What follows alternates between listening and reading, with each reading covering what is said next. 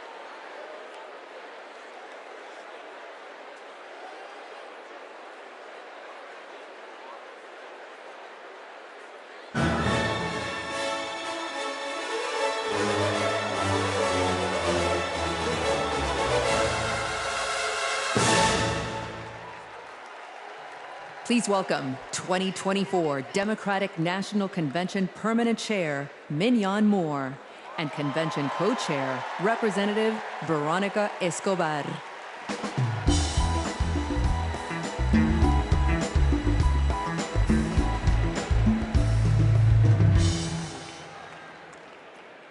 Hello, fellow Democrats. For the final season of the convention, I am more than pleased to pass the gavel to co-chair Representative Veronica Escobar.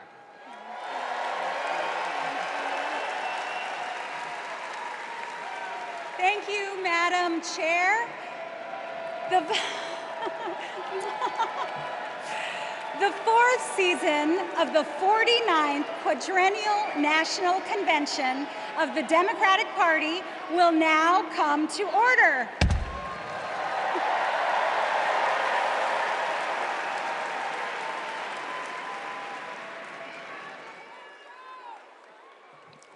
Please stand if you are able for this evening's invocation, offered by American Federation of Government Employees National President, Dr. Everett Kelly, and Imam Muhammad Abdul Alim.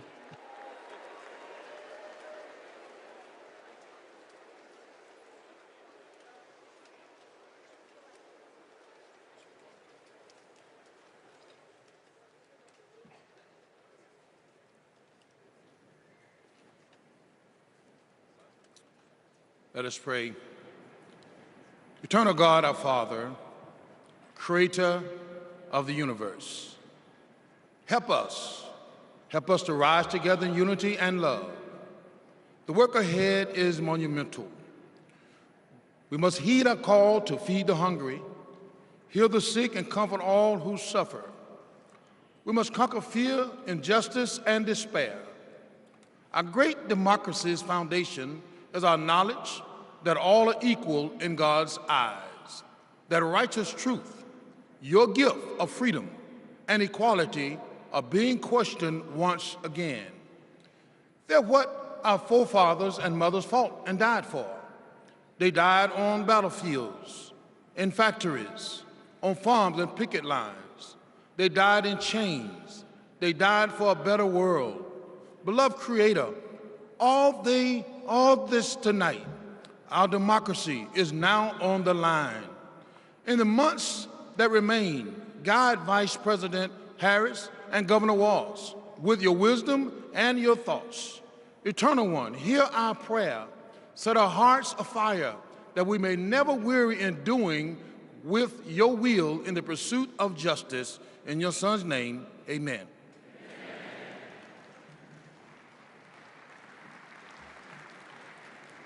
Our merciful benefactor, the Creator Redeemer, who opens the way to us to have a good conscience and life. Grant that we continue as a nation out of many one, a people of faith, taking pride in caring for our common humanity. Let us pray that this great nation inspire nations to advance social and economic progress. O God, make us among those who seek justice for all. O God, help us stand with humanity against hate. O God, bless us to approach each day with a feeling of gratitude and remembrance of you.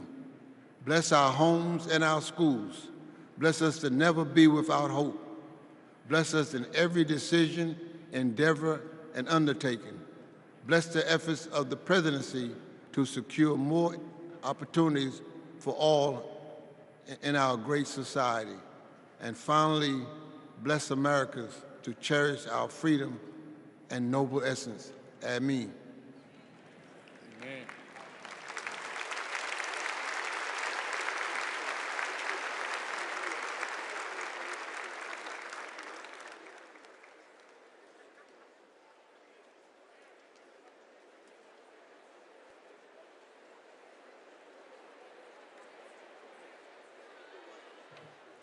Please remain standing for the presentation of colors by the Illinois State Police Honor Guard.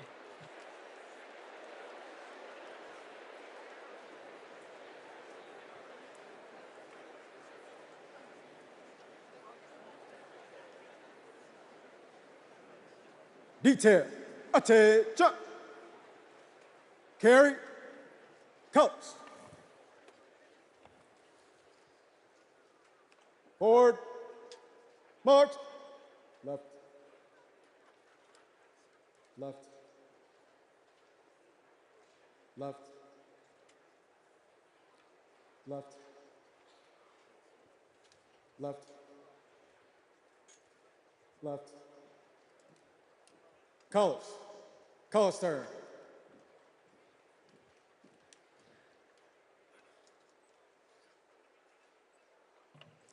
Please remain standing for the Pledge of Allegiance, led by Luna Mehring, sixth grader from Oakland, California.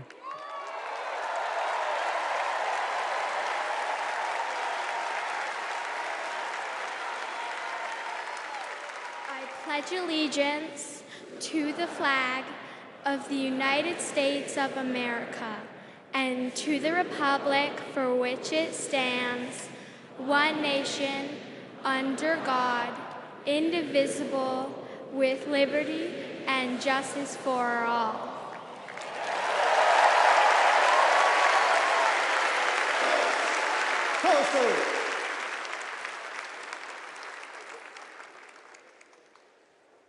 Left, left, left, left, left, left.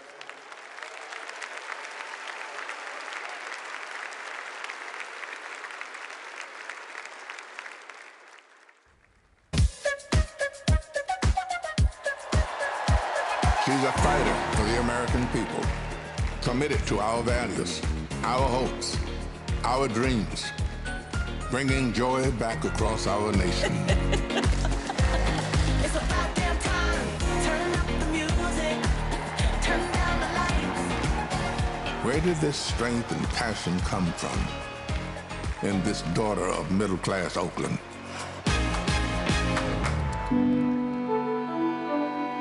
Well, it started with her parents. Her mother, a South Asian scientist, and her father, a black economist.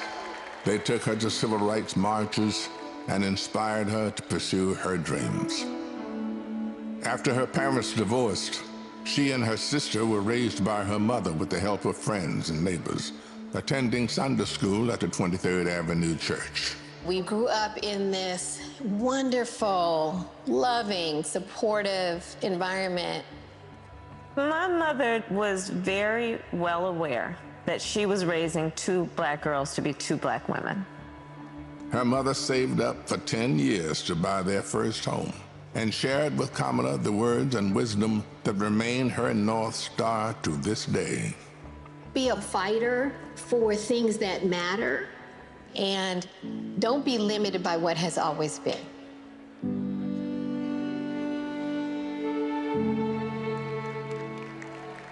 And then came a moment that changed Kamala Harris's destiny, that lit the fire within. When I was in high school, I had a best friend who I learned was being molested by her father. This particular day, she was like, hey, you really, really are not yourself. There's something going on. I said to her as soon as she told me, well, you have to come stay with us. As you get older, you really, really reflect on how pivotal that intervention was at that crucial point of my life. A big part of the reason I wanted to be a prosecutor was to protect people like her. And on her first day in court, she rose from her chair at the prosecutor's desk and said, Kamala Harris for the people. As a prosecutor, she put violent criminals and sexual predators in prison, leading to the highest conviction rate for serious and violent crime in 15 years, and created Back on Track, a program for first-time low-level drug offenders that became a national model. About, yeah, you did commit a crime, accept it, own up to it, and then let's talk about what we can do to change the circumstances going forward.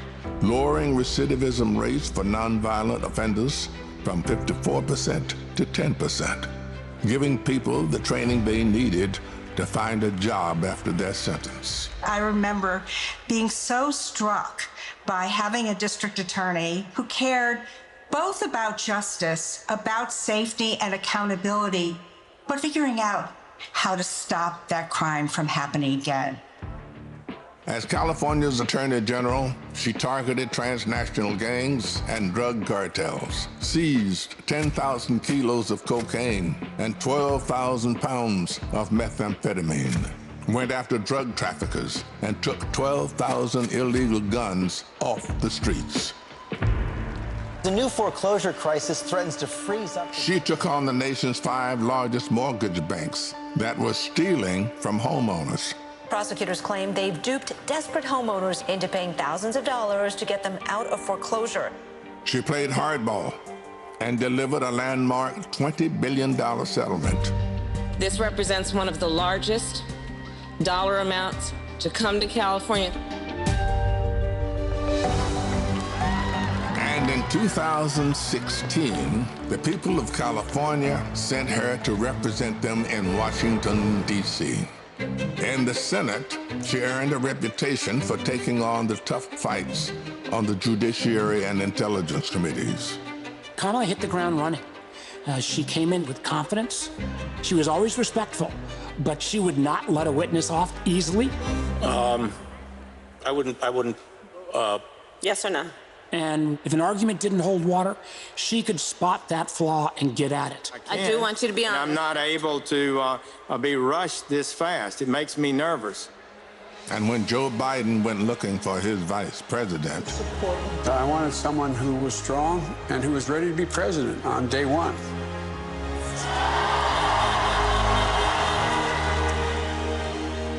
as vice president, she worked to cap insulin costs for seniors at $35, to replace lead pipes and provide clean water for communities, and she helped create 16 million jobs. The Biden-Harris bipartisan infrastructure bill has already created thousands of jobs for our members. That is what the future looks like under a president, Kamala Harris.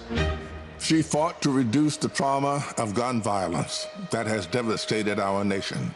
How many of you guys, as college students, had to have a drill during high school or middle school or elementary school where you learned about how you need to hide in a closet or crouch in a corner in the event that there is a mass shooter roaming the hallways of your school? Look at that.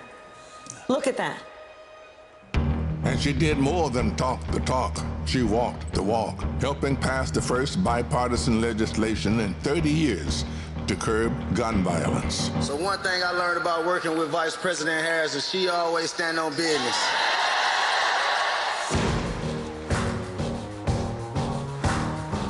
She has traveled the world to strengthen our national security and restore our global leadership, meeting with more than 150 heads of state.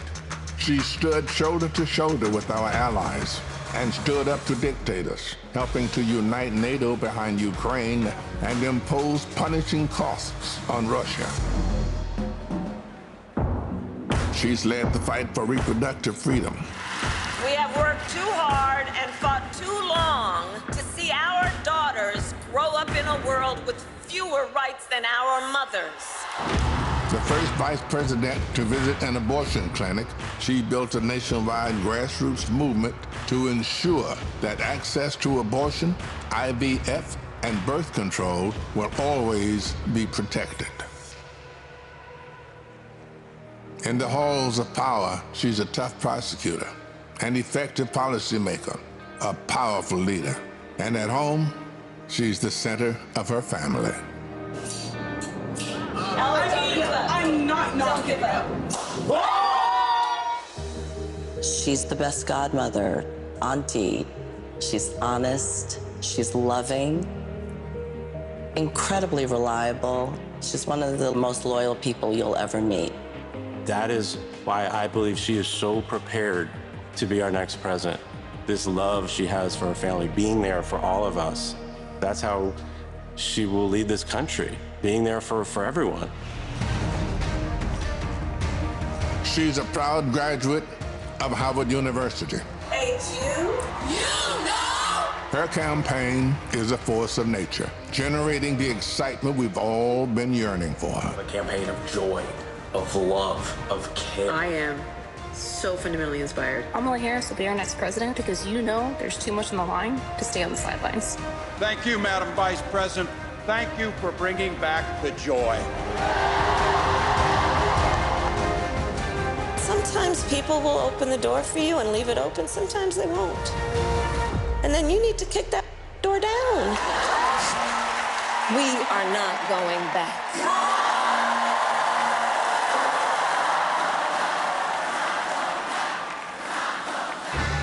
She's a protector, a strong voice for common sense, a leader for tomorrow, committed to healing our country, dedicated to doing the hard work to make us stronger. I now declare you spouses for life. Someone who truly understands the struggles of everyday Americans, forged by the challenges of the past, ready for any challenge that may arise. Now is the time, America. The joy is back, the pride is back, the hope is back. She's doing the work. She's fighting for us. She's the new way forward, our way forward. She is the next President of the United States of America, Kamala Harris.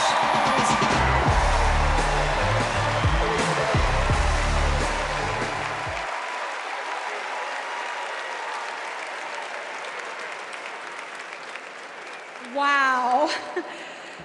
Bienvenidos todos to the final night of the Democratic National Convention. We have so much in store for all of you tonight, including a special rendition of our national anthem by our favorite country music rabble-rousers, the Chicks. And I just want to say, this week, our energy, hope, and joy have inspired the nation. Meanwhile, Donald Trump has been a small man, speaking in small venues, talking about small ideas. Our ideas, our vision for America brings us together. Our vision for America embraces every community and everyone. Kamala Harris and Tim Walz are working hard because they know our country is great. They know that we can build a future for all of us, and they're earning our votes by laying out a plan that puts the American dream not just within reach, but so we can fully grasp it. By making sure going to the grocery store doesn't break the bank, that we have control over our bodies, that our kids like my own kids, Christian and Eloisa, have opportunities to lead healthy and happy lives. We'll get to know Kamala a little more, and I promise you, you will not only be more inspired, but also ready to fight for a new way forward. And to keep us pumped for this journey, Chicago's very own DJ Metro. Over to you. Chicago, how's everybody feeling out there today? Welcome to night 4 of the Democratic National Convention. I know you all are having so much fun out there, is that correct? Well, there's only one thing left to do, and that's to make sure that the fun continues right here, right now, the only way that I know how. The Chicago way, baby. Y'all ready? Let's go. Thank you. You my little boo thing, so I'll give a hoop what you do. Say, girl, I know you're a little too tame. I'll be shooting that shot like girl. No, tell 'em I'm next. Tell 'em you find a lot of something fresh. No, tell 'em I'm next. Tell 'em you find a little something fresh. I know. Put a little gold in the see a brother holy, no beef, but I'm trying to get the noise released. Don't take my talking to your own. I can keep it chill like the Soviet blunt. I'ma keep it real when your man long gone. If you're looking for a friend, everybody hands up, hands up. What's good? What's with ya? If you book tonight, that's fiction. I'm outside, no pictures. You want me? Go figure. To the back, to the front. You a 10, baby girl, but I'm the one. Hey, to the back, one time, to the front. everybody, You a 10, hands up in the air, let's go. You my little boo thing, so I'll give a hoot what you do. Say, girl, I know you a little too tame. I'll be shooting that shot like 2K, girl, I know. Tell 'em I'm next. Tell 'em you find a little something too fresh, I know. Tell 'em I'm next. Tell 'em you find a little. Thank you very much, ladies and gentlemen.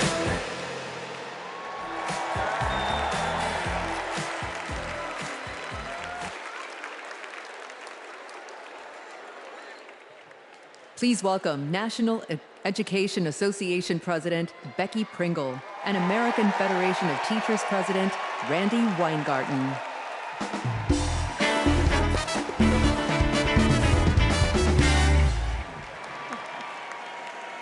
I am Becky Pringle,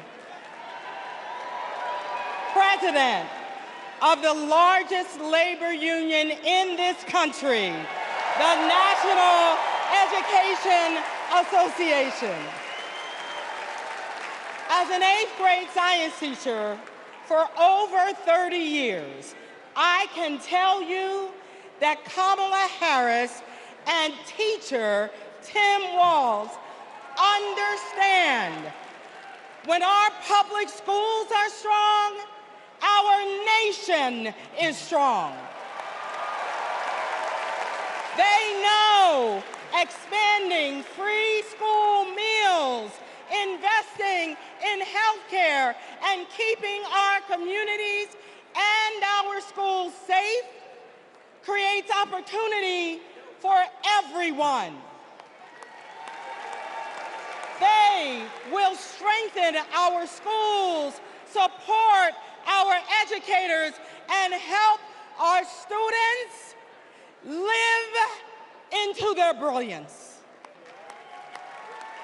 Donald Trump and J.D. Vance are not just wrong, they're dangerous. It's all right there in Project 2025. They will shut down the Department of Education, end Head Start, and make educators pay a higher percentage in taxes than billionaires. But we are coming together to say, not on our watch. Not on our watch. So we will organize, and we will mobilize, and we will win all the things. So come this January, we will have a president who sees us, who believes in us, and who knows the beauty and the power of this diverse democracy. And her name is Kamala Harris.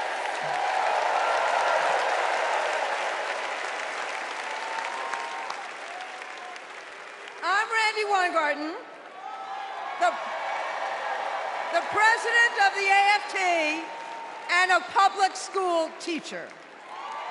One of my first lessons I taught my students was about the social contract, how both individual freedoms and mutual responsibility are essential in our democracy.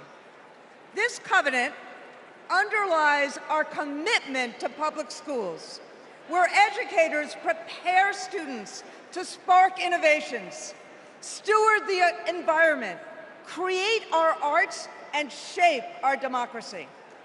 Now, one of the first lessons my students taught me was, you gotta walk the walk.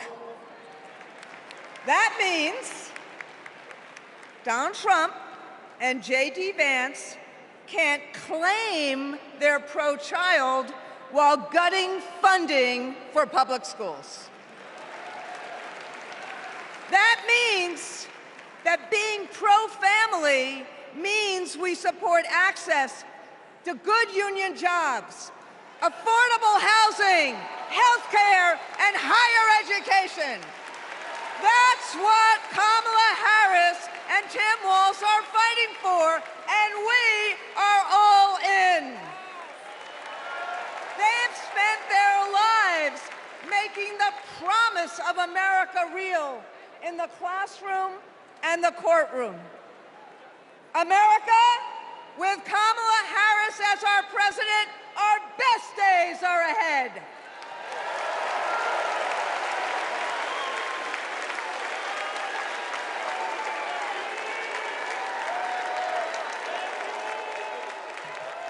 Please welcome California Senator Alex Padilla.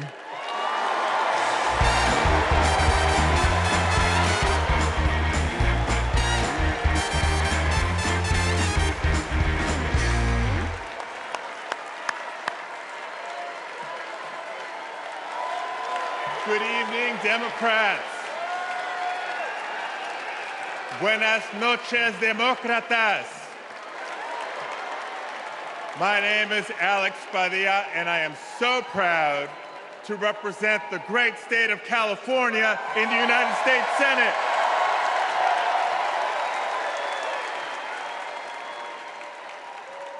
But the titles I'm most proud of are husband to my beautiful wife, Angela, and father to 3 young gentlemen.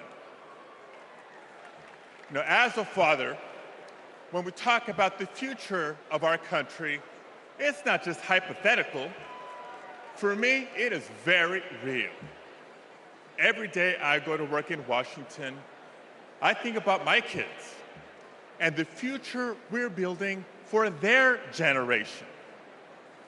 And to show you how Kamala Harris will treat America's kids as president, I'll tell you how she treats mine.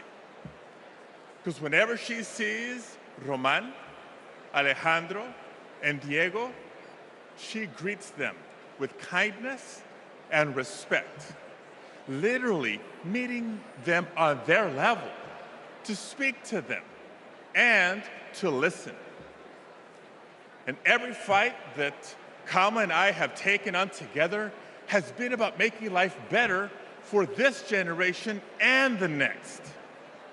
As a state senator, I stood with then Attorney General Harris as she took on the big banks to keep kids and their families in their homes. As California's Secretary of State, I knew her as a fearless United States Senator and my partner in defending our sacred right to vote. That's right. And when Kamala became vice president, I was honored to fill her seat. But I knew that I had some big Chuck Taylors to fill. But I was proud to carry on legislation that she championed to protect workers, to safeguard public lands, to provide kids with more access to quality education. You see, Kamala and I believe that all of our kids deserve a shot at the American dream. It's the American dream, after all, that brought my parents to the United States decades ago. Es cierto.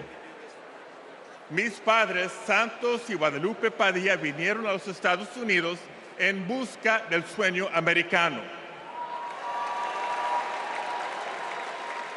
But today, we know that the dream is out of reach for far too many families. So my question for all of you tonight is this. This November, who's ready to defend the dream? ¿Quién está listo a defender el sueño americano? Tim Walz is ready to defend the dream. Kamala Harris will defend the dream. And between now and Election Day, each of us must defend the dream too, by working to elect them as Vice President and President of the United States of America.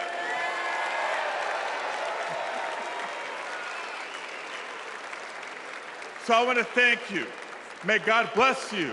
Now let's go win this thing.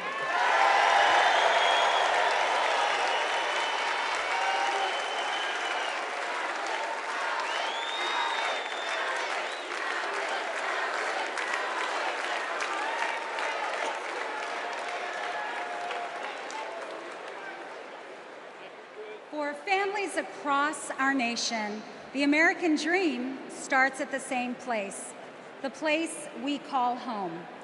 A home is more than four walls and a roof. It's the foundation of everything we hope for, the bedrock from which we build our own American dreams and write our own American stories. To share Kamala's vision to give more Americans a place to call home, please welcome former Secretary of Housing and Urban Development, Marcia Fudge.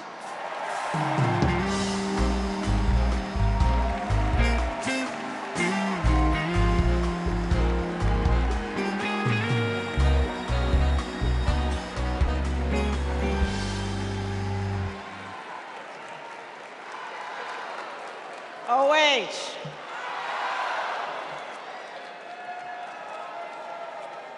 Kamala Harris has fought to protect homeowners and renters her entire career. As Attorney General, she held big banks accountable for their role in the foreclosure crisis and won billions of dollars for California homeowners. As Vice President, she and President Biden helped over 400,000 homeowners at the risk of foreclosure during the pandemic. And as President, she will build 3 million new homes and rentals, limit unfair rent increases, and offer down payment support for first-time home buyers. It's personal. Kamala remembers her mother's pride at buying their first home after saving for 10 years. She knows housing is a human right and a pathway to the middle class. Where you live determines what schools your children go to, what health care you receive, and whether you can get a good job without spending hours commuting. Where you live, too often, determines how you live. Donald Trump has no idea how housing works for everyday Americans. He doesn't care.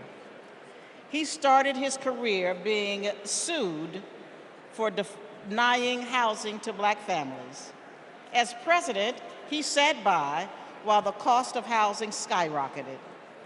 Now, we can hand the keys to our housing policy back to a negligent landlord, or we can elect a president who believes in safe, affordable housing for all.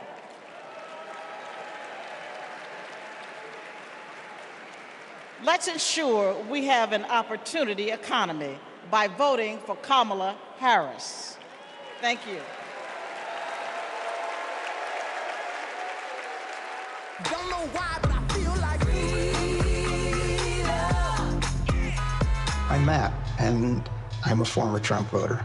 Hi, my name is Dave from Pennsylvania. I'm a two-time Trump voter, 2016 and 2020. I voted for Trump before, but I'm not going to do that again. I think his agenda has really been awful for America. He doesn't care about ordinary people. He's never been one, never known any. I'm extremely worried about Donald Trump getting into the White House again. People are working. All these people who weren't working under the Trump administration, they now have jobs. One thing I like about Kamala Harris is she talks about the issues. She talks about the economy. She talks about women's rights. I'm going to vote for Kamala Harris.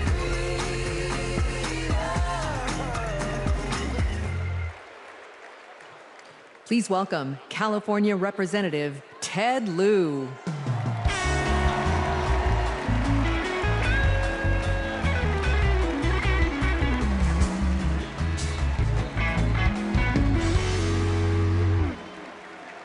as a computer science major, I am so impressed with how large this AI-generated crowd looks tonight. I first got to know Kamala Harris during the Great Recession when I was a California state legislator. Millions of hardworking families were facing foreclosure. My constituents told me stories about predatory and unfair loan terms, and about how hard they were fighting to keep the homes that they loved. Thankfully, they had someone fighting just as hard for them, Attorney General Kamala Harris. She led an investigation of the mortgage industry to root out fraud. She helped pass the Homeowners Bill of Rights, and she held the big banks accountable, bringing back $20 billion to homeowners. Since those days, I've seen her continue to fight for affordable housing as vice president, and as president, she's going to cut red tape so we can build more houses, help new homeowners afford a down payment, and take on corporations that unfairly hike up rent. Kamala Harris fights for affordable housing because she gets it. You know, when her mom was raising 2 girls, she did what so many parents do: work early hours and work late nights, pay the bills, and put on a brave face so her girls did not know how hard it really was. It shouldn't be this hard in America, and President Kamala Harris will make sure it's not. She'll fight to lower housing costs so that everyone, everywhere, can find a place to call home.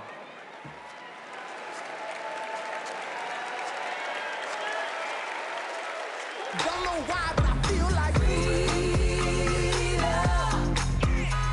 I depend on Medicare and Social Security for survival. I'm a recipient of Social Security benefits. I worry about Social Security and Medicare. If we don't protect it through Kamala Harris, that Trump is going to take that money. Project 2025 is going to be disastrous for many of us. What are we supposed to do?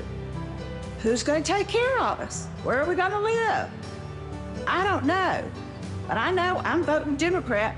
I'm supporting Vice President Harris because she will protect my Social Security and that of all others.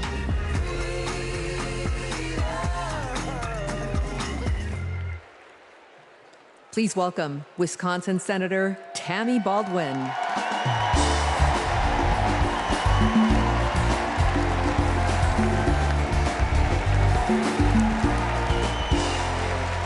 Hello, Democrats. And hey, Wisconsin. Tonight, I want to talk about family. We know that all families don't look alike.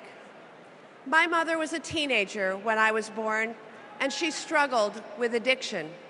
I never met my father, but I had 2 incredible grandparents who stepped in and raised me, David and Doris Green. Everything I know, I learned from them. In every way a child needs, my grandparents were there for me. And as they grew older, it was my privilege to be there for them. So when I work to protect Medicare and Social Security, I do it with a personal knowledge of what those big programs meant in small but deeply meaningful ways to my grandparents.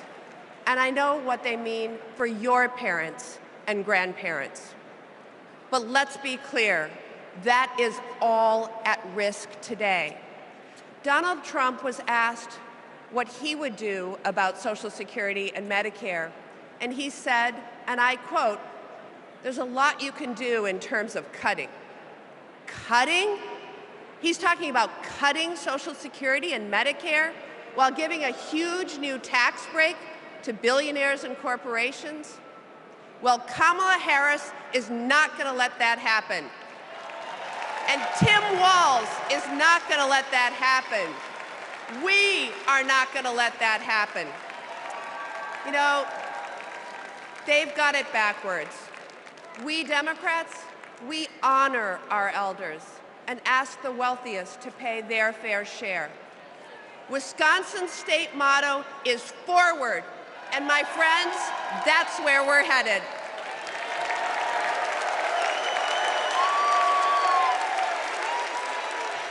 Please welcome Massachusetts Representative Catherine Clark.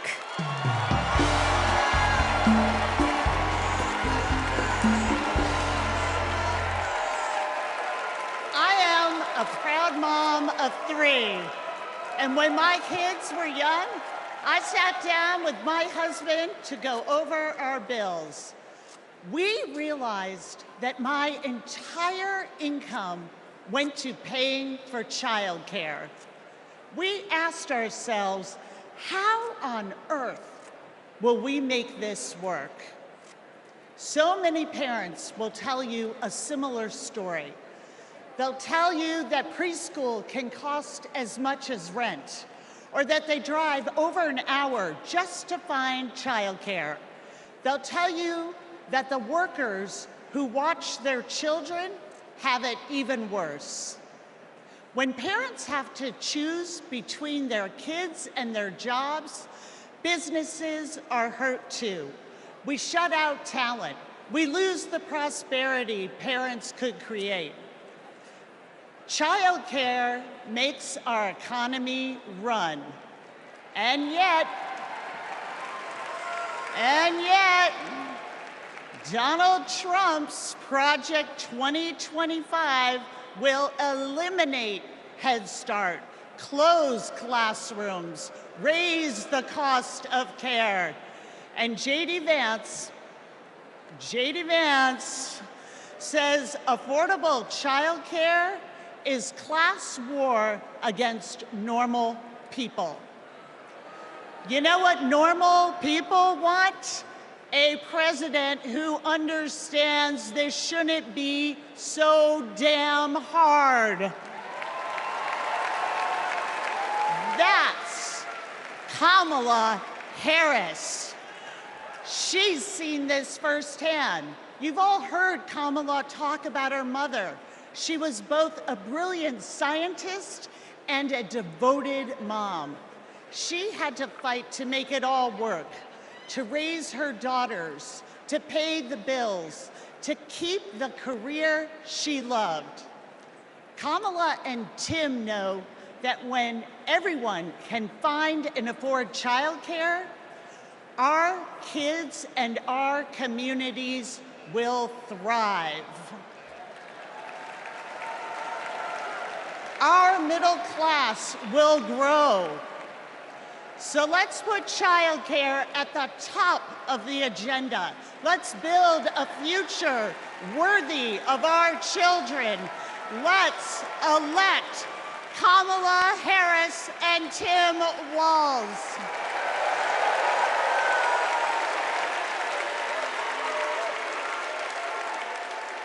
Please welcome Colorado Representative Joe Neguse.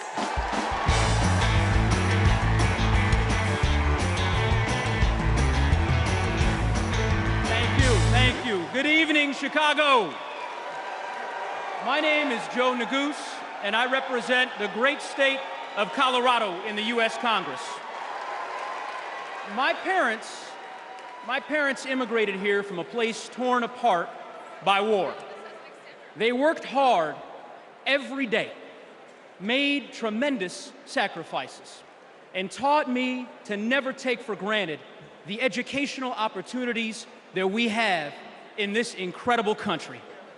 It's because of them and because of those opportunities that tonight their son stands before you as Assistant Democratic Leader of the U.S. House of Representatives. My fellow Americans, let me say this clearly. Don't let anyone tell you that the American dream is dead. It is alive and well, and it will grow even stronger with Kamala Harris as the next President of the United States. how do we know that? How do I know that? Well, it's because Kamala Harris believes that college can be a ticket to the middle class, and she has fought to make it more affordable her entire career. As California Attorney General, she took down one of the biggest for-profit colleges, securing $1 billion, $1 billion for students who were defrauded. Alongside President Biden, she expanded Pell Grants and secured record funding for HBCUs. And Kamala Harris made public service loan relief a reality for teachers and first responders and firefighters and nurses and countless others across our land. Vice President Harris delivered before, and she will do it again. As president, she will build a brighter future, a more affordable future, a future where going to college doesn't break the bank, a future where my 5-year-old daughter, Natalie, who's watching us back home in Colorado right now, a future where she can live her dreams. So those are the stakes. Let's make it happen, America. Let's make history, America. Let's elect Kamala Harris, the 47th President of the United States. Thanks so much. God bless. Thank you.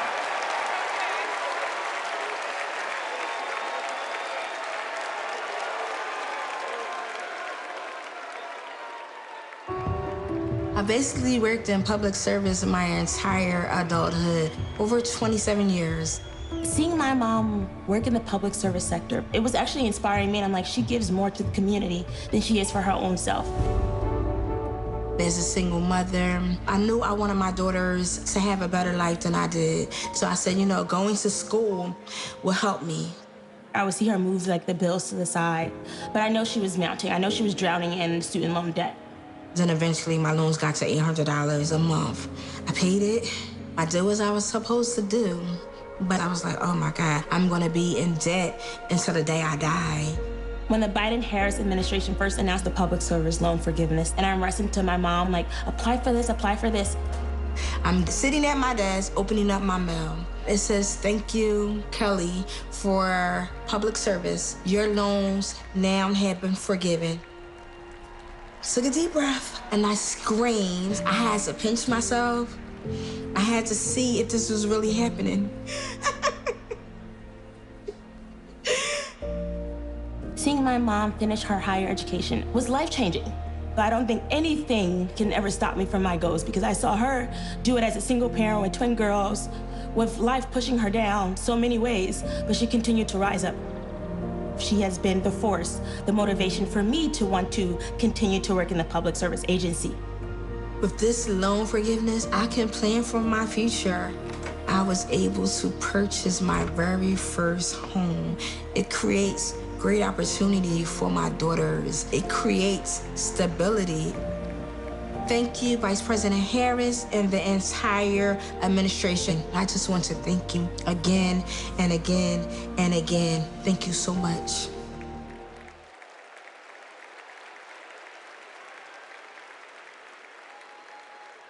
Our party's not over, Chicago!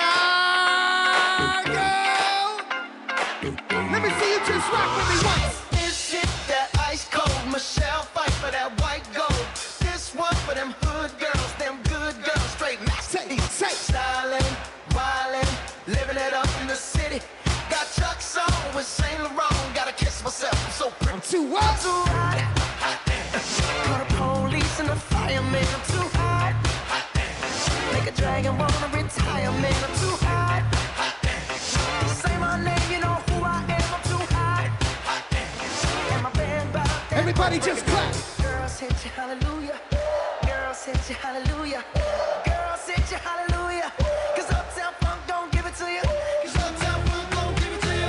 Cause Uptown All right, Chicago, let me see you just, let me see you just. Don't believe it, just rock. Come on.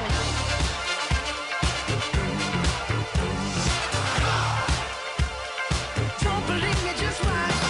Don't believe me, just watch. Don't believe me, just watch. Don't believe me, just watch. Hey, hey,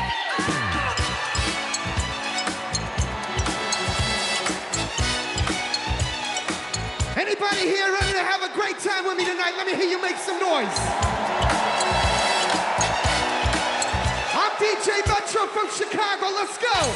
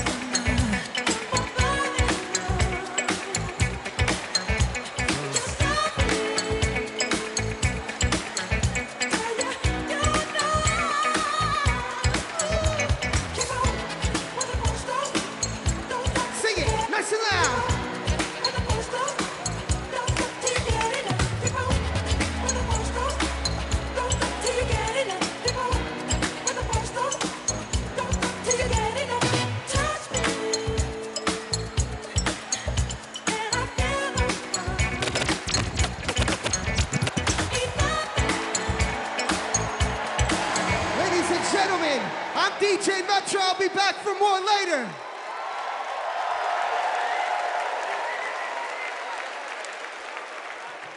Please welcome Durham, North Carolina Mayor Leonardo Williams.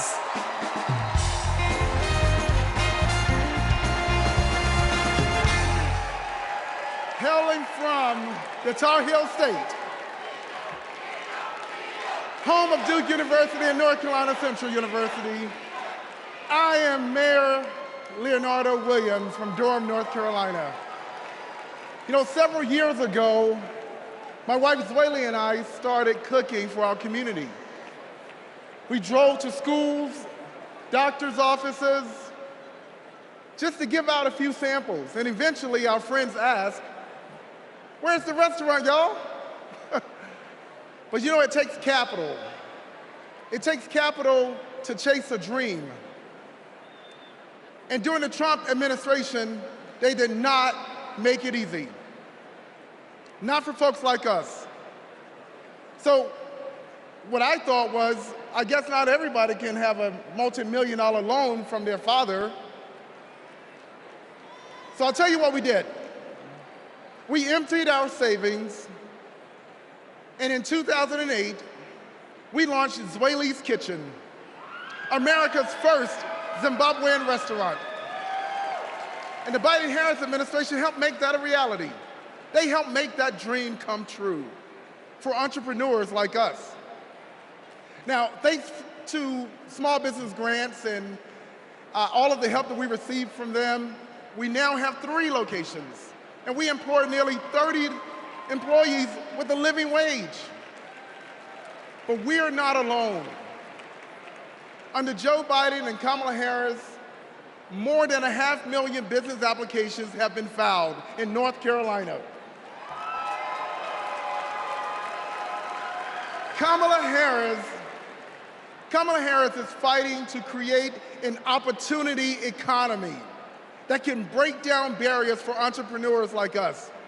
And as president, she will support risk takers and problem solvers who want to just do their part and claim their piece of the American dream. And also, I want to thank Maya from Nevada, who has served her famous dumplings for the past 3 years and opened new locations thanks to the historic support for small businesses. And Robert, I want to thank you from Minnesota. Robert owns a solar business, heated up once by Joe Biden and Kamala Harris. They passed the Inflation Reduction Act. And Paul from Arizona. Paul, who's a commercial cleaning company, landed huge contracts thanks to the Biden-Harris manufacturing boom. So Kamala Harris knows. She knows entrepreneurs like these. She knows that we are the backbone of our community. And when they succeed, we all succeed. Let's win this. Thank you.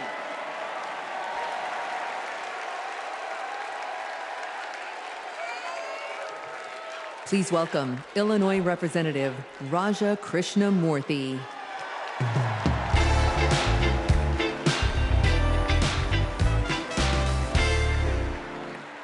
America Against America. It's the title of a book by one of China's highest-ranking leaders, and it's how they think they'll win. They know the only way they'll beat America is if we beat ourselves. In Congress, my job is to study China's economy. And mark my words, they want to see Donald Trump across the bargaining table, because he'll start endless trade wars that raise prices for Americans, because he'll cut programs that train workers in America. But most of all, Trump will pit American against American. And that's what China wants, for us to fight amongst ourselves, because that's how we lose. But we're not going back. What does Kamala Harris tell us? When we fight, we win. Because Kamala Harris knows how we fight best, not American against American. She knows that when we fight as one country, we win. When we fight as one team, we win. Which is why when Kamala Harris wins in November, we win. Thank you so much.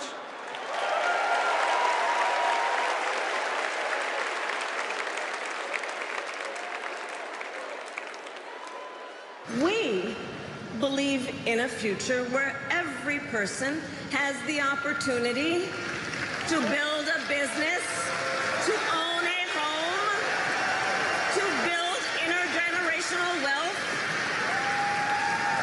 a future with affordable health care, affordable child care, paid leave. And all of this is to say, building up the middle class will be a defining goal of my presidency.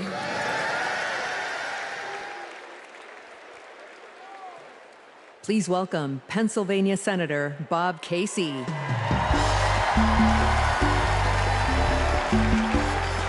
Pennsylvania. Here's a real question. Mom's asked me in Pennsylvania, what am I supposed to do if I can't afford diapers? In just 6 months, a box of diapers went up $15. The corporations say your prices are up only because their costs are up. They're selling you a lie. It's in the bag with the diapers. Prices are up because these corporations are scheming to drive them up. Most companies are good companies. It's the food conglomerates that sit behind the supermarkets, the faceless wholesalers. They're the ones who are extorting families at the checkout counter. This is greedflation. I've been fighting it a long time. So has Kamala Harris. And finally, we're starting to win. When Big Pharma jacked up the cost of insulin, we passed a bill to stop them. Now, for millions of Americans, it's capped at $35 a month. So that's one. I've been fighting to ban price gouging on food. And next year, when she's president, Kamala Harris will sign a bill to do just that. So that's another. And when corporations take advantage of a crisis, like toilet paper during the pandemic, we'll hit them with harsher fines when Kamala Harris is president. Now, Americans don't expect stuff to be free, but we do expect it to be fair. The people I'm talking to, from Allentown to Erie, they don't tolerate being ripped off. Americans are hardworking, honest people. And that's what we've been fighting for. We're fighting for honesty. I'm fighting for it. Kamala Harris is fighting for it. Will you fight for it? All right, let's go out and win this thing. Thank you.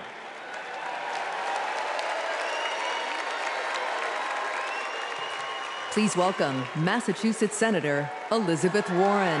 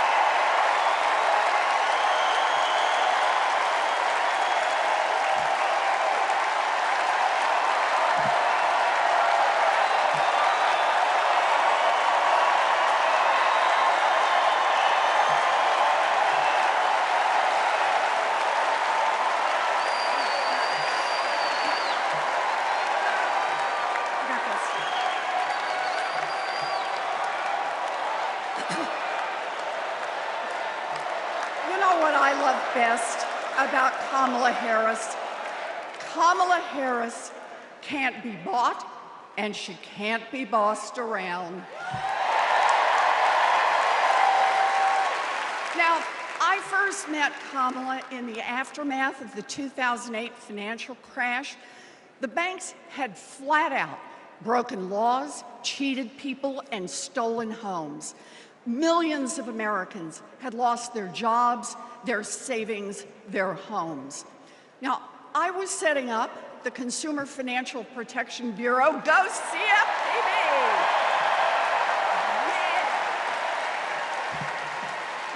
Kamala was protecting families as California's Attorney General. You bet. And Donald was scamming students at Trump University and trying to make money off people losing their homes. Kamala Harris stepped up. She enforced the law, she fought the giant banks, and she delivered billions of dollars of help for families.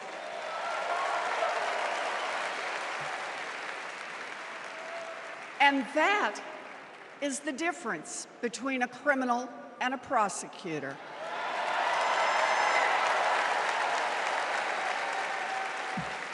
You know what else I love about Kamala? She gets it.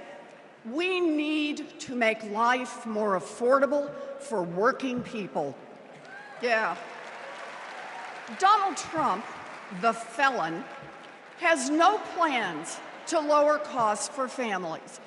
He doesn't know how, and basically, he doesn't really care. When did he ever fill up a gas tank or worry about a grocery bill? The only bills he worries about are from his criminal defense lawyers.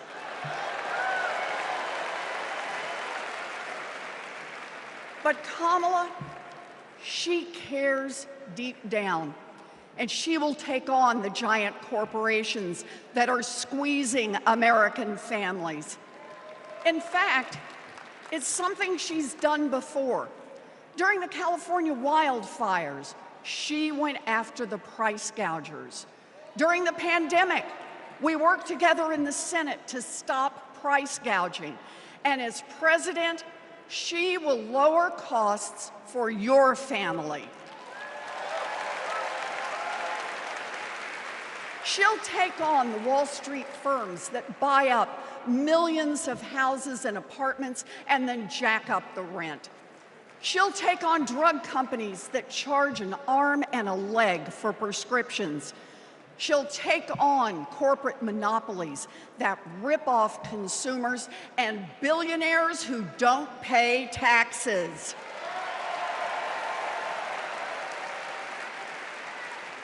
And she'll take on right-wing extremists who think they should decide who has access to abortion or IVF, Kamala will protect abortion rights nationwide. Yeah. And there it is. Groceries, gas, housing, healthcare, taxes, abortion. Trust Donald Trump and JD Vance to look out for your family? Shoot, I wouldn't let those guys, I wouldn't trust them to move my couch.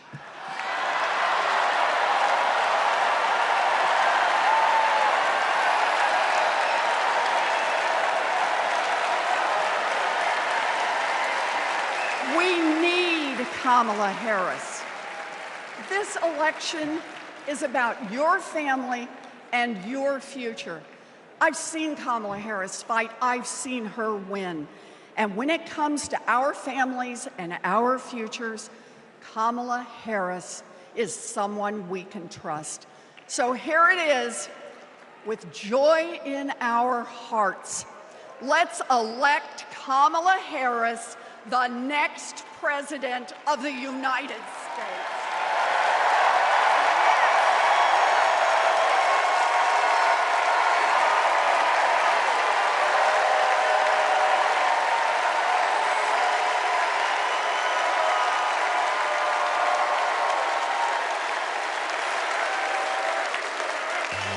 Our party is nowhere near over, Chicago! We're gonna do this real big because we got a good feeling about this presidency. Now let me see your hands up one time. I got a feeling that tonight's gonna be a good night. That tonight's gonna be a good night. That tonight's gonna be a good, good night. Feeling that tonight's gonna be a good night. That tonight's gonna be I want to see everybody losing their minds. 1, 2, now everybody push. Tonight's the night. Let's live it up. I got my money. Let's spin it up. Go out and smash it. Like, oh my God. Jump out that sofa. Let's kick it up.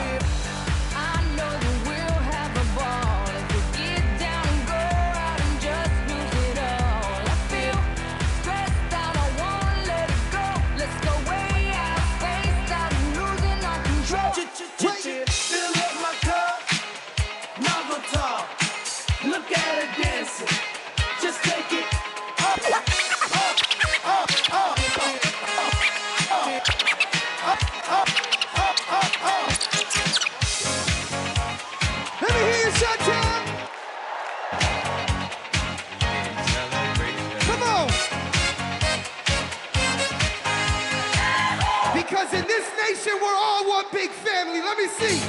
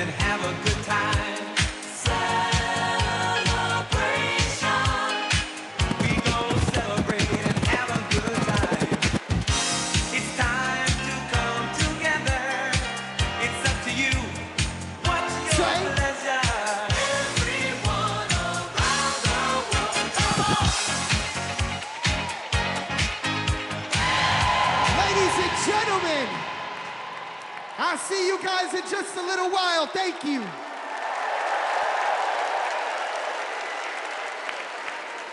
Woo! We've got ourselves a party in here, Chicago. All right, Democrats, we know that a secure future depends on strong global leadership. As Vice President, Kamala Harris has been tested on the world stage. She's faced down threats. stood shoulder to shoulder with our allies, and engaged in the serious work of safeguarding America's security.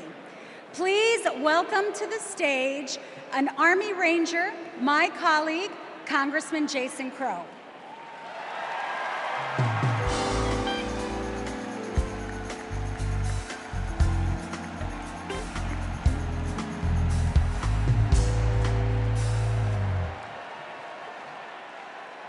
Before serving in Congress, I was a paratrooper and an Army Ranger. Over 100 combat missions in Iraq and Afghanistan taught me what really makes America strong and secure. You see, it's not tough talk, it's not chest thumping, because in war, talk is cheap. And trust me, I know a couch commando when I see one.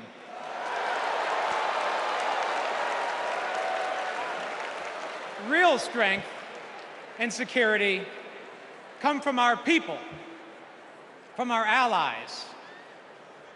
Donald Trump's Project 2025 would abandon our troops, abandon our veterans, our allies, and our principles.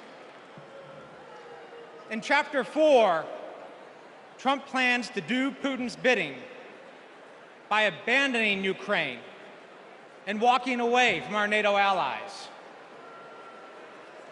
In Chapters 2 and 3, he plans to fire our national security and military professionals and then replace them with MAGA loyalists. But I refuse to let Trump's golf buddies decide when and how our friends are sent to war. When we join the military, we raise our right hand and we take the oath. We know that it comes with sacrifice, but we also know that it comes with a promise that America will have our back. Trump will break that promise. In fact, in Chapter 20 of Project 2025, he plans to slash veterans' benefits and then privatize VA healthcare. As a paratrooper, we learned that the leader of the unit jumps first, and then the others follow. Leaders always go first. But Trump, he would push your son or daughter out of the plane and then abandon them when they come home. Our troops deserve a commander-in-chief who will always have their back. That leader is Kamala Harris. And together, we will make Kamala Harris our next commander-in-chief.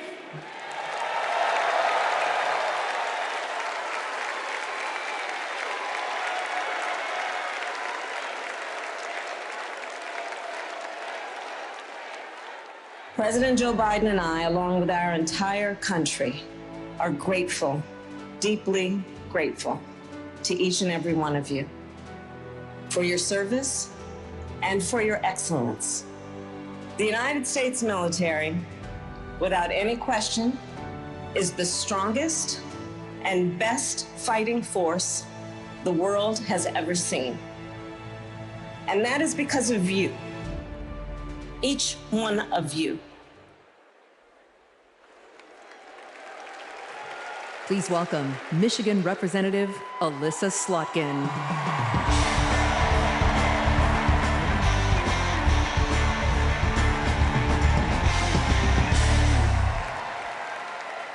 Good evening. I'm Alyssa Slotkin. I am honored to be your U.S. Senate nominee from the great state of Michigan. Go blue, go green, my peeps from Michigan. My life in service began in New York City on September 11th. As the smoke cleared, I knew my career would be spent protecting the country we all love. I was recruited by the CIA and served 3 tours in Iraq alongside our military. And I worked at the White House under presidents of both parties and as an acting Assistant Secretary of Defense under President Obama. I want to talk tonight about national security because the choice in November is stark. America retreating from the world or leading the world. Trump wants to take us backwards. He admires dictators a lot. He treats our friends as adversaries and our adversaries as friends. But our vision is based on our values, the values that took us to the shores of Normandy and helped us win the Cold War. We believe America should inspire and lead at home and abroad. We recognize that it's not just about having a strong military, but about tackling global challenges like AI and climate change together. And guess what? That takes friends. You gotta have friends to do that. Vice President Harris understands our strength abroad is inextricably linked to our strength here at home. Our schools, a strong middle class, and the health of our democracy. So, for everyone here and everyone watching, I want you to proudly claim your patriotism. You are here because you love your country. Do not give an inch to pretenders who wrap themselves in the flag, but spit in the face of freedoms it represents.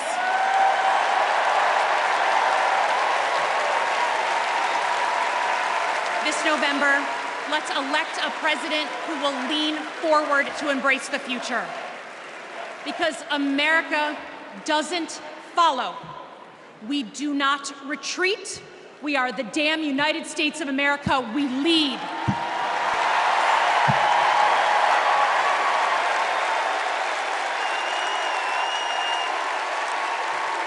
Please welcome New York Representative Pat Ryan.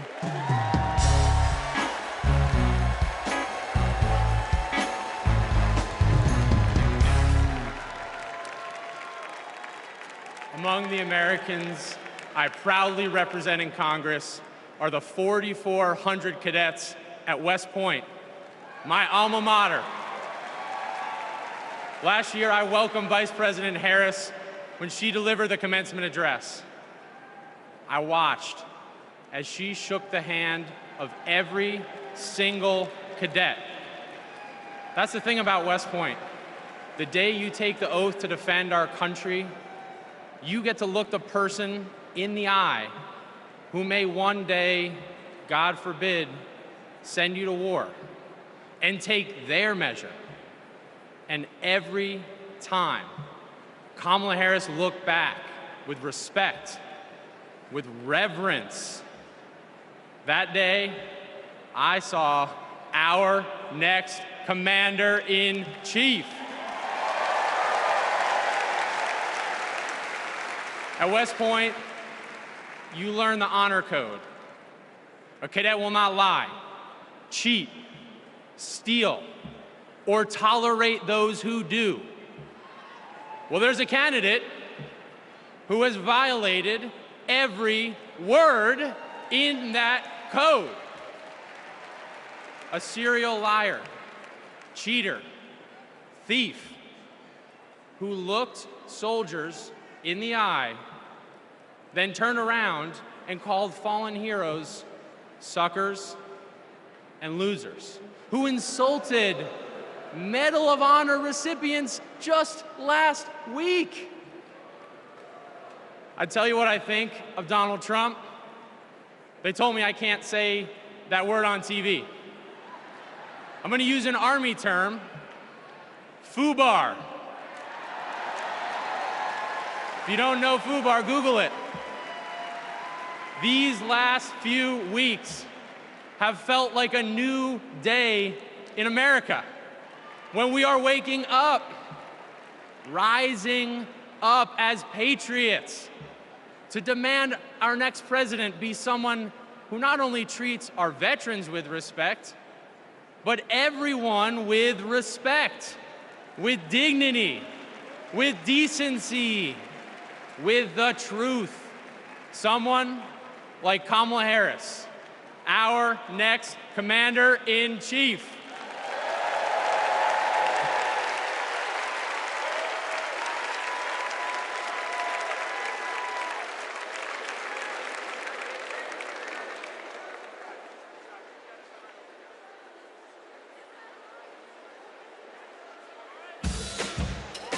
We are not done. I'm trying to tell you guys that I want to see you up off your seats, dancing and moving around. Get excited with me and say, I say I'm too late. Got nothing in my brain.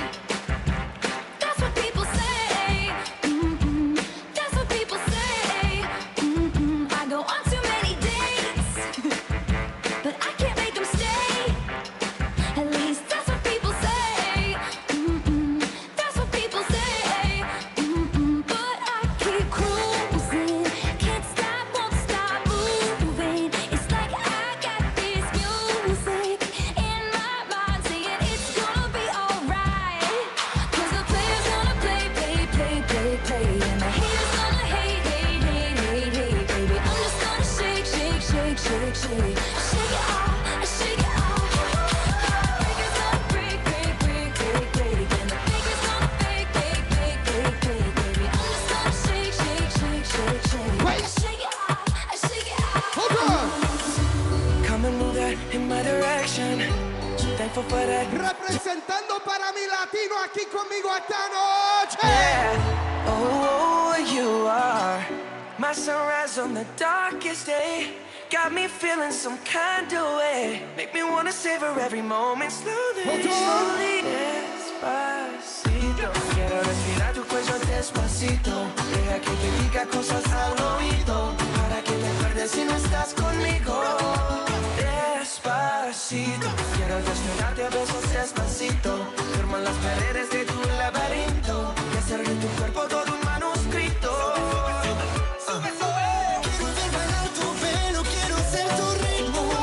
Que le enseñes a mi boca tus lugares favoritos. Ladies and gentlemen, one more time, I'm DJ Metro and I'll be back.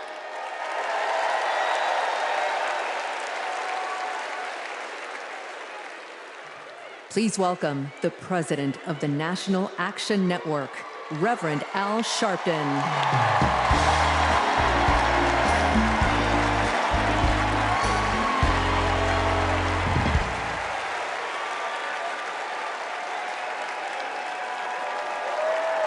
Thank you.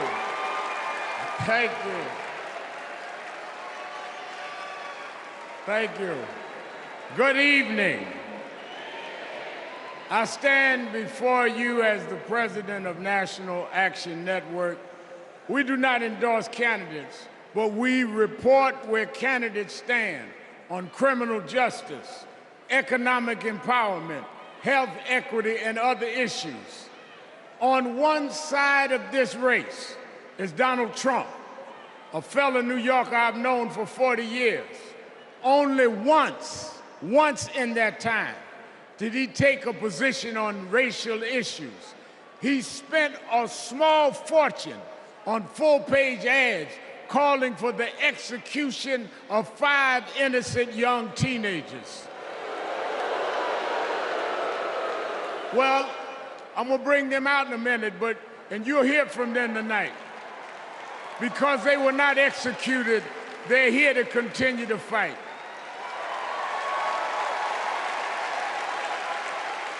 But it was there that I saw Trump love to fan racial flames. On the other side is a woman that I've walked with in Selma, Alabama to commemorate the 59th anniversary of Bloody Sunday. Kamala Harris spoke to me that day about unity and passing bills. All I ever heard from Donald Trump was how he can get an advantage. I see one candidate who wants to protect the right to vote while the other has tried to cook up 11,000 votes in Georgia. I see a candidate who, with Joe Biden, brought leaders to the White House to confront violent hatred, running against a man who said neo-Nazis in Charlottesville were fine people. I see a candidate who has sought to reform and uphold the law, and a man who wrongly assumes his mugshot appeals to black Americans. I worked with Kamala Harris. In every job she's had, she has consistently committed to making government work for those of us who've been disadvantaged. All Donald Trump has been consistent about is making himself richer and sowing division to get that done. This man sat right here in Chicago a few weeks ago, refusing to apologize for claims that migrants were taking black jobs. Well, in November, we're gonna show him when blacks do their job.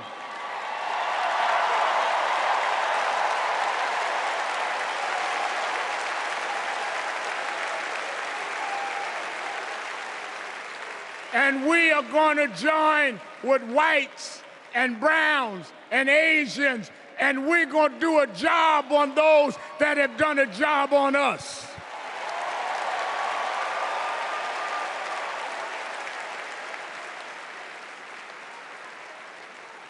Tonight, we are going to realize Shirley Chisholm's dream.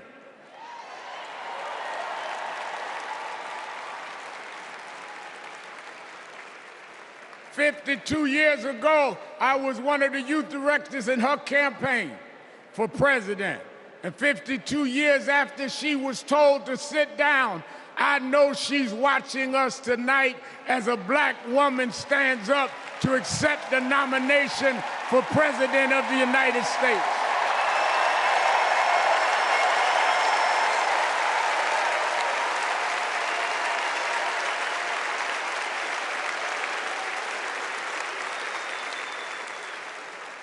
We have fought too hard for women to be told to get out of the kitchen.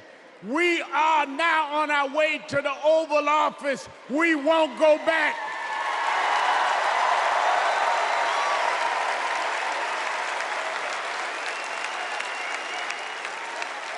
We fought hard.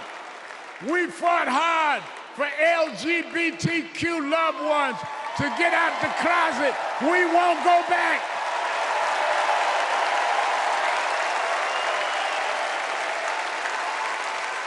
We fought hard for the right to choose, the right to education. We suffered and died and bled, went to jail to get the right to vote. We won't go back.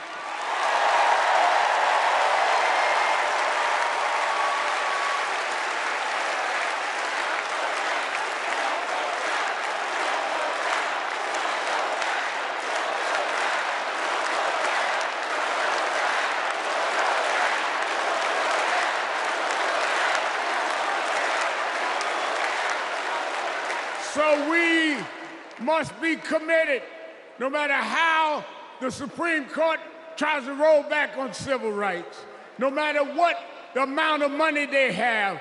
We are here because others fought and suffered for us, and we vowed tonight we won't go back.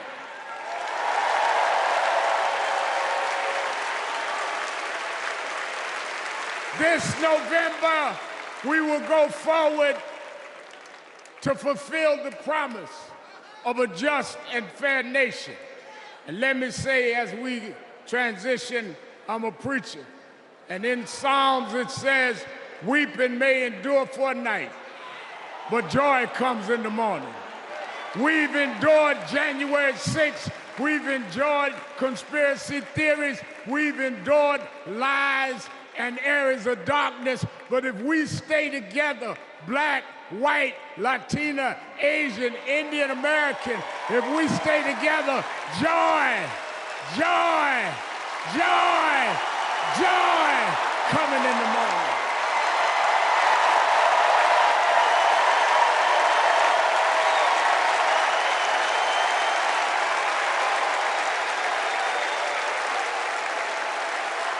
want to now, since I was a teenager, I was mentored by Reverend Jesse Jackson.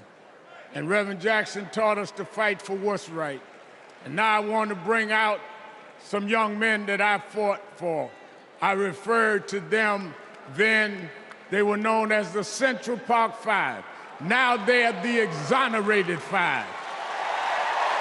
Raymond Santana, Kevin Richardson, Yusef Salaam, Corey Weiss, the Exonerated Five.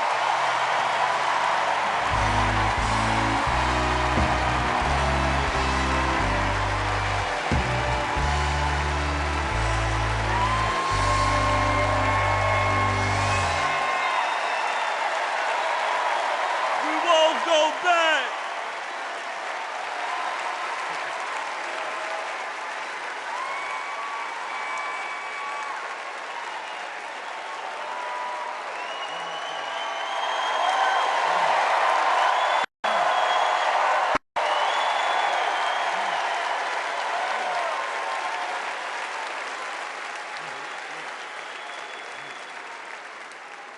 Good evening, people.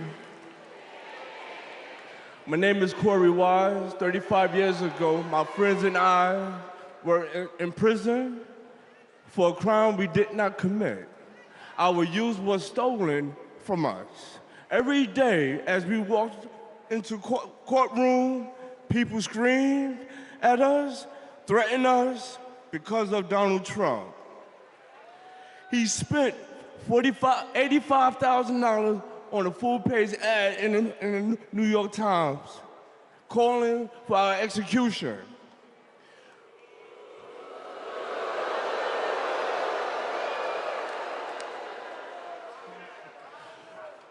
We were innocent kids, but we served a total of 41 years in prison.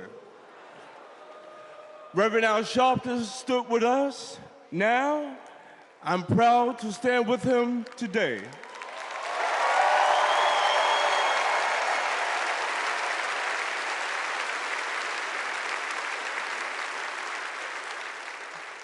Vice President Kamala Harris has also worked to make things fairer.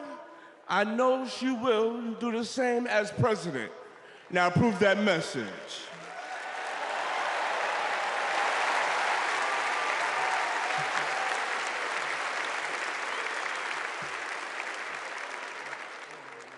I love these guys. These are my brothers. These are my brothers.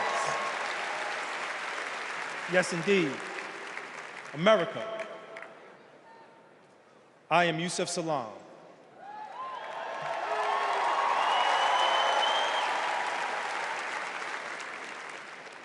A New York City councilman representing my hometown of Harlem. That's right.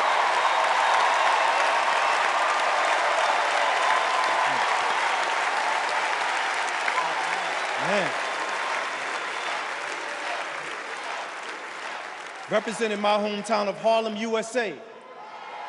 And listen, as my friend Corey Wise just said, 45 wanted us unalive.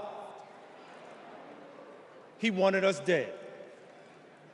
Today, we are exonerated because the actual perpetrator confessed and DNA proved it. That guy says he still stands by the original guilty verdict. He dismisses the scientific evidence rather than admit he was wrong. He has never changed, and he never will.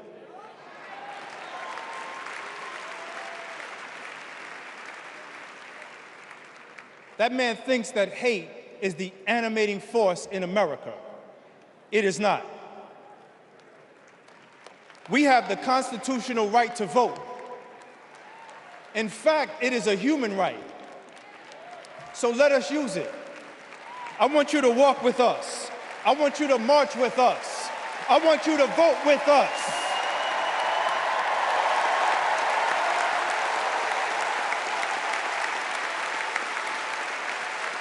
And together, and let me tell you, this is going to be so beautiful. And together, on November 5th, we will usher in Kamala Harris and Tim Walz into the White House.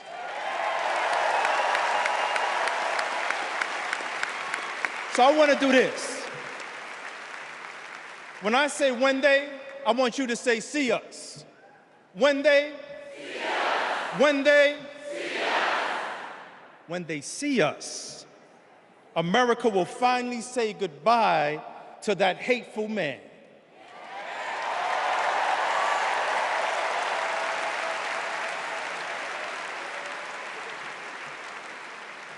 We will say what I have said after 7 long years on wrongful incarceration. Free at last. Free at last. Free at last. Thank God Almighty, we are free at last.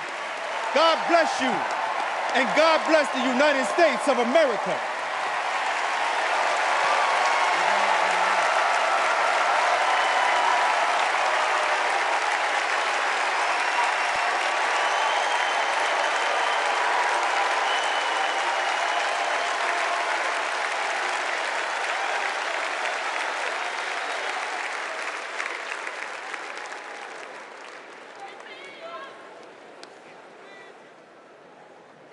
Wow. Our country is built on justice, and people's lives, as we just heard, can be harmed when we fail to do justice. But Kamala Harris fights to do justice. No one knows that better than the prosecutors who fought alongside her. These are their stories.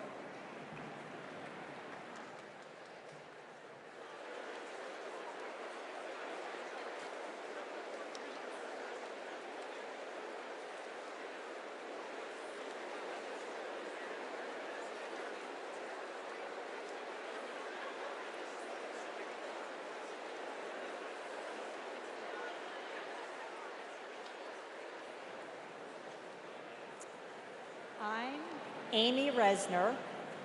I was a colleague in the courtroom when my friend Kamala tried one of her first cases and made the prosecutor's promise for the people. For Kamala, practicing law was always about protecting the vulnerable and giving the victims a voice.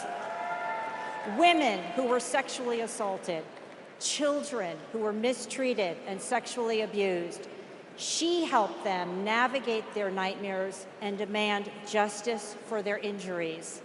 And she did it all with grit and grace, intelligence and heart. She was a remarkable prosecutor, and she will be a remarkable president. Survivors of sexual assault struggle to be heard over the cacophony of voices demeaning, discrediting, and vilifying them. When powerful offenders are allowed to manipulate public opinion by attacking their victims' credibility, all victims suffer. Those words are from the 2021 amicus brief filed by RAINN, the nation's largest anti-sexual violence organization, in the case of E. Jean Carroll versus Donald J. Trump. As a legislator and lifelong advocate against sexual violence, I urge all of us to stand together to support survivors, believe them, and hold perpetrators accountable.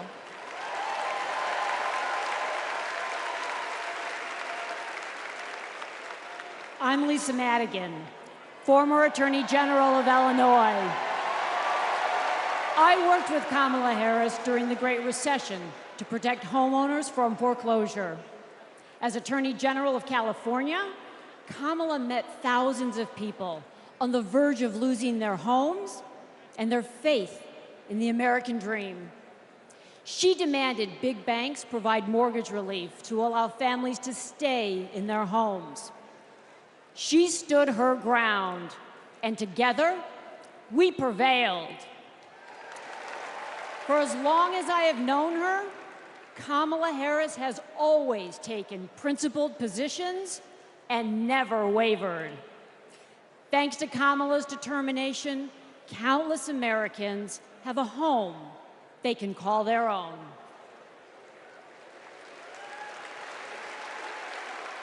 And I'm Mark Morial, civil rights leader and former mayor of New Orleans.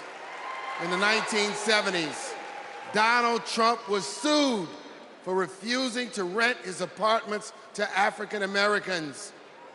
His employees were told, put those applications in a drawer and leave them there. It was straight up housing discrimination. It was racism, and civil rights advocacy put an end to it.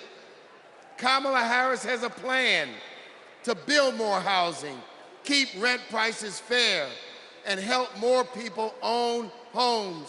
Donald Trump, you denied black people the American dream, and Kamala Harris is creating a future where every family, yes, every family has a place to call home. I'm Nathan Horns.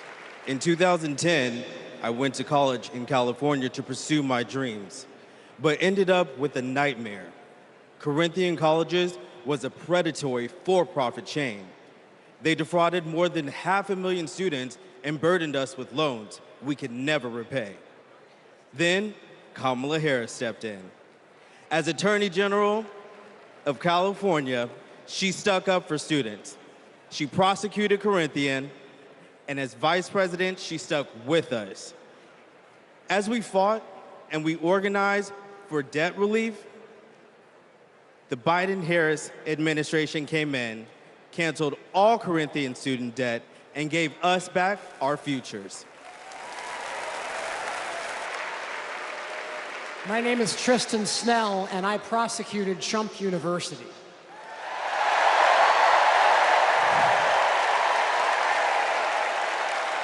I interviewed over 100 victims of Trump's fraud, a retired police sergeant, an Iraq veteran with PTSD, a mother caring for her son with special needs. They trusted Trump. They believed that he would teach them his secrets and make their American dreams come true. But all they got was credit card debt and a fake diploma. Some lost their life savings, some lost their homes. Donald Trump ripped off his biggest fans and made $5 million in profit. Kamala Harris fought scammers like him, and as president, she will continue to fight for you, for us, for the people.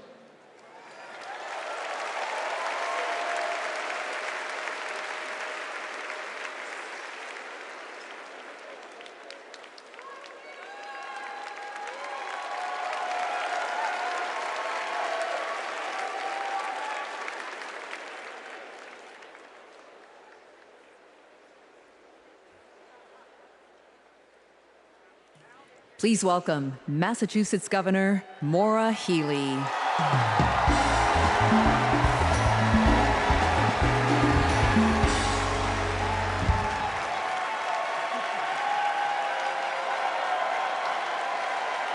For the people. Those three words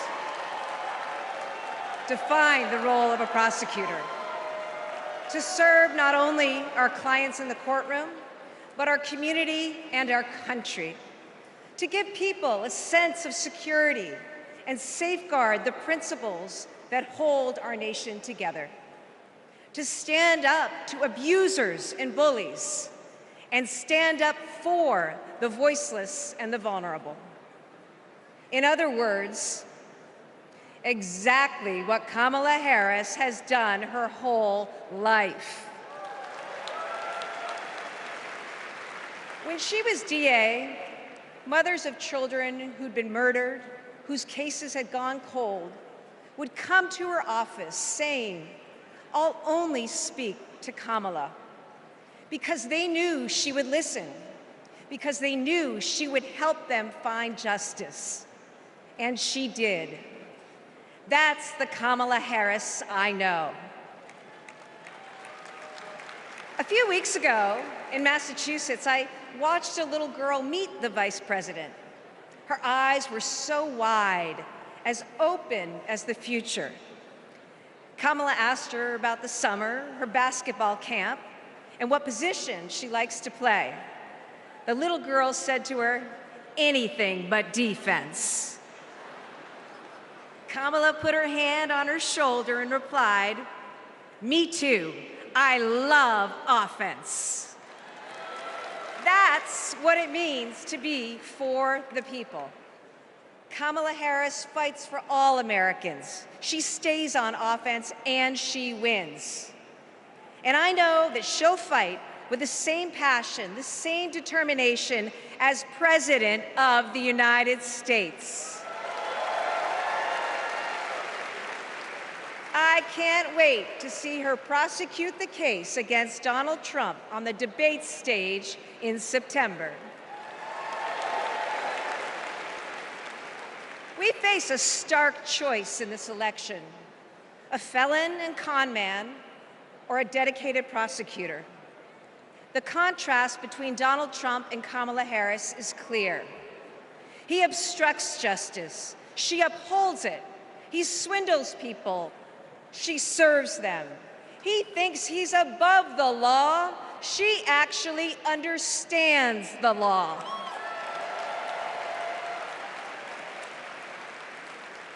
That's what this election comes down to. One candidate who's out for himself, or Kamala Harris for the people. It's a battle for the future of our nation. And tonight, we will prove beyond a reasonable doubt that Kamala Harris should be, she must be, the next President of the United States. Thank you.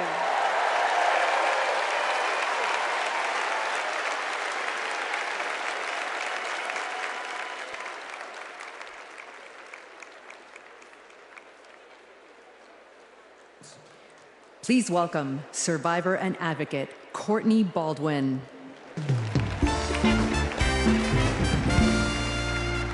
Good evening, Chicago. I'm Courtney Baldwin. In 2013, I was sold for sex in cities across California by a trafficker who controlled every aspect of my life.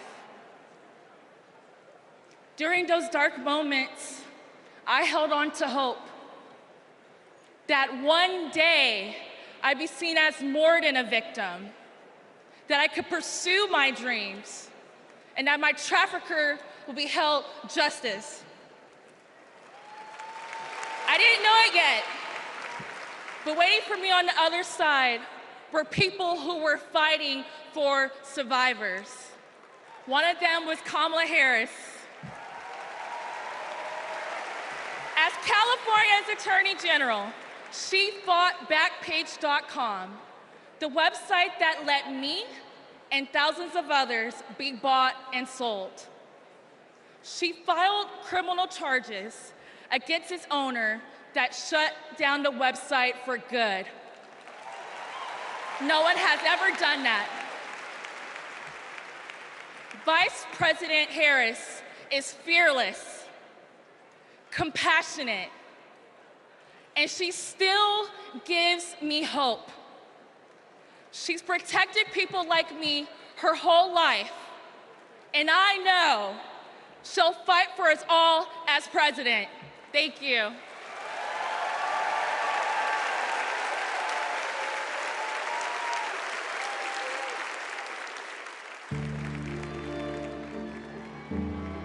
We have to wake up at 2 a.m. in the morning.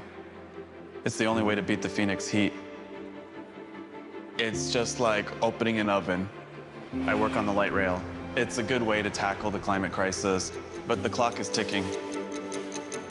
Climate change is one of the greatest con jobs ever. All of this with the global warming and a lot of it's a hoax. It's a hoax. Hurricane Beryl is the earliest Category 5 on record. Climate change isn't a hoax, and it's not happening in the future. It's happening right here, right now. Here in Phoenix, the most consecutive 110-plus degree days in a row. Trump is pouring gasoline on the fire. He proceeded to solicit $1 billion from the fossil fuel companies because, if elected, he would roll back environmental rules and repeal regulations. Trump's Project 2025 agenda gives tax breaks to big oil and completely tramples the middle class. Trump would gut clean energy jobs like mine. This work gives us security and economic freedom. Trump would rip that away. Kamala Harris sees the future differently. She's a clean energy champion. She took on big oil that gouged Americans. Harris was the deciding vote that passed Democrats' epic clean energy investments. Kamala will fight for climate and clean energy policies that protect our health and hold big polluters accountable. The clock is not just ticking, it is banging. And that is why President Biden and I made the largest climate investment in America's history. We are not going back. I was raised to care for my community. That means jobs for my guys and a clean energy future.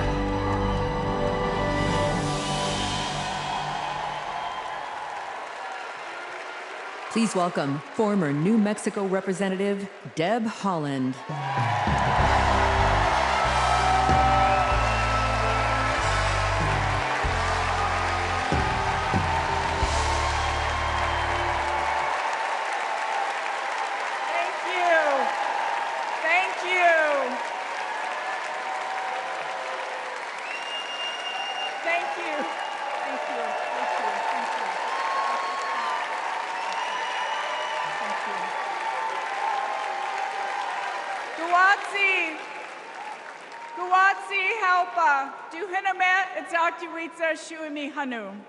In my Karis language, greetings, friends and family. My name is Kresh Turquoise, and I'm from the Turquoise clan. 35 generations ago, my ancestors built lives in the high desert of New Mexico. I am on this stage tonight because of them.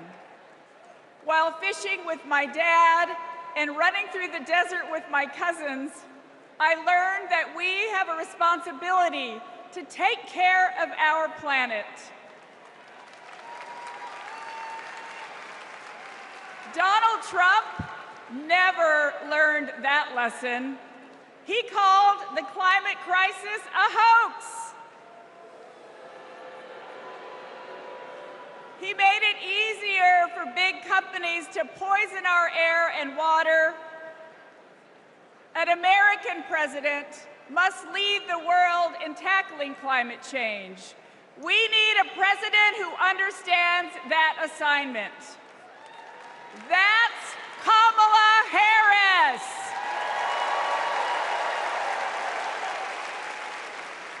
I know her record.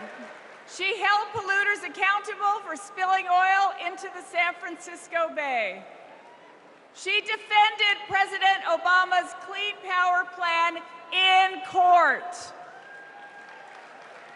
And as Vice President, she cast the tie-breaking vote for the most ambitious climate action plan in our nation's history.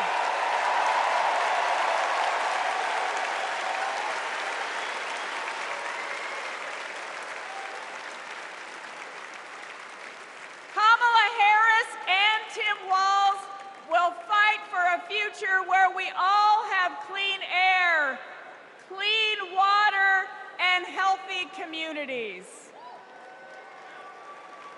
Let me go back to the lesson I learned in the desert Southwest. We all have a role in protecting our Earth for future generations. So let's all be fierce, and let's make Kamala Harris the next President of the United States.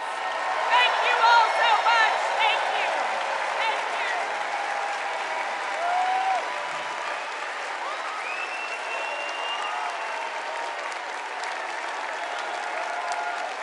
you. It's an election year, and both parties are battling to prove that they stand with workers. But sometimes, workers don't get the invite. Do you know where the auto workers are? I haven't seen anybody from the UAW. Nobody from the UAW?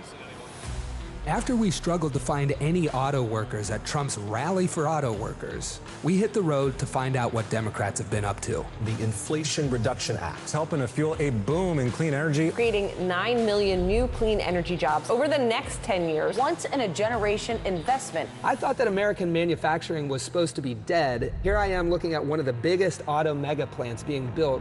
We talked to workers in rural Tennessee who joined a union for the first time to build one of the largest battery plants in the country. We have 20-year-old people thinking about their future. We never did that. I got things now that I never thought I could have. Generational wealth, I'm working on that. Medical, dental, vision, pension, something to fall back on when it's all over with.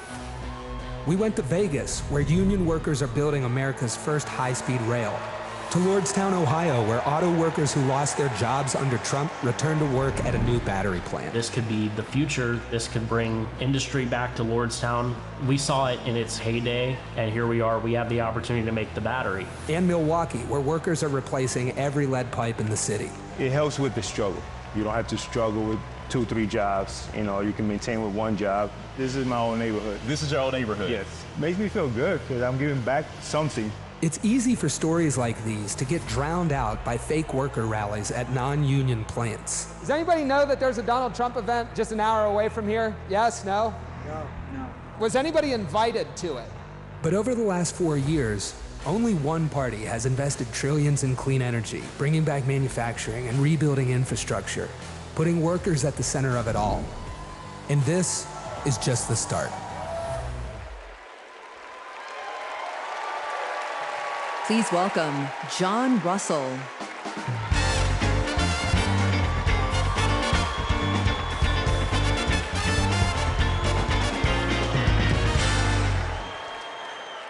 Hello, America.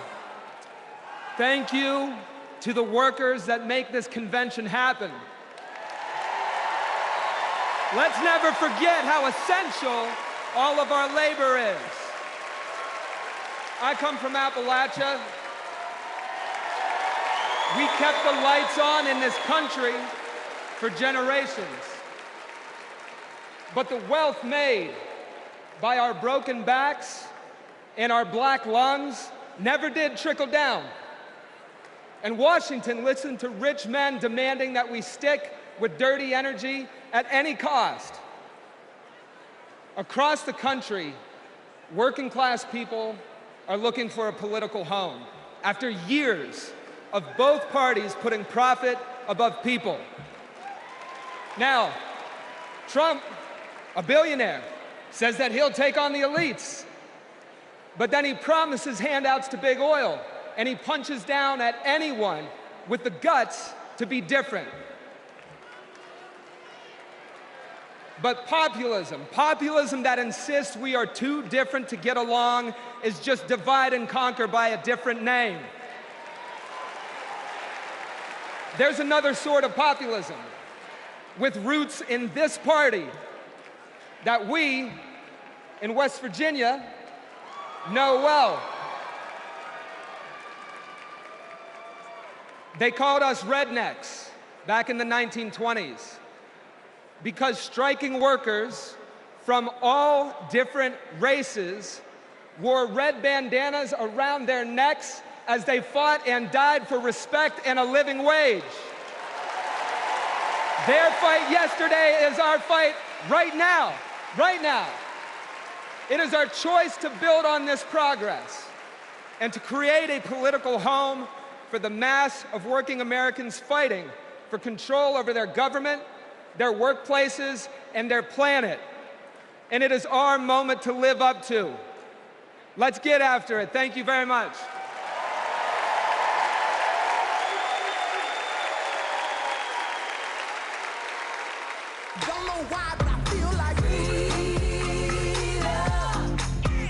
When our team of students passed one of the first climate justice policies in our nation, Vice President Kamala Harris showed up. She came to highlight our initiative because she believes in us. Last year, my dad retired after spending more than 30 years working at one of our country's most polluting power plants. Donald Trump doesn't care about people like my dad. I know Vice President Harris will put working families ahead of big oil billionaires. Kamala Harris approaches climate policy through the eyes of future generations, like mine. As new voters and as new leaders, I'm excited to join Harris in the fight for our future.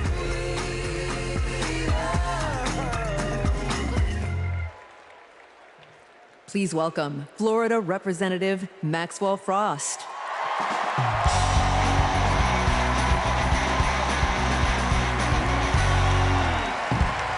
I'm Maxwell Alejandro Frost, and I'm proud to be the first member of my generation in Congress.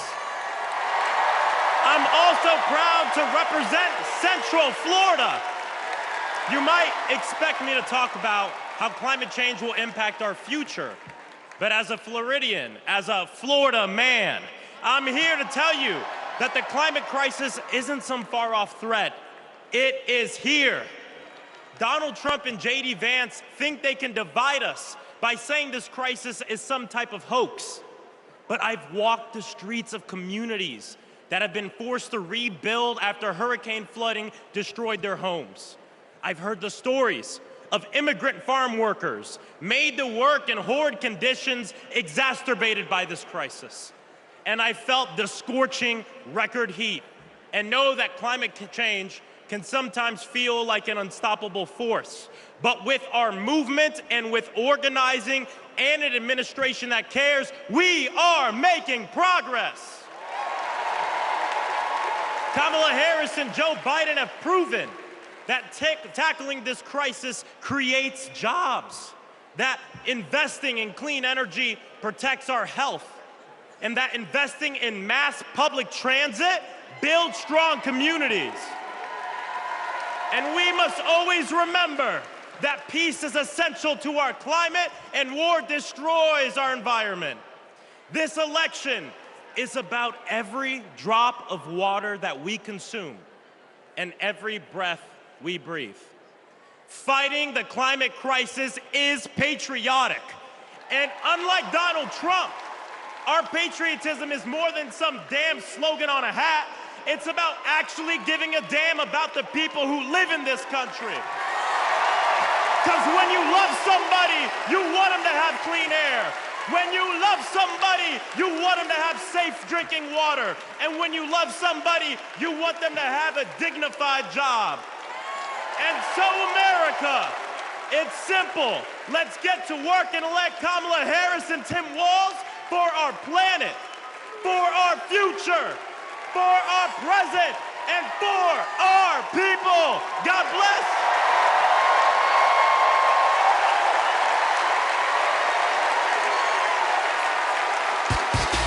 Ladies and gentlemen, if y'all are ready to send Madam Vice President and keep her in the White House, let me hear you make some noise! Say, and every time I hit the, everybody's hands go. Let me see. And they stay there, and they stay there, and they stay there, and they stay there, and they stay there, and they stay there, and they stay there, and they. I want to hear you nice and loud, Chicago. Are there any union workers here today? Make some noise. Are there any teachers in this building? Make some noise. Now everybody hands up, up, up, up. Whoa. Thank you, ladies and gentlemen. I'm DJ Metro. We'll be back for more.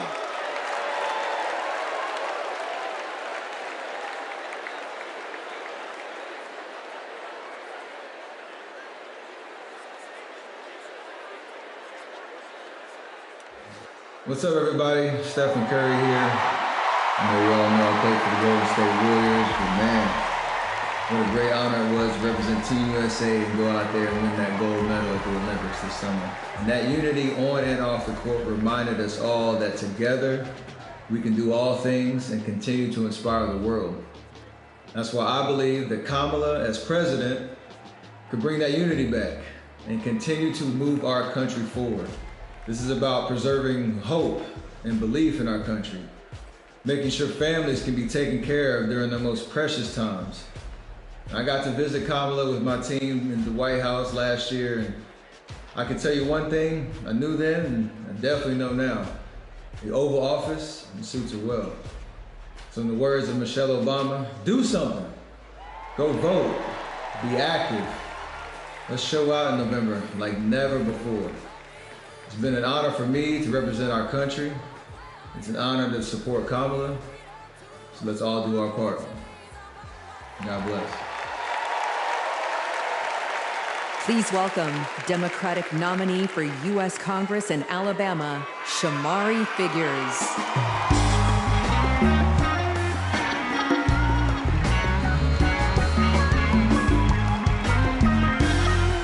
Good evening, America. And hello, sweet home, Alabama. I am running for Alabama's 2nd Congressional District. This is the district that gave America the Tuskegee Airmen, Rosa Parks, Fred Gray, and it is the birthplace of the civil rights movement in Montgomery, Alabama.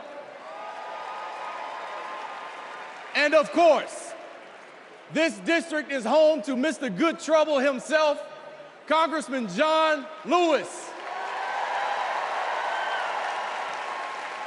Look, my pathway to this stage was paved by a legacy of fighters.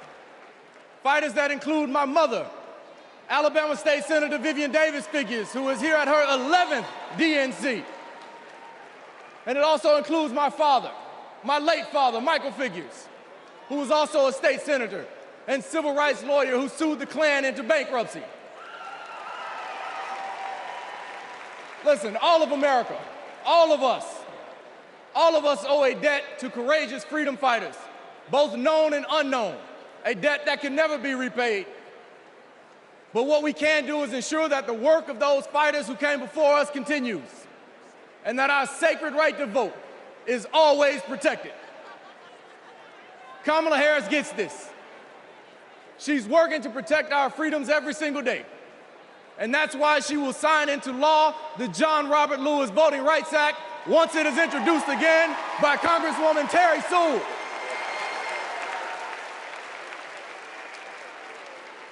Listen, America, a California poet named Kendrick Lamar recently reminded us that sometimes we gotta pop out and show them.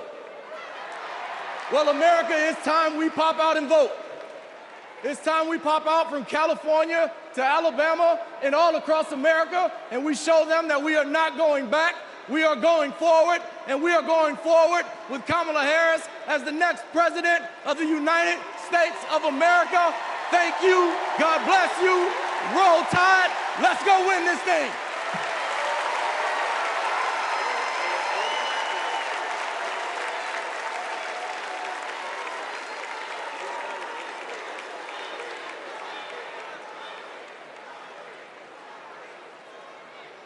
As I close out my segment tonight, I gotta send a quick message. Madrecita querida, I love you.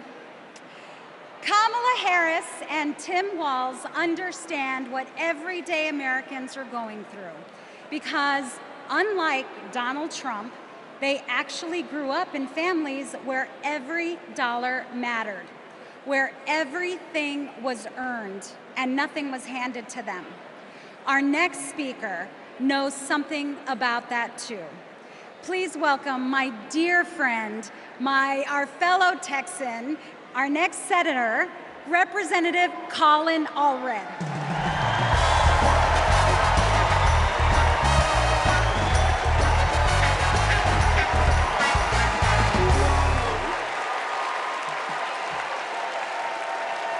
All right.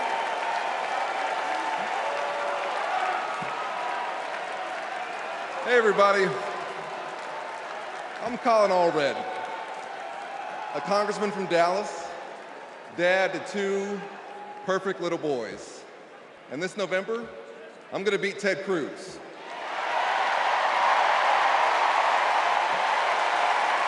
And I'm so proud to be here to support our next president, Kamala Harris. You know, like Kamala, I was raised by a single mom. Mom was a public school teacher who often worked 2 jobs to make ends meet. So when we talk about lowering costs, I think about the times when we went to the grocery store when I was growing up and swiped the debit card and said a little prayer. But my mom and my community in Texas gave me a chance to chase my version of the American dream. I played football at Baylor and in the NFL before becoming a civil rights lawyer and representing my hometown in Congress. Now I'm the guy who's going to turn Texas's Senate seat blue.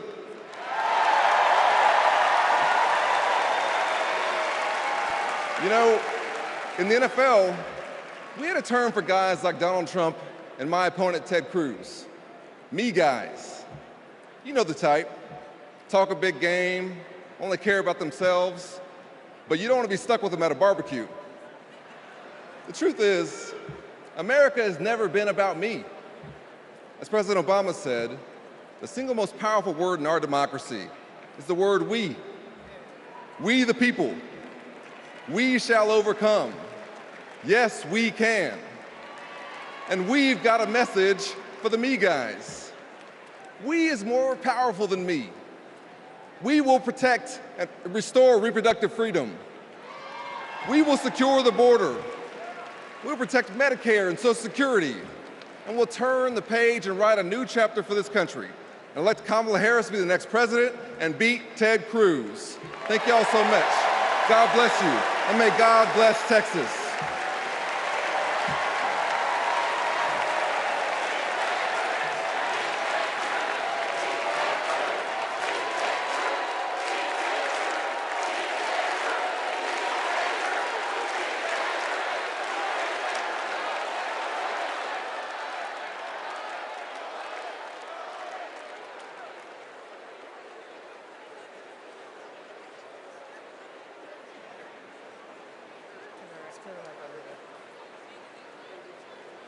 I'm Anya Cook. This is my husband, Derek, and our daughter, Anaya. 2 years ago, a miscarriage nearly killed me. At 16 weeks, my doctors told me to prepare for a stillbirth. I needed care. But my state's abortion restrictions kept it from me. I miscarried in a bathroom. I'll never forget my husband's face as he tried to stop the bleeding, trying to do what doctors should have been doing. When I reached the hospital, I'd lost nearly half the blood in my body. I can't change the past, but I can, we can, choose a different future.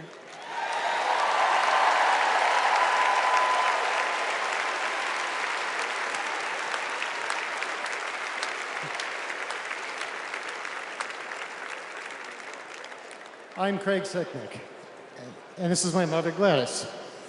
My brother was a U.S. Capitol Police officer, Brian Sicknick, a hero who died after defending our country on January 6th.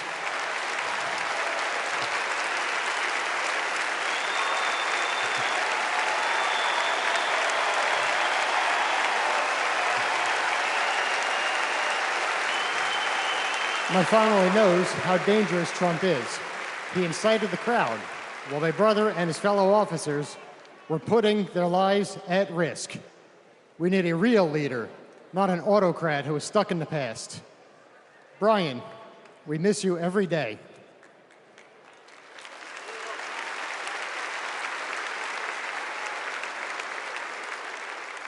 I'm Gail DeBoer.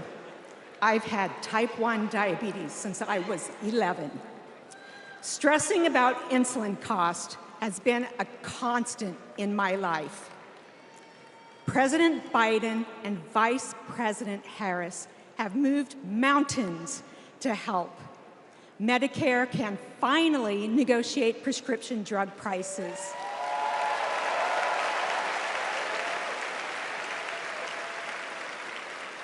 Insulin is capped at $35 for Medicare recipients.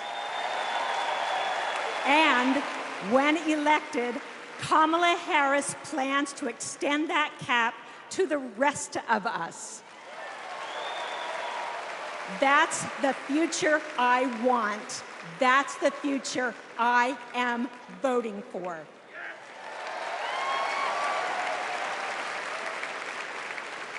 I'm Wani Romero, owner and CEO of Mothership Coffee in Las Vegas. I put in work to build my business. When COVID hit, this administration's support kept us moving. I hired staff and we grew. We've more than doubled in size since the pandemic, and it's just not us.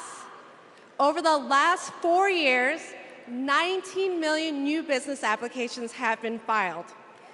Like Trump, I grew up in Queens, but unlike him, I built my business with grit. That's my story. That's the American story. Let's turn the page on Trump.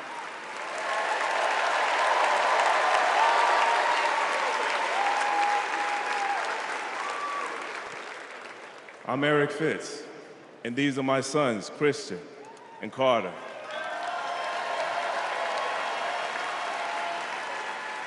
I always try to set an example for my boys, to teach them compassion, accountability, and resilience.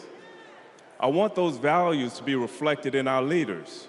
I don't want to have to turn off the TV because our president is lobbing insults or telling lies. I'm tired of all of the hate. It's time to move forward together and build a country our kids can be proud of.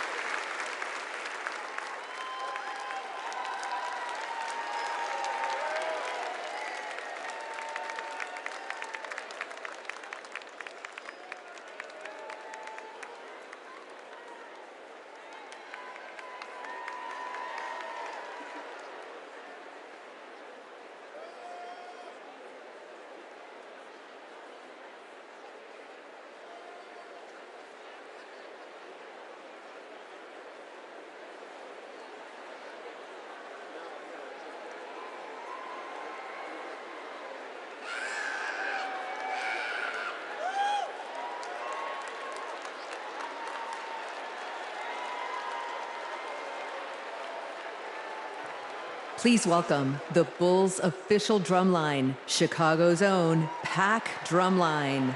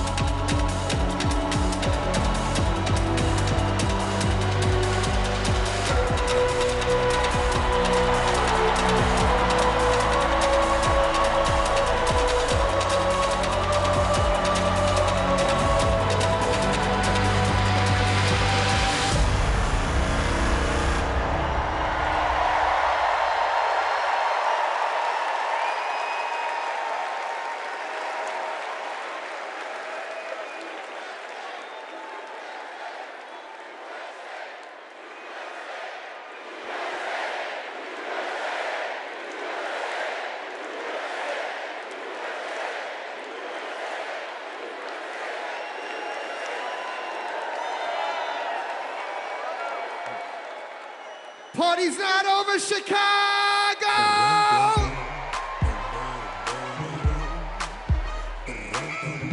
What I want to see is those flags and those hands up in the air. Help me sing it out nice and loud. Y'all ready to get down and party with me one time? DNC say. 369, tell me fine. But you can suck it to me one more time and roll. Get low, get low, get low, get low, get low, get low. To the window, to the wall, to the wall. Sweat drop down my body.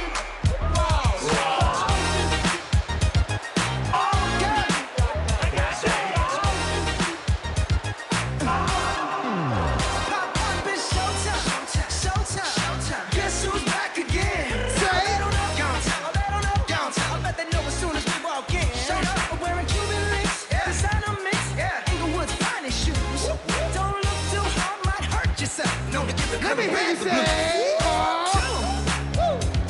I'm a dangerous man with some money in my pocket. Keep up. So many pretty girls around me and they're waking up the rocket. Keep up. Why you mad? Fix your face. Ain't my fault they all be jacking. Keep up. Players only. Come on, put your pinky rings up to the moon. Girls, what y'all trying to do? 24 karat magic in the air.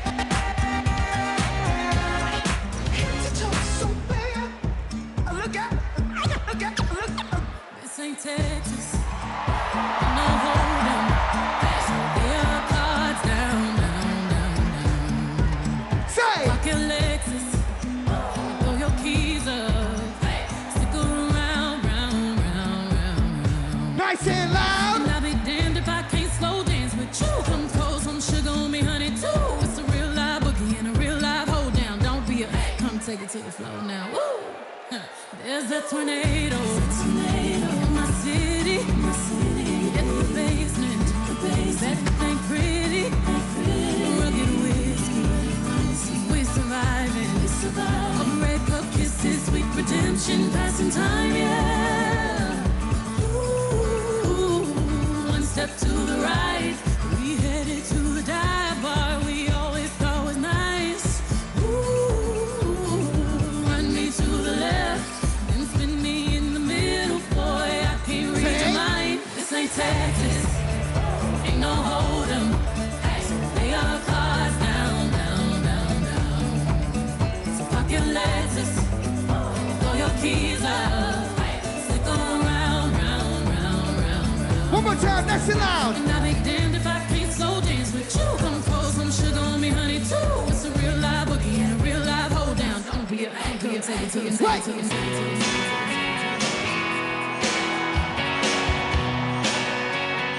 If you've been with me all 4 days, let me see you make some noise right now.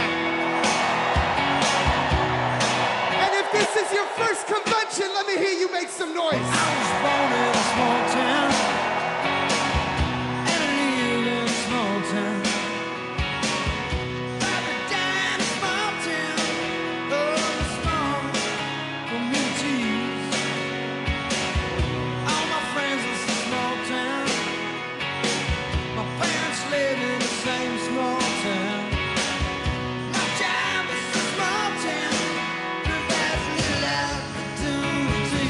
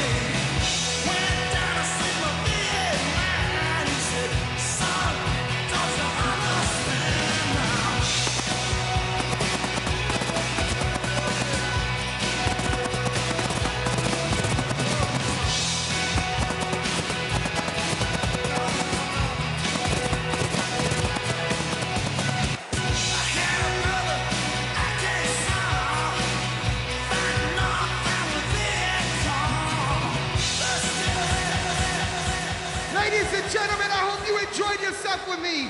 My name is DJ Metro from Chicago. Thank you for having me.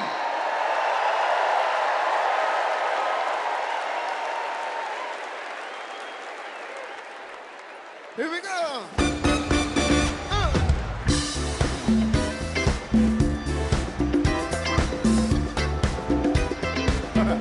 Knock me out.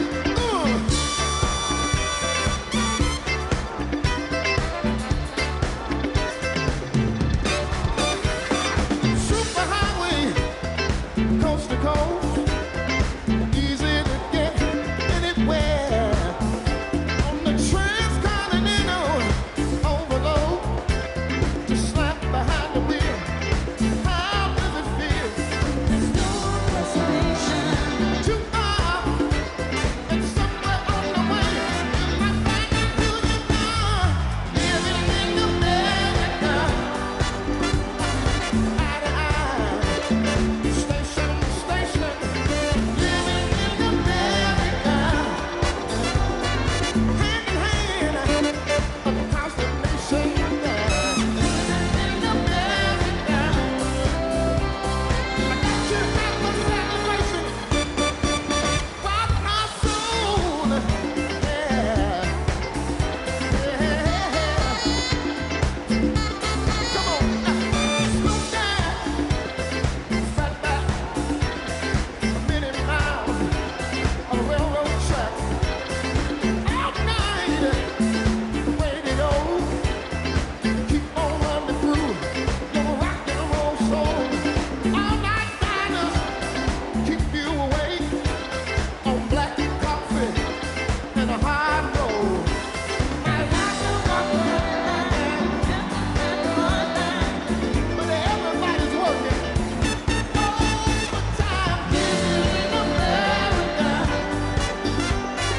eye to eye, station to station.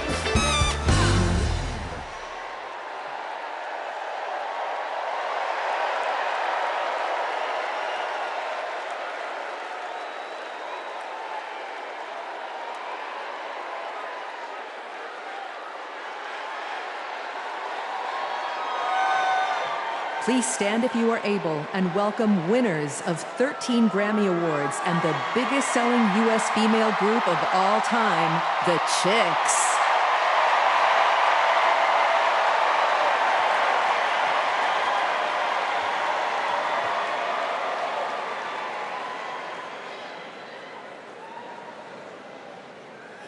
Oh, say, can you see by the dawn's early light what so proudly we hailed at the twilight's last gleaming, whose broad stripes and bright stars through the perilous fight o'er the ramparts we watched were so gallantly streaming, and the rockets' red glare, the bombs bursting in air, gave proof through the night that our flag was still there.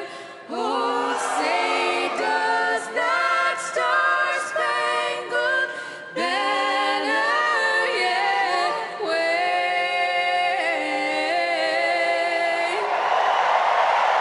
o'er the land of the free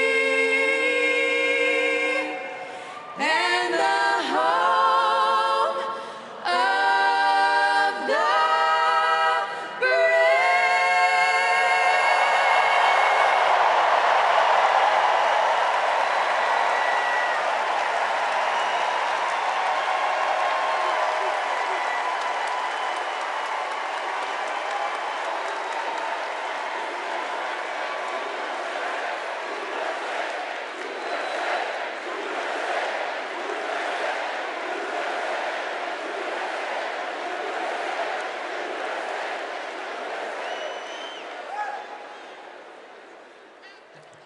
Please welcome Kerry Washington. Welcome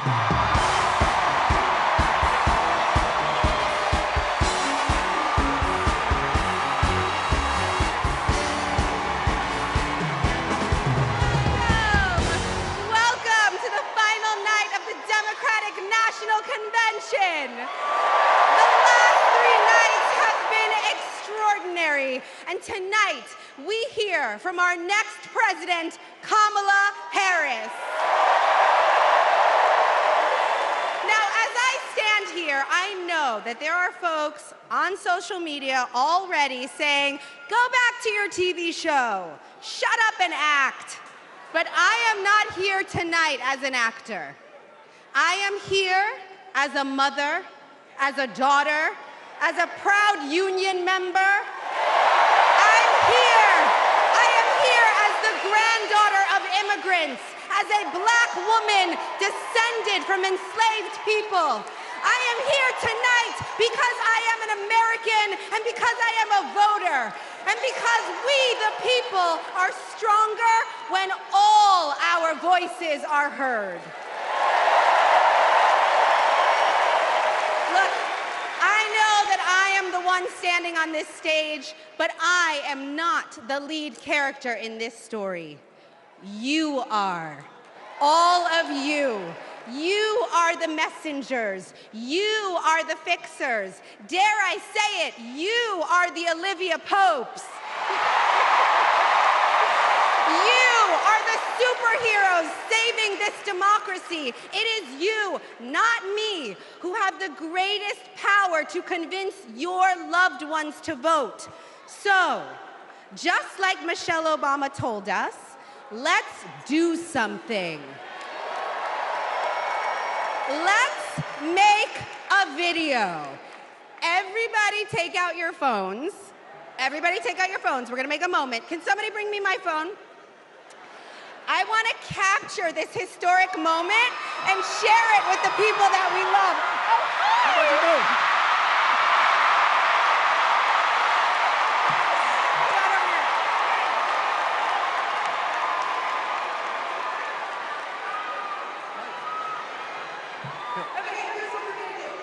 Take this video, guys. We're all gonna take it together. We're gonna post it to social media, text your friends, send this message out into the world. When I say when we fight, you're gonna say?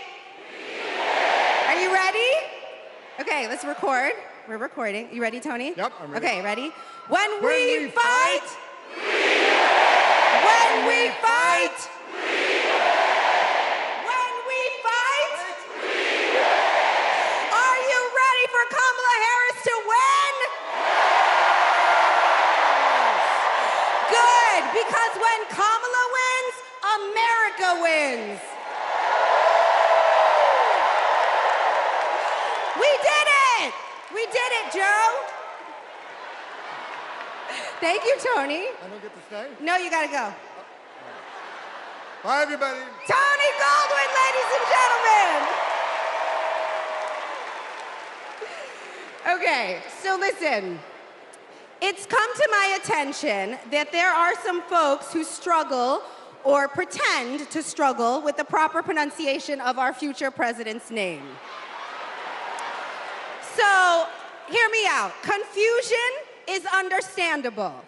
Disrespect is not.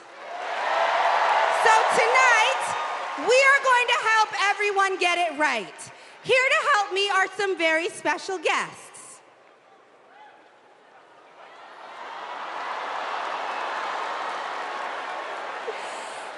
Thank you, ladies. Can you tell us your names?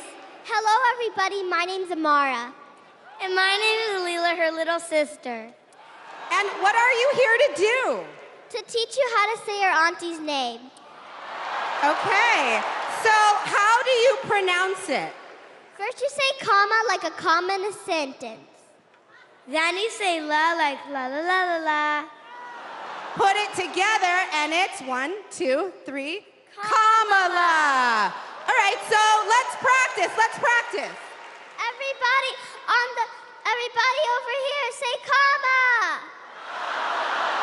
Everybody over here say la.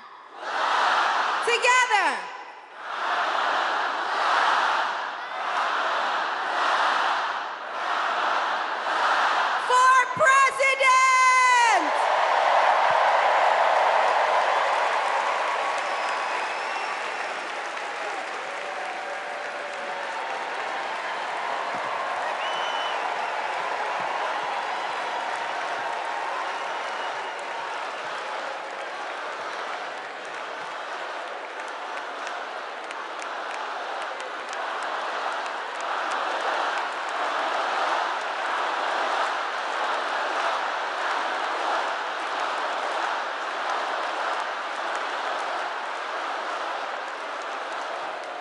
Please welcome Mina Harris, Ella Emhoff, and Helen Hudlin.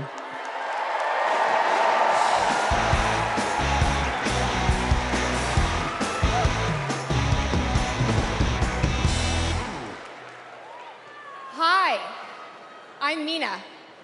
I'm Ella. And I'm Helena. I grew up in Oakland, California, in a house full of extraordinary women. My mom, my grandma, and my auntie, who showed me the meaning of service, helping her sister, a 17-year-old single mom, fighting for justice for the American people, and still cooking Sunday family dinner. She guided me, now she's guiding my own children, and I know she'll guide our country forward. Kamala came into my life when I was 14. Famously a very easy time for a teenager. Like a lot of young people, I didn't always understand what I was feeling. But no matter what, Kamala was there for me. She was patient, caring, and always took me seriously. She's never stopped listening to me, and she's not going to stop listening to all of us.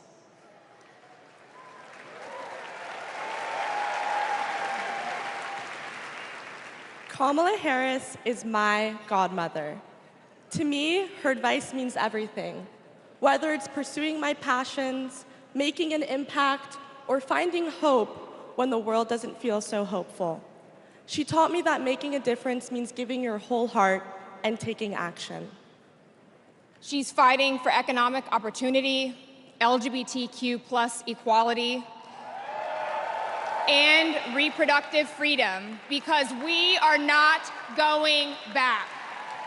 She's fighting for social justice, health justice, environmental justice, and she isn't alone. We're all in this fight together. So let's keep up the fight, let's keep up the joy. And let's elect this extraordinary woman as our next president.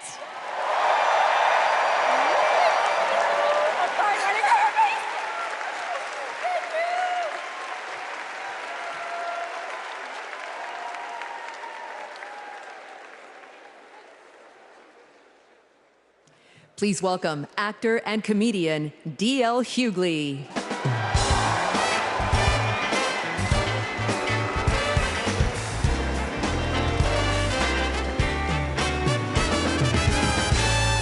Hey now, hey Chicago, how y'all doing? What's happening, California? Now, wait, where those AKAs at? Where they at? You know what? In 3 months, ain't gonna be no living with y'all. I can tell you this, I don't blame Donald Trump for not wanting to debate Kamala. I've been married to a black woman for 40 years and I ain't won one debate. I'm owing $93,000. Now, of course, Trump is saying that Kamala isn't black. I guarantee you this, Kamala's been black a lot longer than Trump's been a Republican.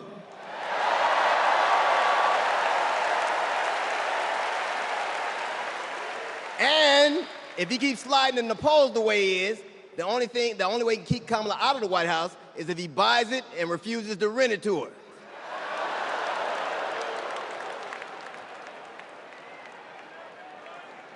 Of course, Kamala's getting broad support. They got black men for Kamala, white men for Kamala, Latinos and Asians for Kamala. They even have Republicans for Kamala. Republicans for Kamala. I guess Donald Trump will finally know what it's like when you get left for a younger woman.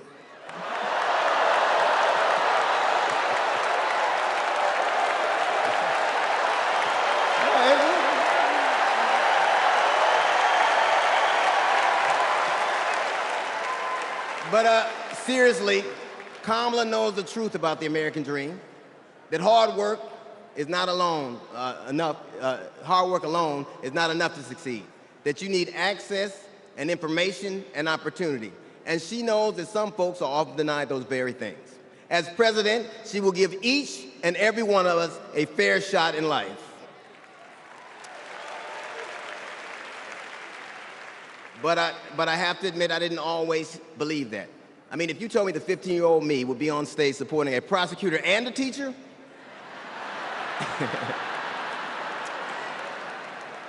there is no way that I would have believed you. But because of that, I made assumptions about Kamala's record. And I often repeated them to a lot of people. Then one day, Kamala invited me to her house. She put her hand on my shoulder and she asked me to do some research. Something I had never done. Something a lot of people I know had never done before. Imagine attacking someone's character without a single Google search. So I did what I should have done in the first place. I learned that she had done for us exactly what she promised to. I believe that your apology should be as loud as your accusation, and I'm here apologizing in front of the whole damn world.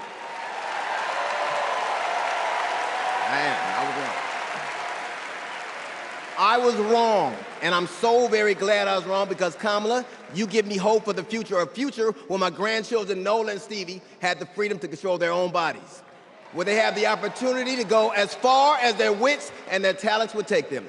That future, ladies and gentlemen, is possible, but only if we elect Kamala Harris as the 47th President of the United States of America.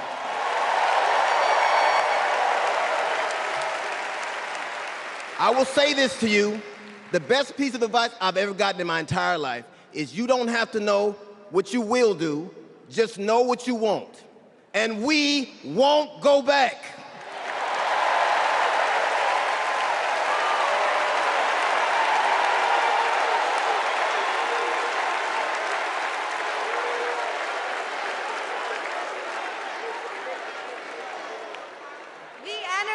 In this room is electric. And you can feel it everywhere, all over the country. In the coming weeks, I want us to find ways to maintain this energy and this joy and this commitment, because there will be days when the work ahead seems impossible. And when that happens, I know what I do. I get involved. I get engaged. I ask myself, how can I be of service to my community? Because community is why we do this. Am I right? Yes, we do this for our children, for our parents, for our teachers and care workers who treat our loved ones like their own. We do this for working families who make this country thrive. We do this for the planet and for each other. We do this for justice and for peace and for democracy.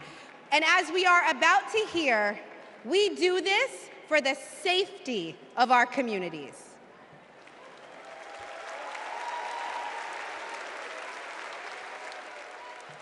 Please welcome Genesee County, Michigan Sheriff Chris Swanson.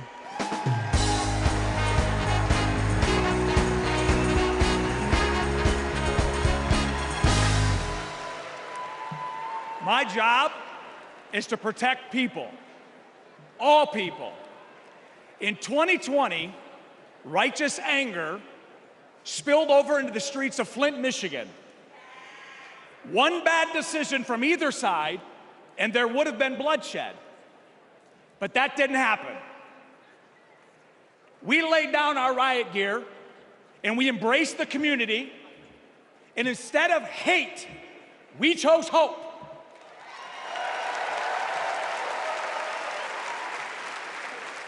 On January 6th, the opposite occurred.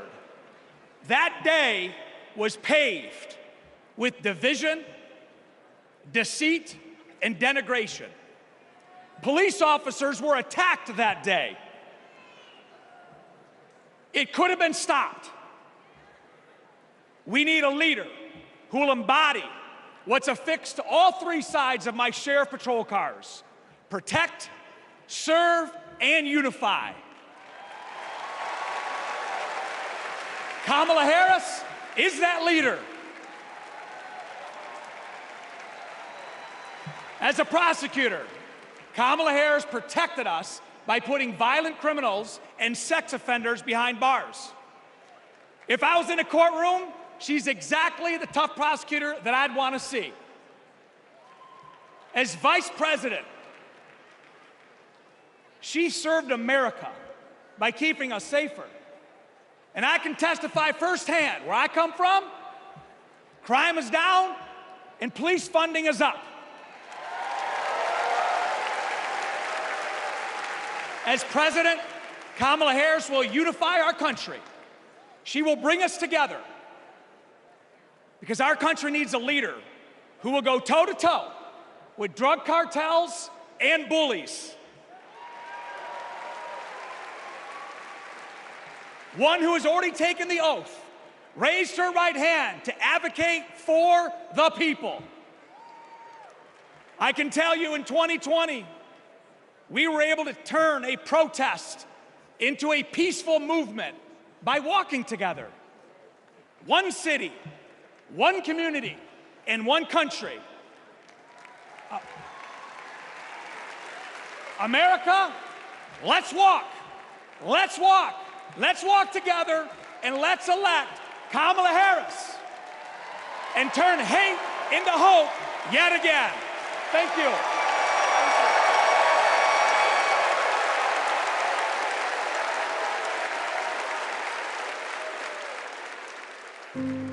We were contemplating adopting, and then out of nowhere, I got pregnant. Jordan was so much fun as a child. When all of a sudden, 3 of those rounds he aimed at Jordan. Jordan didn't deserve to die that way. Reports of an active shooter at a high school. These students have now lived through so many of these shootings since they were born almost. We were praying and crying. I don't know how we're alive. An active shooter at an elementary school in Uvalde, Texas. Multiple children have been killed. Most of the body's so mutilated that only DNA tests or green Converse could identify. Trump did nothing on guns and was proud of it. There was great pressure on me. We did nothing. After a mass shooting in Iowa, Trump said, I have to get over it. "You never get over it." Kamala Harris and Joe Biden refused to get over it. As district attorney, she got illegal guns off the street. As attorney general, she took on transnational crime rings and stopped gun trafficking. As vice president, she helped pass the most sweeping gun violence legislation in 3 decades, keeping guns out of the hands of criminals, expanding background checks, closing loopholes. We'll finally pass red flag laws, universal background checks, and an assault weapons ban. Kamala understands the fight we're in. The power is with the people. And gives people like me, survivors like me, hope.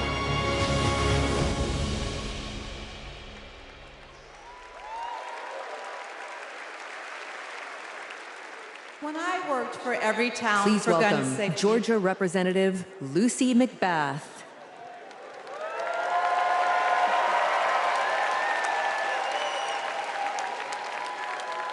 When I worked for Every Town for Gun Safety and Moms Demand Action for Gun Sense in America, I saw firsthand the power of telling our stories. You've just heard mine, but there are many more to tell.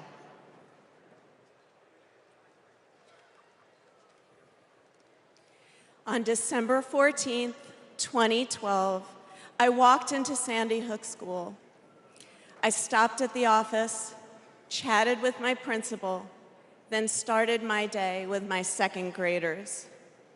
Suddenly, a loud crash, like metal folding chairs falling. 154 gunshots blaring. Hiding in the coats, trying to sing with my students, trying to read to them, trying to drown out the sounds. Terror, crying, running. I carry that horrific day with me. 20 beautiful first grade children and 6 of my beautiful colleagues were killed. They should still be here.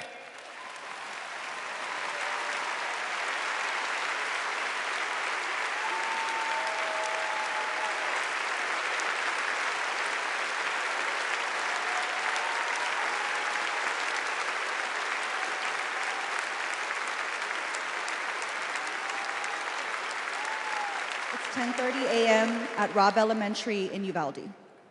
The school is recognizing my 10-year-old daughter, Lexi, for receiving all A's. She receives a Good Citizen Award, and we pose for photos. She wears a St. Mary's sweatshirt and a smile that lights up the room. 30 minutes later, a gunman murders her, 18 classmates, and 2 teachers. We are taken to a private room where police tell us she isn't coming home. Uvalde is national news. Parents everywhere reach for their children. I reach out for the daughter I will never hold again.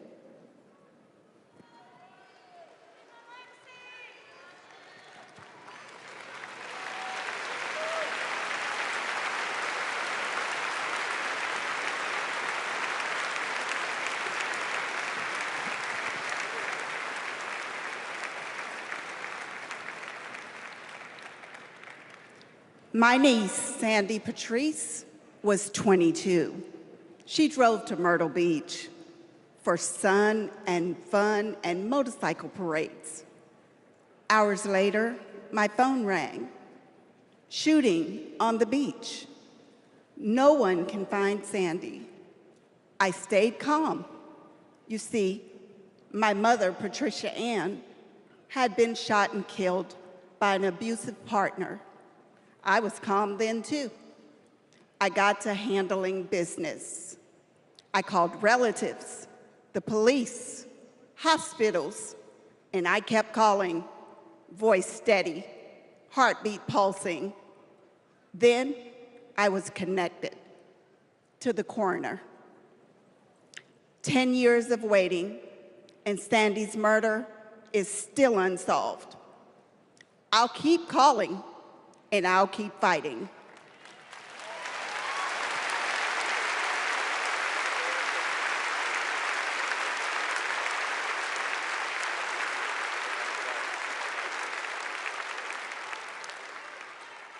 I was in high school when my classmate got shot. It changed my story. Instead of worrying about taking a test, I started worrying about living to take another test. They say schools are for learning, and I did learn a lot that day. I learned how to run, how to hide and drop, that what happens in the news can happen to me. But I learned something else too, that we can write and must write a new story if we choose to.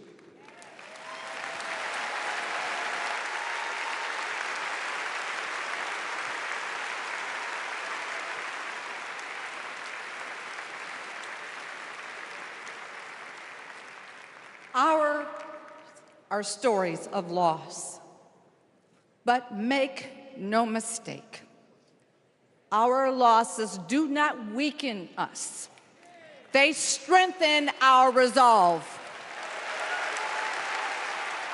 We will secure safer futures that we all deserve. We will organize. We will advocate. We will run for office.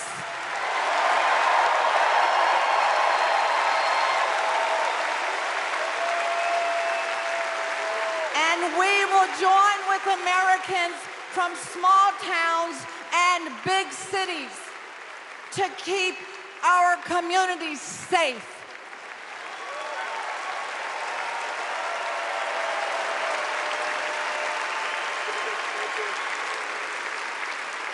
And we will elect leaders like Kamala Harris, who won't just empathize, but will act.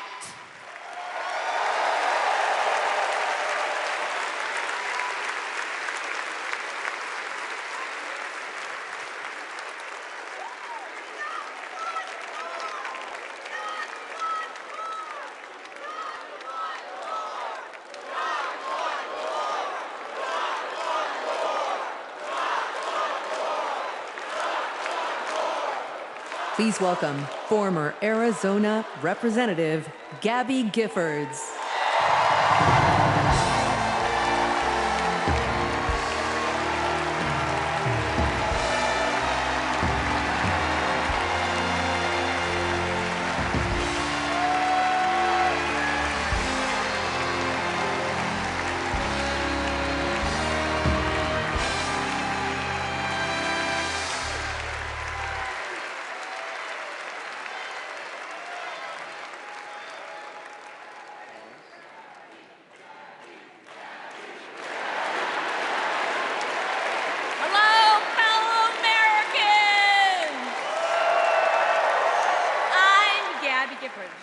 I was born in the great state of Arizona! I was born with grit. I grew up racing motorcycles, mucking stalls, and exploring the beautiful desert. I fell for an astronaut.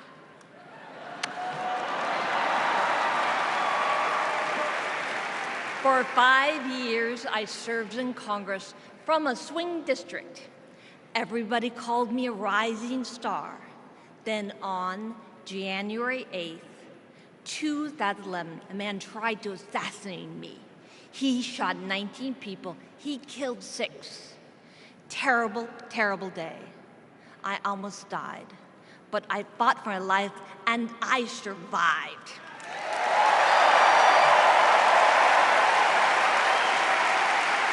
I learned to walk again, one step at a time. I learned to talk again, one word at a time. So many people helped me as I worked hard to recover, including a decent man for Delaware who always checked in. He still does. Thank you, Joe Biden. Thank you for everything. Joe is a great president. My friend Kamala will be a great president. She is tough. She has grit. Kamala can beat the gun lobby. She can fight gun trafficking. Kamala stood up to Wall Street and the drug company. She will protect abortion access. She will defend our freedom. She saved lives. Join me in voting for Kamala Harris. Bravo! Thank you.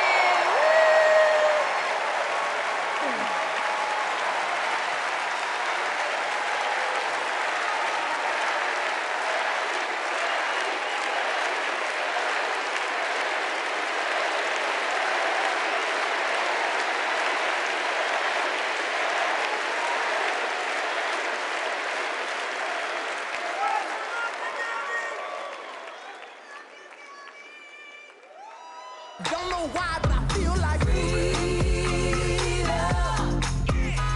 I had the honor of meeting Vice President Harris when I got to introduce her when she spoke at my high school about gun violence. Parkland happened, and all I could think about is that I wanted to keep my kids safe. On July 4th, 2022, I was next in line to walk in the Highland Park Independence Day Parade when gunshots erupted.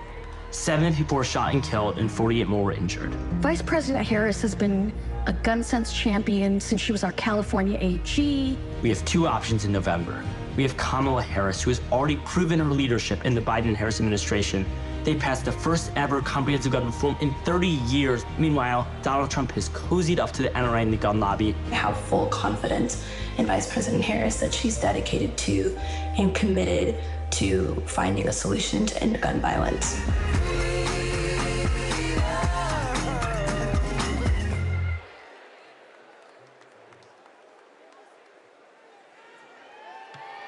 Please welcome 3-time Grammy-winning singer-songwriter and global pop icon, Pink.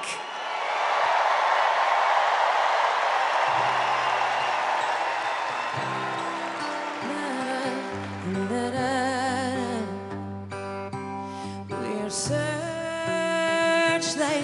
we can see in the dark.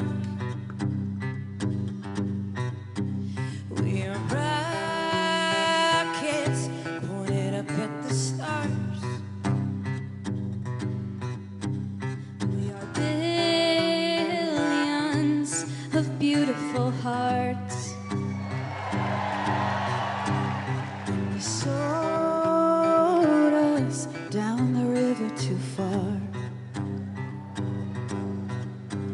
What about us? What about all the times you said you had the answer? What about us?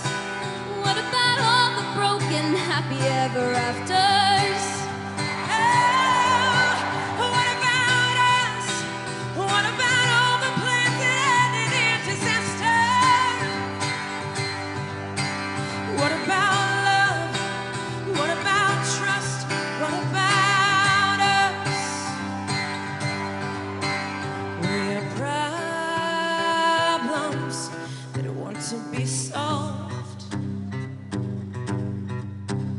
We are children that need to be loved. We were willing, we came when you called.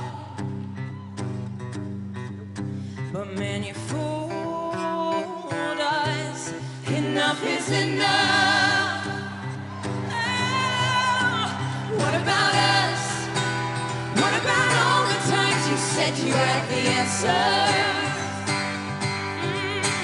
What about us? What about all the broken happy ever afters? What about us? What about all the plans that ended in disaster? What about love? What about trust? What about us?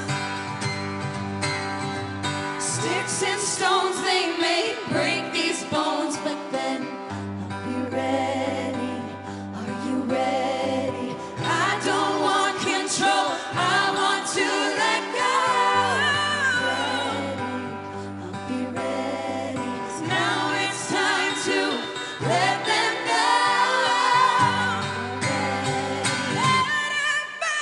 What about us? What about all the times you said you had the answers? So what about us? What about all the broken happy ever afters? What about us? What about all the plans that ended in disaster? What about love? What about trust? What about us? What about us? What about us? What about us?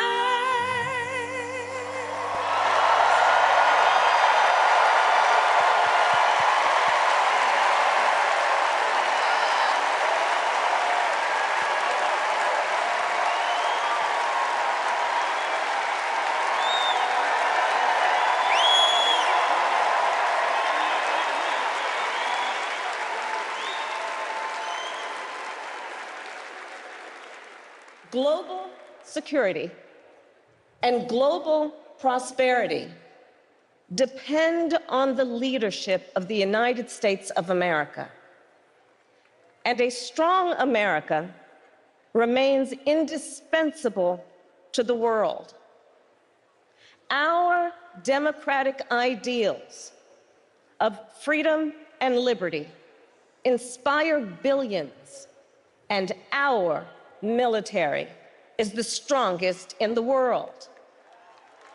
Our military is a force that underwrites global stability and our national security.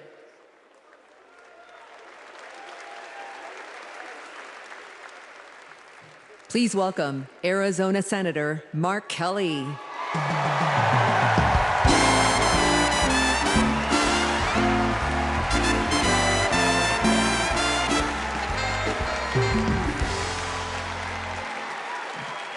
Hello, Chicago. Hello, Democrats.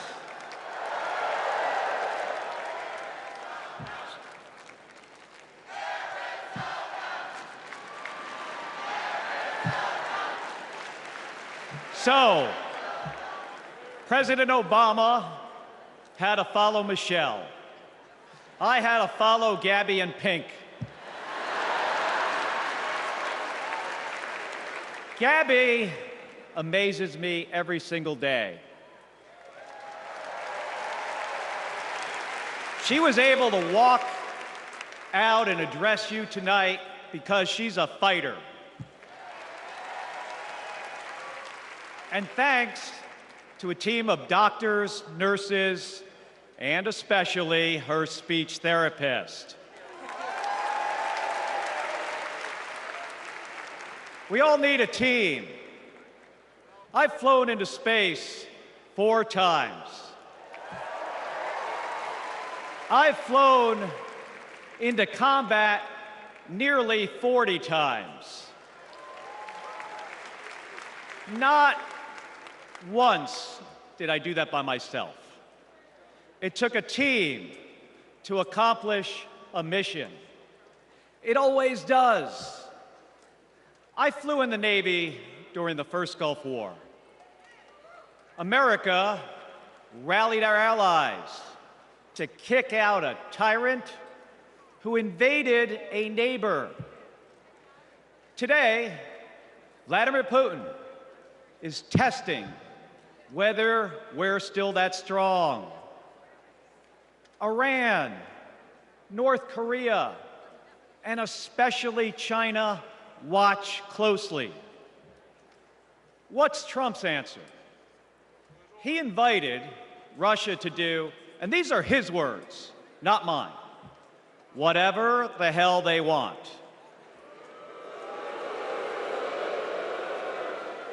Vice President Harris has always championed America's support for NATO, for Ukraine, and for the Ukrainian people. On the Senate Intelligence Committee, she investigated Russian interference in our election. She defends free and fair elections everywhere. You already know how Trump feels about those. Donald Trump skipped his intelligence briefings. He was too busy sucking up to dictators and dreaming of becoming one himself.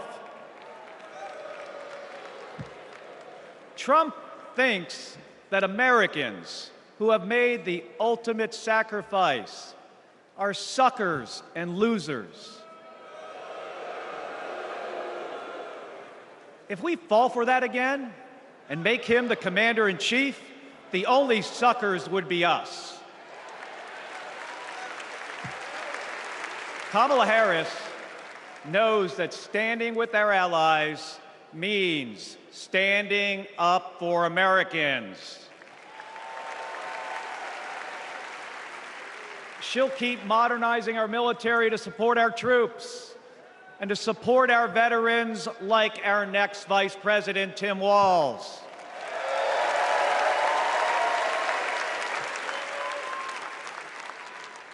The world laughs at Trump, literally. But folks, it is not funny.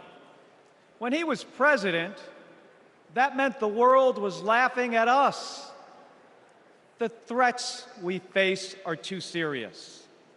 The sacrifices our service members make are too sacred. The alliances we've spent decades building are too critical. That's what's at stake now. And the choice isn't even close. But in Arizona and nationwide, this election will be.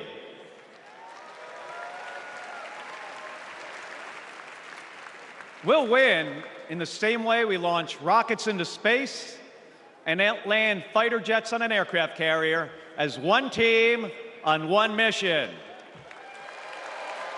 State by state, voter by voter, coming together. No country is better than ours at solving big problems. So, on November 5th, let's prove that America is still the leader the world needs today by electing the leader we need right now, Kamala Harris. Thank you, everybody. Thank you.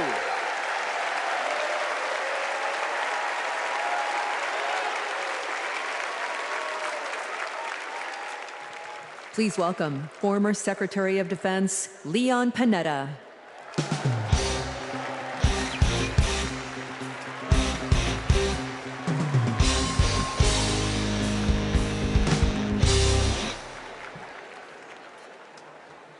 My fellow Americans, I'm proud to have served in the Army, the Congress, the White House, Chief of Staff, CIA Director, and Secretary of Defense.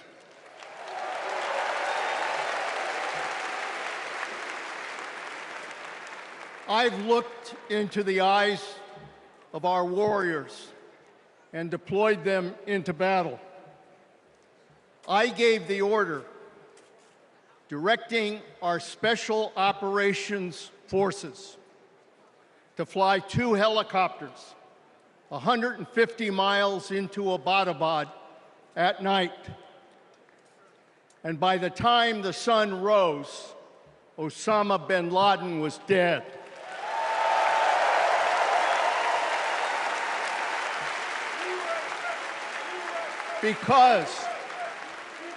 Because nobody attacks our country and gets away with it. Nobody.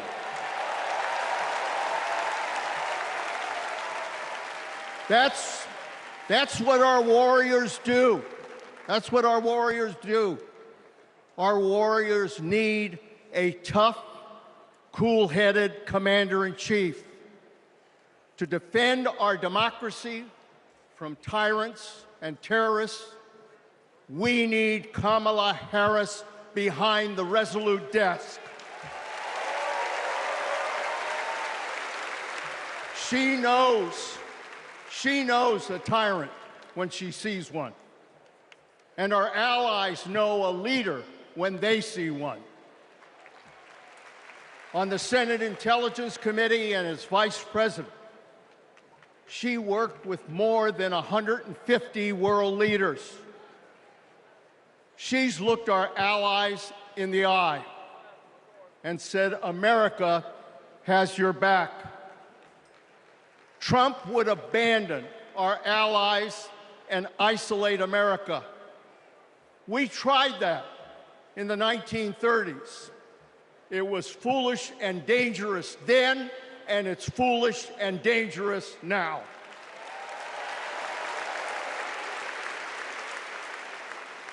Listen to President Reagan. President Reagan. Isolationism never was and never will be an acceptable response to tyrannical governments. Never. Trump tells tyrants like Putin they can do whatever the hell they want. Kamala Harris tells tyrants, the hell you can, not on my watch. She's worked with President Zelensky to fight back against Russia. She knows that protecting their democracy protects our democracy as well. Look, Donald Trump does not understand the world, and he does not understand the service and sacrifice of our military. Our fallen veterans are not suckers, they are not losers, they are our heroes.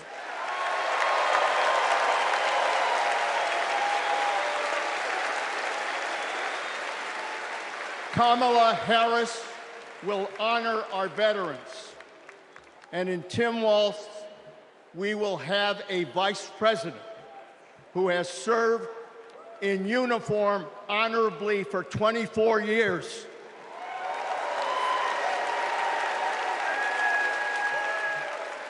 Kamala Harris understands this moment. It is a moment of danger and a moment of opportunity. She'll keep America's military the strongest in the world, the strongest ever known. And she understands what our military is for. The role of our military is to defend us from foreign enemies. It is not to threaten Americans, and it sure as hell isn't to put immigrants in camps.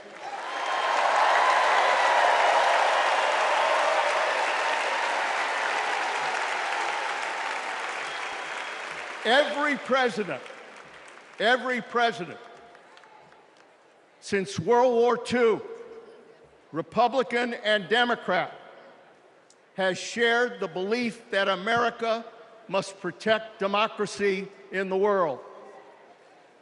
Every president has honored our veterans and their sacrifices.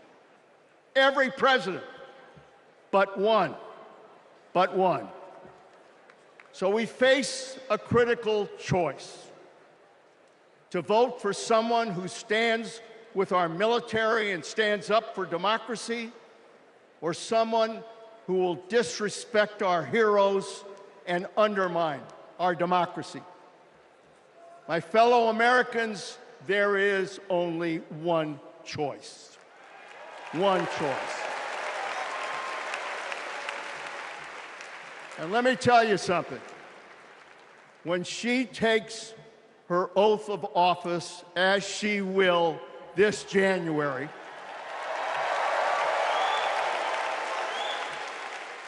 our allies will cheer, our enemies will fear, and we will have a commander-in-chief that we can trust. God bless our veterans, and God bless our country.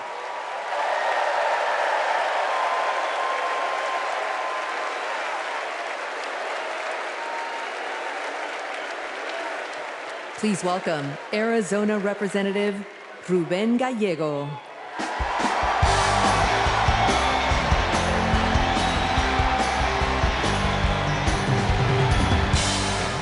I'm a dad, husband, congressman, and the proudest Arizonan you'll ever meet. But I am even prouder to be a Marine. Rah! My mom raised us alone on a secretary's salary. I slept on the floor. I worked every job I could: meat packing, construction, making pizzas. I made it to Harvard with no money or connections. Other kids were happy because they were at Harvard. I was happy because I finally had a mattress. Then I enlisted, fought alongside my brothers with Lima 325 in Iraq. They called us Lucky Lima, but our luck ran out. We saw some of the heaviest combat of the war. And when we got home, the government failed to help us readjust. We have a duty to care for our patriots who serve our nation.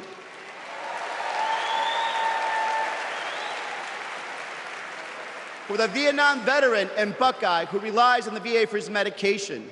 For the Afghan veteran in Pittsburgh who finally got treatment for his PTSD.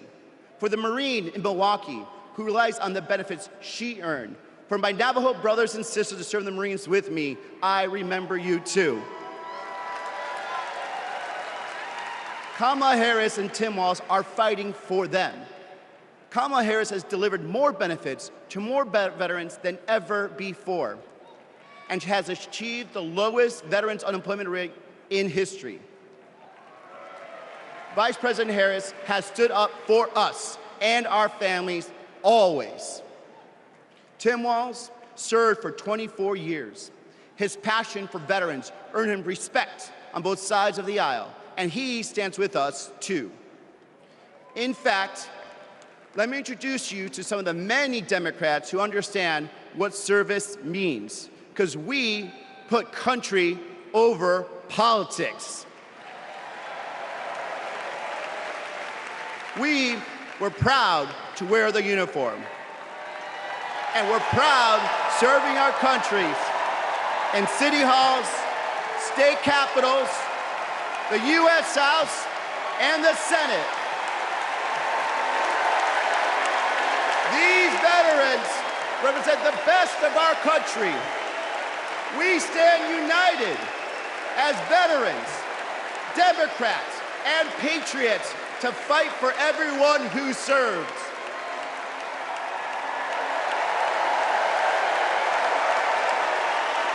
But politicians like Donald Trump, they don't stand with us. They call patriots like Senator McCain losers. John McCain was an American hero. Show some respect. Trump's Project 2025 will slash veteran benefits and force VA hospitals to close across the nation. Show some respect. So, for the 18-year-old who decides to enlist, for the families like mine who prayed every night that their loved one would come home, for our troops stationed thousands of miles away, for my Marines of Lima Company, let's elect Kamala Harris and Tim Walz, who don't just respect our service, but revere it. Because the veterans who defended this country aren't just the reason we can sleep at night. They're the reason we can dream. And together, we'll fight for our veterans and everyone who served our country. Thank you.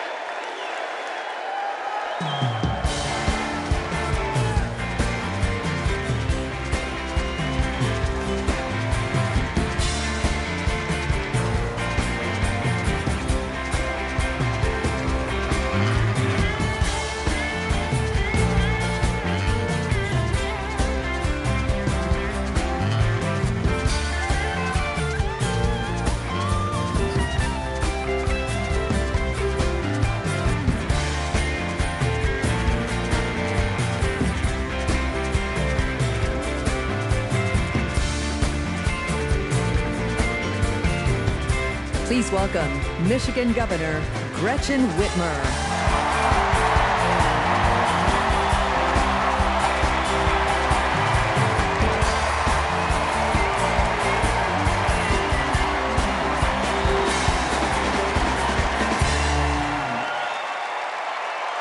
I'm Governor Gretchen Whitmer. In Lansing, they call me Governor. But in Detroit, they call me Big Gretch.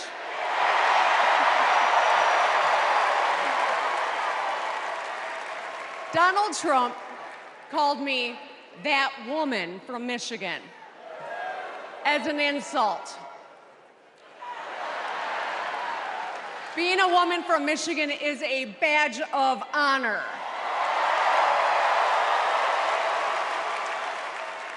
Like women across America, we just GSD.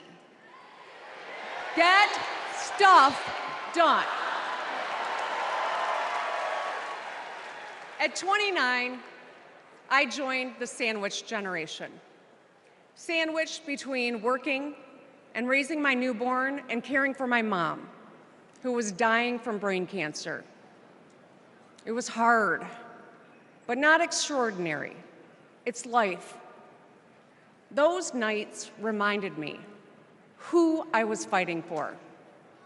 People just trying to make it. Kamala Harris knows who she's fighting for, too. She took care of her mom, who also battled cancer. As president, she'll fight to lower the cost of health care and elder care for every family. She's lived a life like ours. She knows us. Donald Trump doesn't know you at all. You think he understands that when your car breaks down, you can't get to work? No.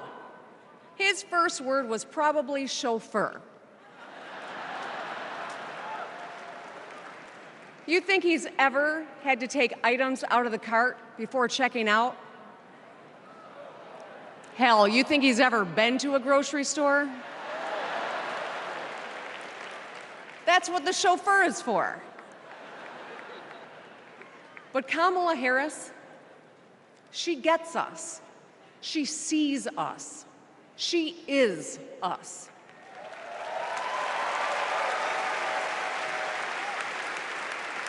Look, we've all lived through a lot of history over the past few years. Floods and fires, an attempted coup, a plot, and a pandemic. It's exhausting. We don't know what the next 4 years will bring, but what we do know is this. Through it all, your life won't stop. You're gonna have to get to work, pick up the kids, and pay your bills. And then one day, when you're just trying to get everyone out the door, a news alert goes off. Something happened. Something hit the fan. You'll ask, is my family gonna be okay? And then you'll ask, who the hell is in charge?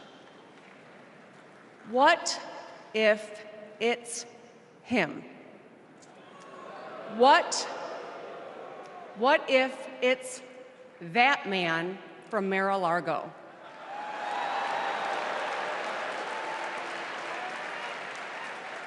I know, in a crisis, we need someone strong enough to come up with a plan, to tell the truth, and to bring people together. Right now, before the crisis, is when we get to choose. Why wouldn't we choose the leader who's tough, tested, and a total badass?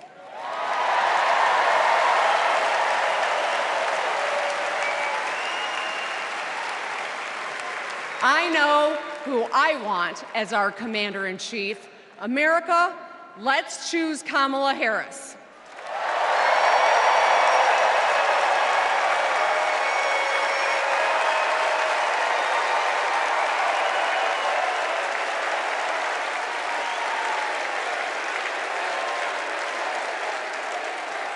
Please welcome actress, director, and philanthropist, Eva Longoria.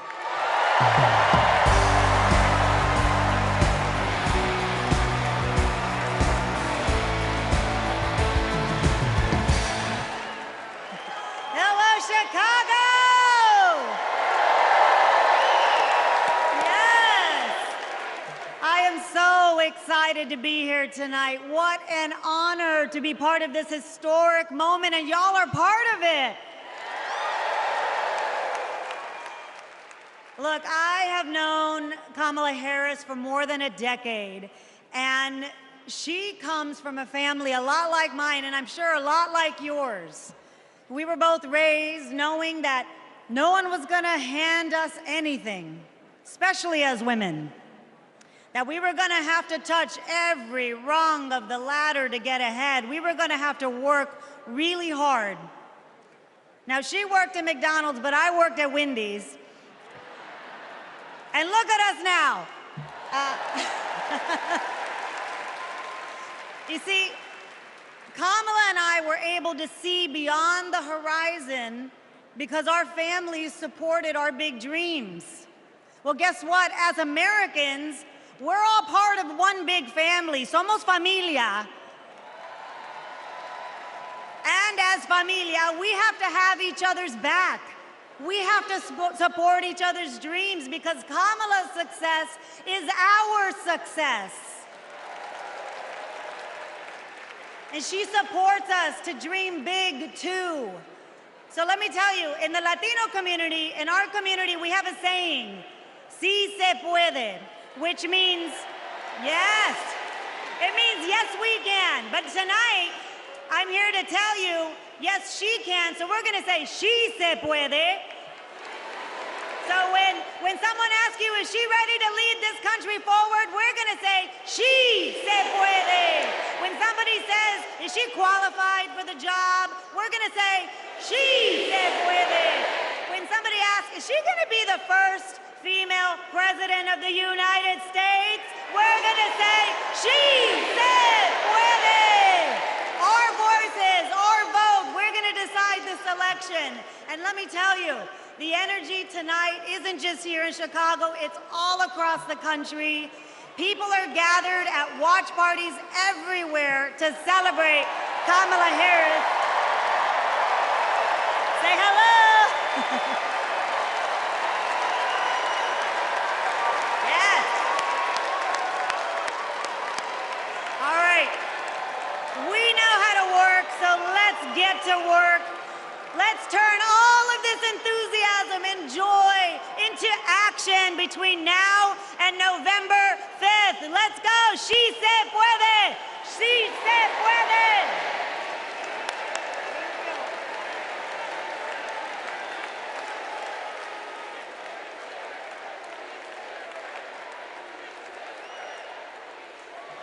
Please welcome former Illinois Republican Representative Adam Kinzinger.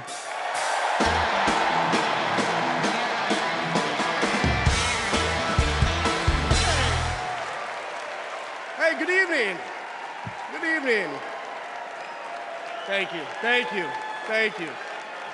I'm Adam Kinzinger, and I am proud to be in the trenches with you as part of this sometimes awkward alliance that we have to defend truth, defend democracy, and decency. I was just a kid when I was drawn to the party of Ronald Reagan, to his vision of a strong America, the shining city on a hill. I was a Republican for 12 years in Congress, and I still hold on to the label. I never thought I'd be here, but listen, you never thought you'd see me here, did you? But I've learned something about the Democratic Party, and I want to let my fellow Republicans in on the secret. The Democrats are as patriotic as us.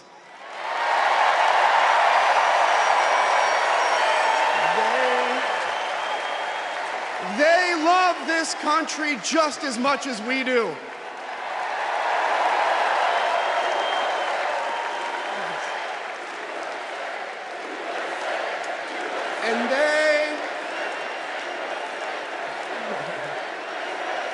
And they are as eager to defend American values at home and abroad as we conservatives have ever been. I was relieved to discover that because I've learned something about my party too, something I couldn't ignore. The Republican Party is no longer conservative. It has switched its allegiance from the principles that gave it purpose to a man whose only purpose is himself. Donald Trump is a weak man pretending to be strong. He is a small man pretending to be big. He's a faithless man pretending to be righteous. He's a perpetrator who can't stop playing the victim. He puts on, listen, he puts on quite a show, but there is no real strength there. As a conservative and a veteran, I believe true strength lies in defending the vulnerable. It's in protecting your family. It's in standing up for our Constitution and our democracy. That is the soul of being a conservative. It used to be the soul of being a Republican, but Donald Trump has suffocated the soul of the Republican Party. His fundamental weakness has coursed through my party like an illness, sapping our strength, softening our spine, whipping us into a fever that has untethered us from our values. Our democracy was frayed by the events of January 6th, as Donald Trump's deceit and dishonor led to a siege on the United States Capitol.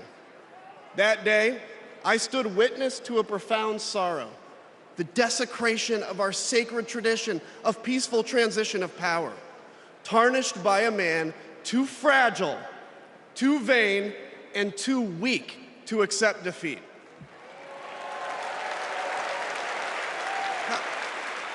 How can a party claim to be patriotic if it idolizes a man who tried to overthrow a free and fair election? How can a party claim to stand for liberty if it sees a fight for freedom in Ukraine, an attack pitting tyranny against democracy, a challenge to everything our nation claims to be, and it retreats, it equivocates, it nominates a man who is weirdly obsessed with Putin, and his running mate who said, quote, "I don't care what happens in Ukraine." Yeah, and he wants to be vice president. Yeah. How can a party claim to be conservative when it tarnishes the gifts that our forebears fought for? Men like my grandfather, who served in World War II, who believed in a cause bigger than himself, and he risked his life for it behind enemy lines. To preserve American democracy, his generation found the courage to face down armies.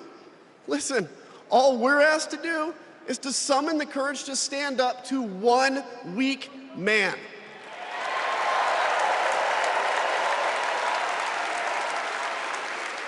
Some have questioned why I've taken the stand I have.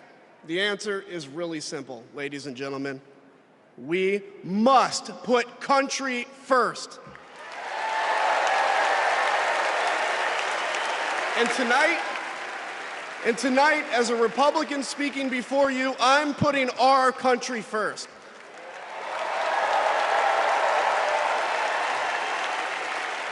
Because the fact is, I do belong here. I know Kamala Harris shares my allegiance to the rule of law, the Constitution, and democracy.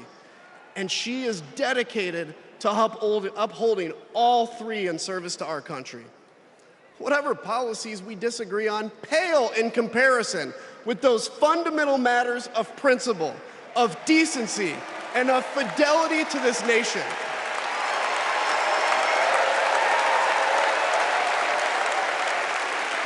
Listen, to my fellow Republicans, if you still pledge allegiance to those principles, I suspect you belong here too. Because democracy knows no party. It's a living, breathing ideal that defines us as a nation. It's the bedrock that separates us from tyranny, and when that foundation is fractured, we must all stand together, united, to strengthen it.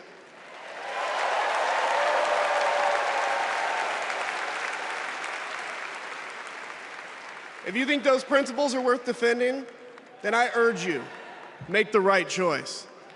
Vote for our bedrock values, and vote for Kamala Harris. God bless you.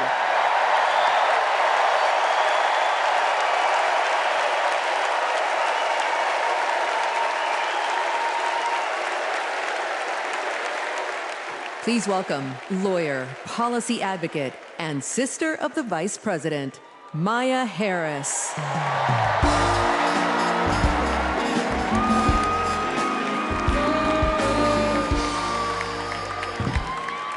Hello, Chicago. In 1958, a 19-year-old from India left the only country she'd ever known to chart her own path in America. She came here to pursue an education, but she stayed here to build a life. Her name was Dr. Shamala Gopalan Harris.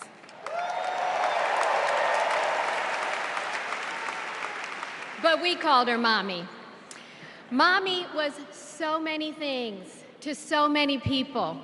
A civil rights activist, a scientist, a devoted mother to her 2 little girls. But most of all, Mommy was a trailblazer who defied the odds and defined herself. And when it came to Kamala and me, Mommy had great expectations for us, but she had even greater expectations of us. She raised us to believe that we could be and do anything. And we believed her.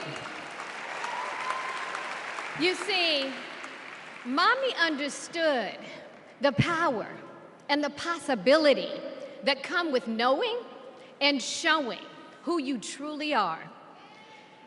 She knew we could be the authors of our own stories, just as she'd been the author of her own. Mommy's journey and the opportunity that she wanted for Kamala and me, that's a distinctly American story. We may all have different histories, different struggles, or different perspectives, but what binds us together is the fervent desire to be free, to fulfill our God-given potential.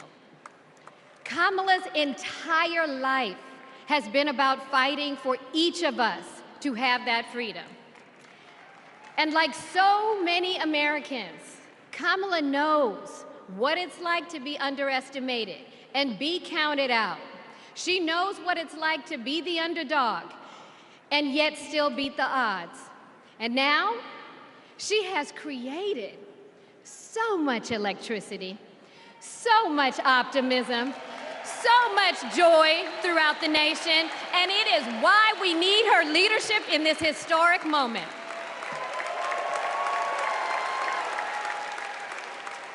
We are living in a time when some are trying to divide us, to separate us in ways that make it difficult for us to come together.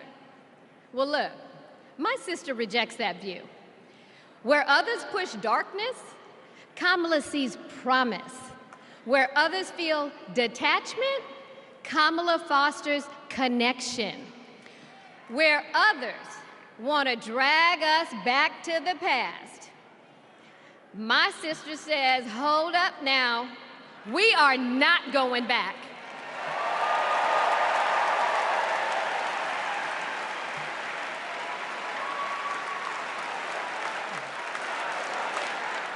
Because Kamala understands we have so much more in common than what separates us. She knows the measure of our success isn't just winning an election. It's about who we bring along and lift up in the process.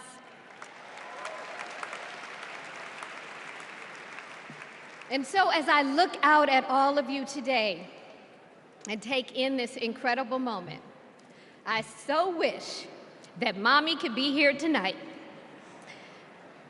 I can just see her smiling, saying how proud she is of Kamala. And then, without missing a beat, she'd say, that's enough, you got work to do. She would tell all of us to roll up our sleeves and get to work, to elect a leader who sees the potential in each of us, a leader who cares for all of us, a leader who fights for every one of us. Our Democratic nominee, my big sister, the next President of the United States, Kamala Harris.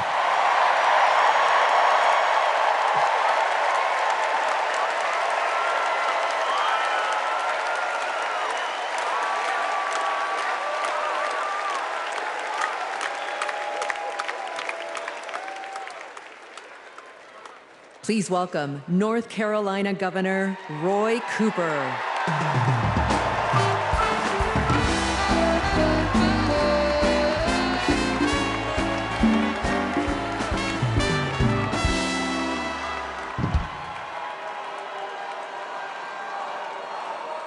America.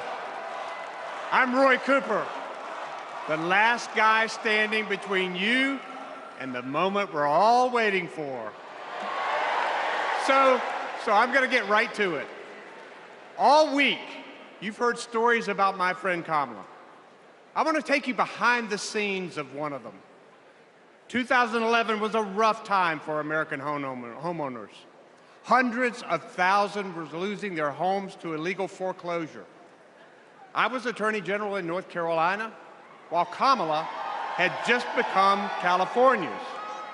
All the AGs were close to a settlement with the big banks, and it was a pretty good deal. Would have meant $4 billion for California families who'd been ripped off. I know that sounds like a lot, but Kamala said, hang on a minute. I've met these families. I know what they've been through, and they deserve more.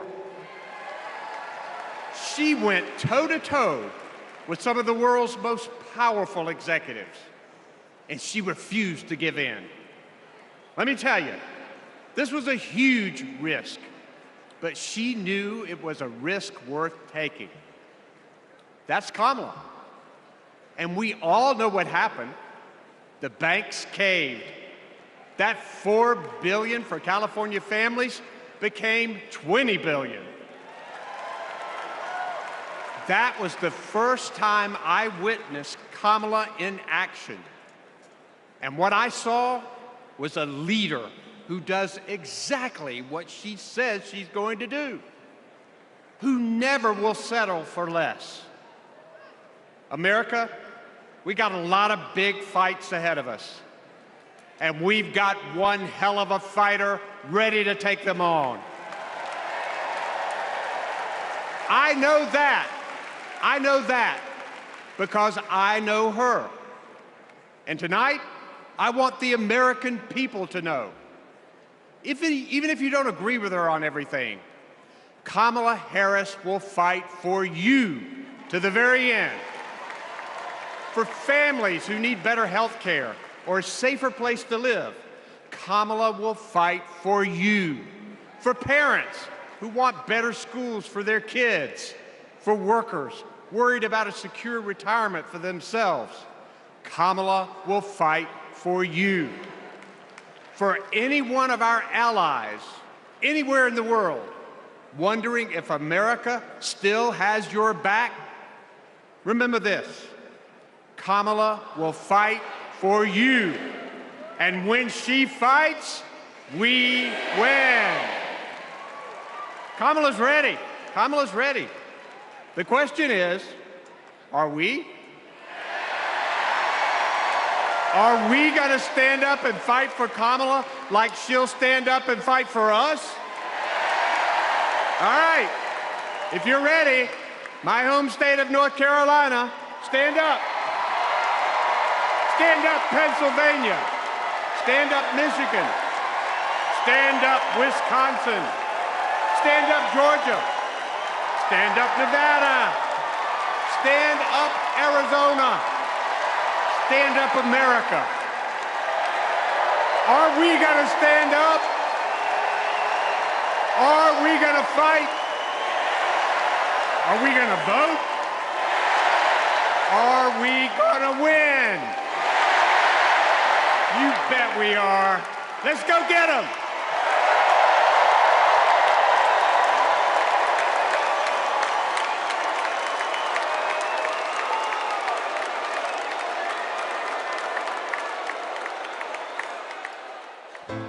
She grew up in a tight-knit neighborhood. It was the kind of place where your neighbor would look after you when school let out, where your first grade teacher would show up at your law school graduation. It's where Kamala Harris learned what it means to be in the middle class, making every paycheck count. She was raised by a working mom who taught her about standing up for what's right and protecting the people you love. Kamala carries the lessons of our mother, the fighting spirit of our mother, the compassion. She was all of 5 feet tall. If you met her, you would have thought she was 7 feet tall. And our mother, if I'd ever come home complaining about anything, she wouldn't have it. The first thing she'd say is, well, just stop the complaining. Just tell me what you're going to do about it. And since she was a young girl, Kamala Harris has been fighting for families like the ones she grew up with. That is Kamala. She can't help herself from standing up for people and standing up for what she thinks is right. She has been that way our whole lives. Being a protector is what led her to become a prosecutor. Looking back now, I could say it was her calling. As a courtroom prosecutor, she went after predators who targeted women and children, and fraudsters who ripped off working families. And she put dangerous gang members and human traffickers behind bars. We didn't have partnerships with DOJ or FBI or DEA or any of those law enforcement agencies. Now, we all work collaboratively. She was the person who built the foundation in how we do criminal justice in America. As Attorney General of California, she held the big Wall Street banks accountable for fraud, winning $20 billion for California families. She took on one of the largest for-profit colleges that was scamming students. And in the Senate, she fought for her constituents with the determination of a prosecutor, standing up for reproductive freedom. Can you think of any laws that give the government the power to make decisions about the male body? I'm not thinking of any right now, Senator. She fought to keep our children safe from the terror of gun violence. How many of you guys had to have a drill where you learned about how you need to hide in a closet or crouch in a corner in the event that there is a mass shooter? Look at that. Look at that. On the Intelligence Committee, she defended our nation against foreign adversaries. And in 2020, she made history as the first woman to be elected Vice President of the United States. She cast the tie-breaking vote to deliver urgent relief to the American people during the pandemic. She beat Big Pharma to lower prescription drug costs and cap the cost of insulin, and led the fight to restore reproductive rights after Roe v. Wade was overturned. We have worked too hard and fought too long to see our daughters grow up in a world with fewer rights than our mothers. Because she's never been afraid to stand up to powerful interests. Sometimes people will open the door for you and leave it open, sometimes they won't. And then you need to kick that door down.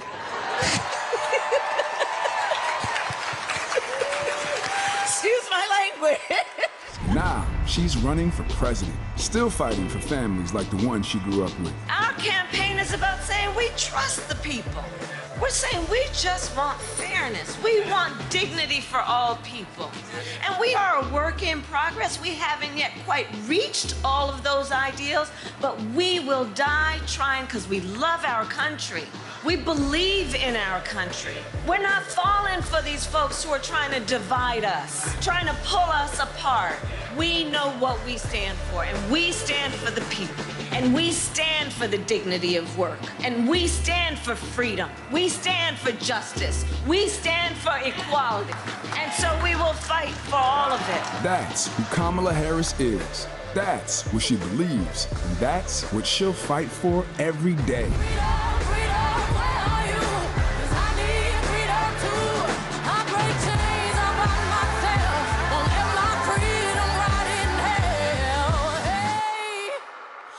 Keep running, cause the winner don't quit on themselves.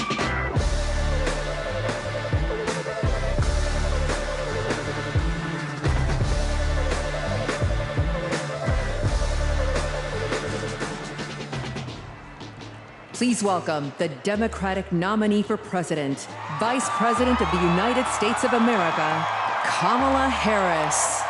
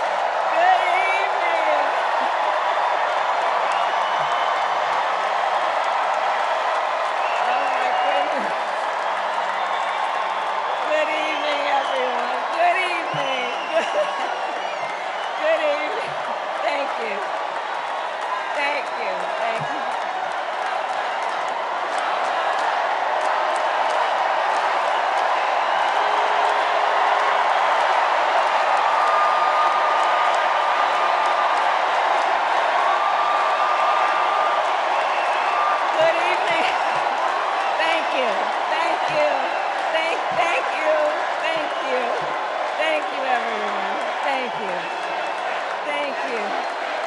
Thank you. Thank you all.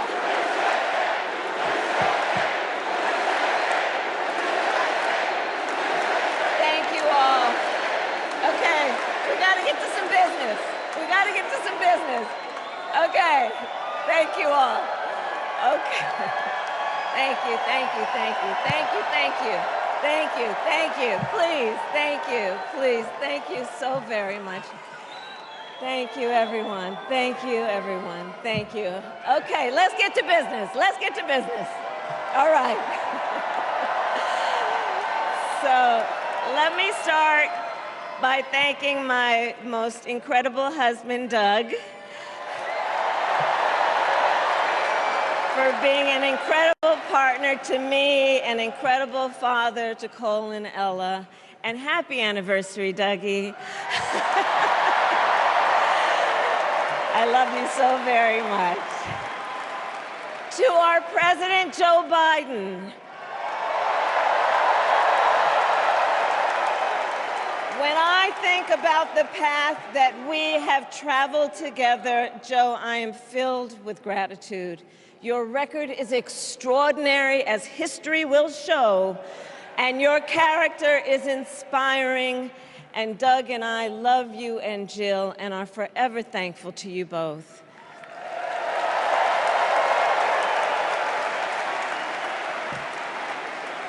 And to Coach Tim Walz,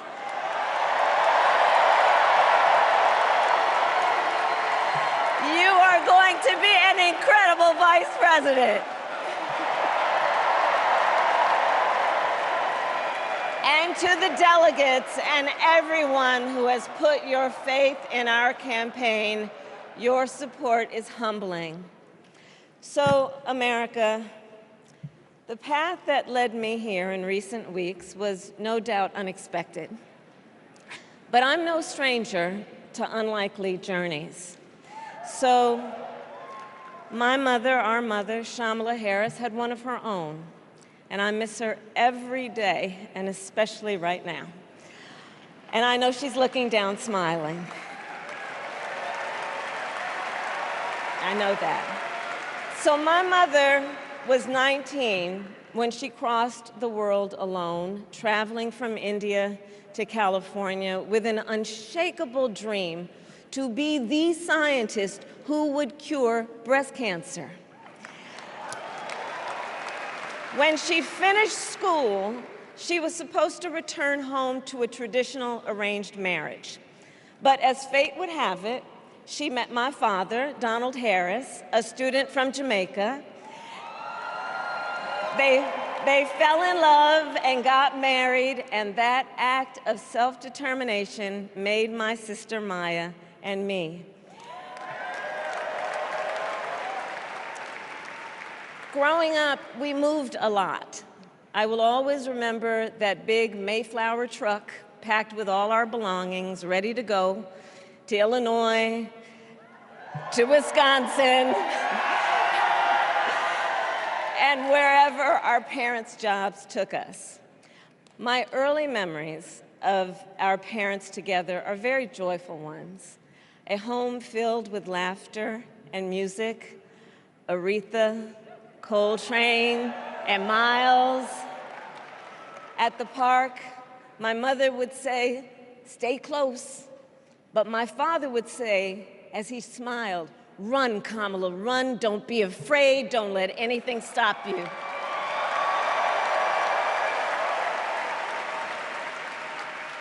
From my earliest years, he taught me to be fearless. But the harmony between my parents did not last. When I was in elementary school, they split up.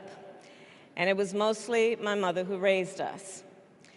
Before she could finally afford to buy a home, she rented a small apartment in the East Bay. In the Bay, you either live in the hills or the flatlands. We lived in the flats. A beautiful, working-class neighborhood of firefighters, nurses, and construction workers, all who tended their lawns with pride. My mother, she worked long hours, and like many working parents, she leaned on a trusted circle to help raise us. Mrs. Shelton, who ran the daycare below us and became a second mother. Uncle Sherman, Aunt Mary, Uncle Freddie, Auntie Chris. None of them family by blood, and all of them family by love.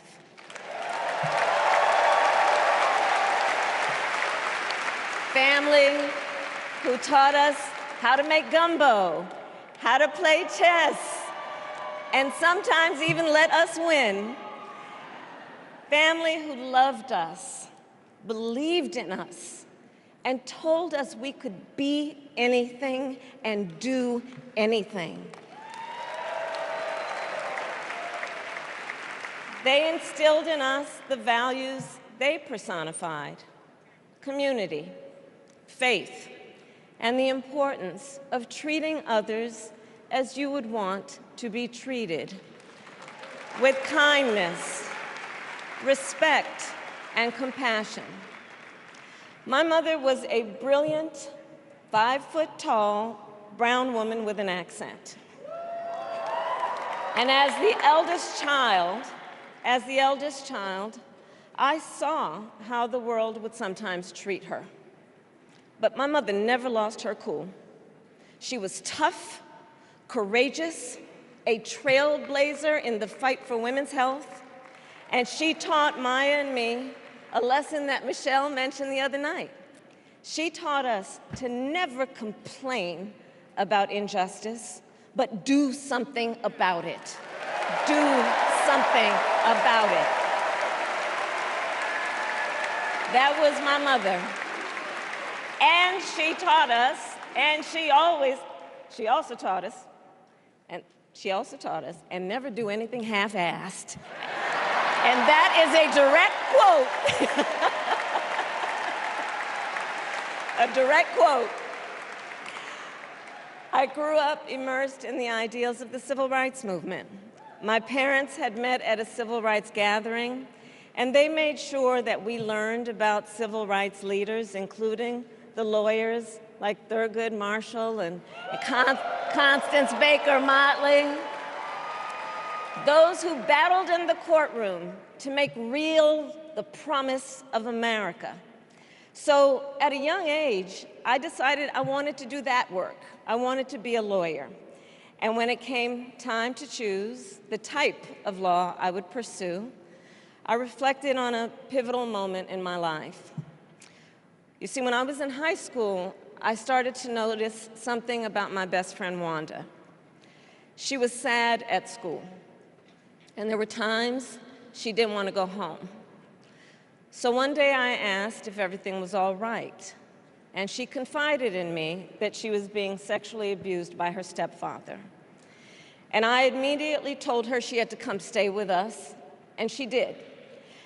This is one of the reasons I became a prosecutor, to protect people like Wanda, because I believe everyone has a right to safety, to dignity, and to justice.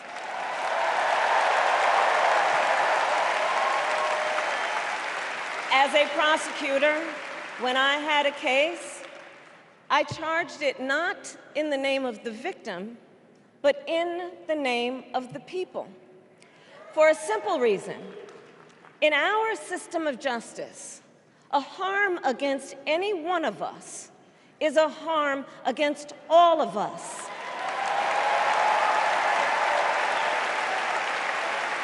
And I would often explain this to console survivors of crime, to remind them no one should be made to fight alone. We are all in this together. And every day in the courtroom, I stood proudly before a judge and I said 5 words: Kamala Harris for the people.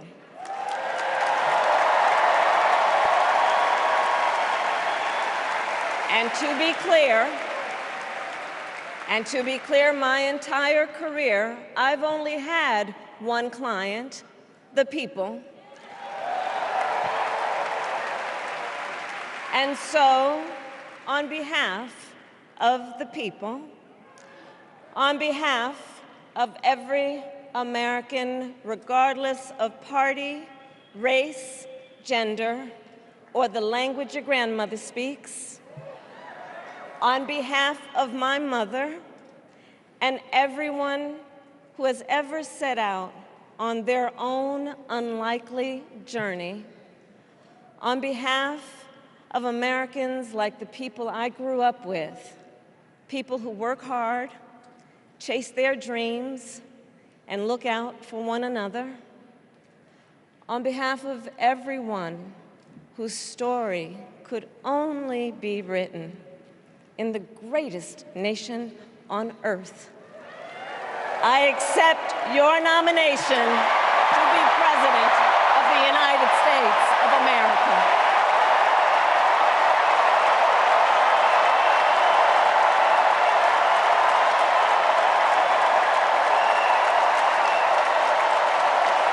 And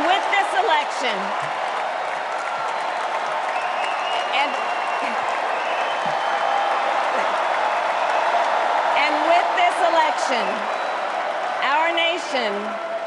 our nation with this election has a precious, fleeting opportunity to move past the bitterness, cynicism, and divisive battles of the past, a chance to chart a new way forward. Not as members of any one party or faction, but as Americans. And let me say, I know there are people of various political views watching tonight, and I want you to know, I promise to be a president for all Americans. You can always trust me to put country above party and self, to hold sacred America's fundamental principles, from the rule of law to free and fair elections to the peaceful transfer of power.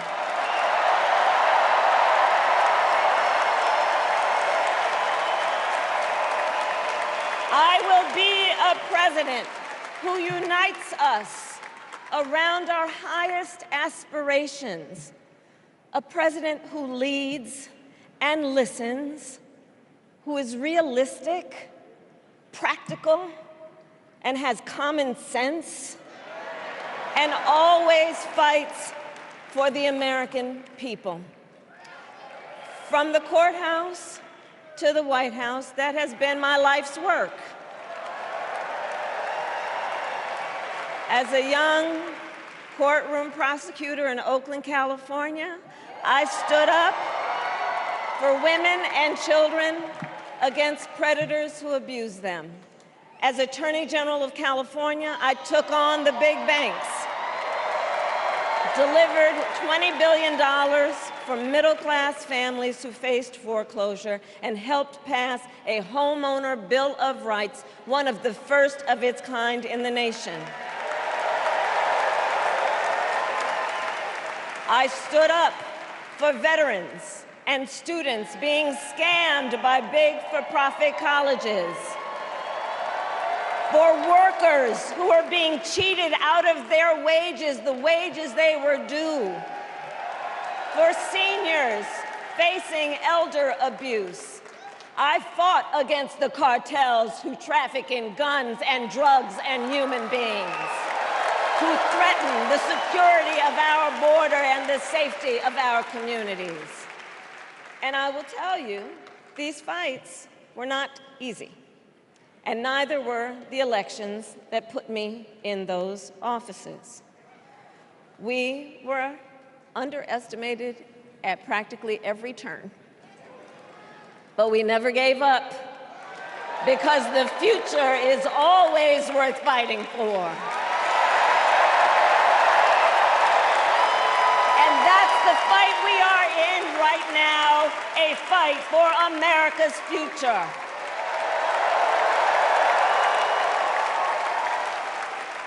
Fellow Americans, this election is not only the most important of our lives, it is one of the most important in the life of our nation. In many ways, Donald Trump is an unserious man. But the consequences of putting Donald Trump back in the White House are extremely serious.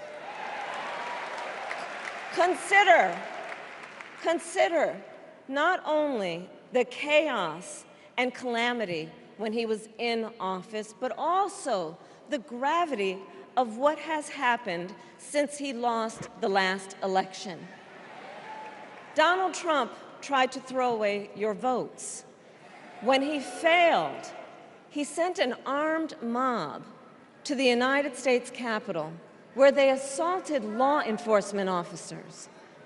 When politicians in his own party begged him to call off the mob and send help, he did the opposite.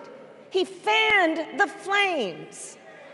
And now, for an entirely different set of crimes, he was found guilty of fraud by a jury of everyday Americans and separately found liable for committing sexual abuse. And consider what he intends to do if we give him power again. Consider his explicit intent to set free violent extremists who assaulted those law enforcement officers at the Capitol. His explicit intent to jail journalists, political opponents, and anyone he sees as the enemy. His explicit intent to deploy our active duty military against our own citizens. Consider the power he will have, especially after the United States Supreme Court just ruled that he would be immune from criminal prosecution.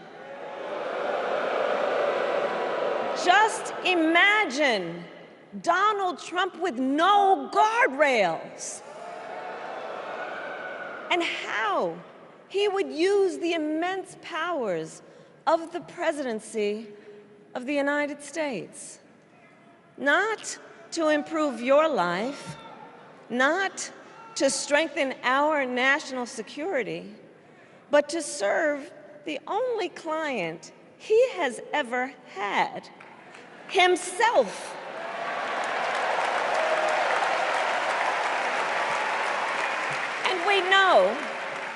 And we know what a second Trump term would look like. It's all laid out in Project 2025, written by his closest advisors, and its sum total is to pull our country back to the past. But America, we are not going back. We are not going back. We are not going back. We are not going back to when Donald Trump tried to cut Social Security and Medicare. We are not going back to when he tried to get rid of the Affordable Care Act, when insurance companies could deny people with pre-existing conditions. We are not going to let him eliminate the Department of Education that funds our public schools. We are not going to let him end programs like Head Start that provide preschool and childcare for our children. America, we are not going back.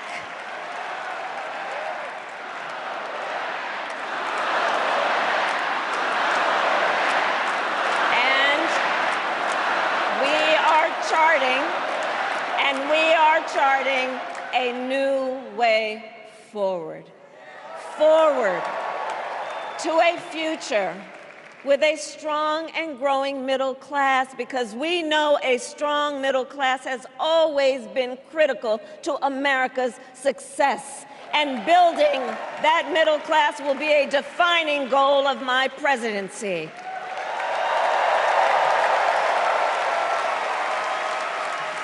And I'll tell you, this is personal for me.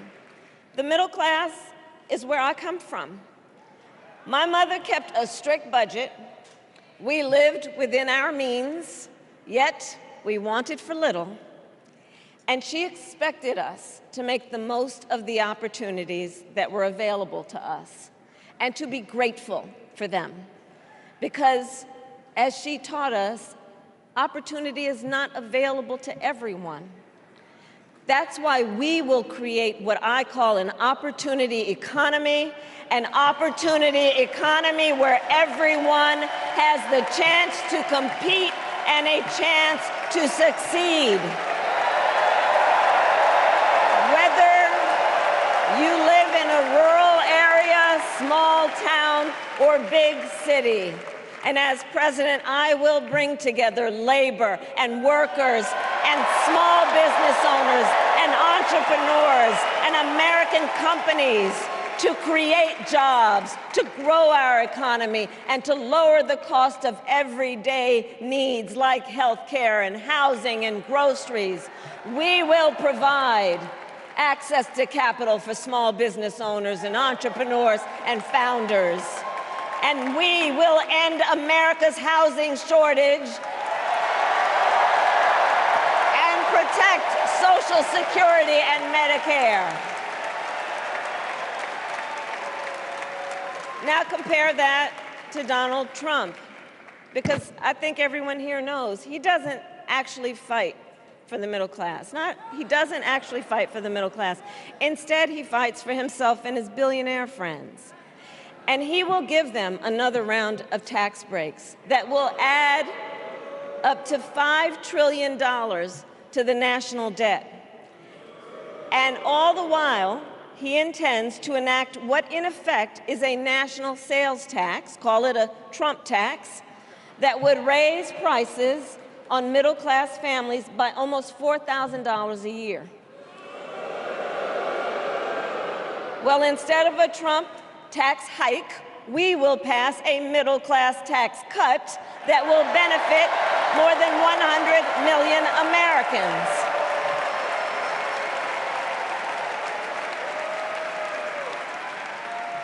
Friends, I believe America cannot truly be prosperous unless Americans are fully able to make their own decisions about their own lives, especially on matters of heart and home. But tonight, in America, too many women are not able to make those decisions. And let's be clear about how we got here. Donald Trump handpicked members of the United States Supreme Court to take away reproductive freedom. And now he brags about it. In his words, quote, "I did it and I'm proud to have done it," end quote. Well, I'll tell you, over the past 2 years, I've traveled across our country, and women have told me their stories. Husbands and fathers have shared theirs. Stories of women miscarrying in a parking lot, developing sepsis, losing the ability to ever again have children, all because doctors are afraid they may go to jail for caring for their patients. Couples just trying to grow their family, cut off in the middle of IVF treatments. Children who have survived sexual assault, potentially being forced to carry a pregnancy to term. This is what's happening in our country because of Donald Trump. And understand, he is not done. As a part of his agenda, he and his allies would limit access to birth control, ban medication abortion, and enact a nationwide abortion ban with or without Congress. And get this, he plans to create a national anti-abortion coordinator and force states to report on women's miscarriages and abortions. Simply put, they are out of their minds.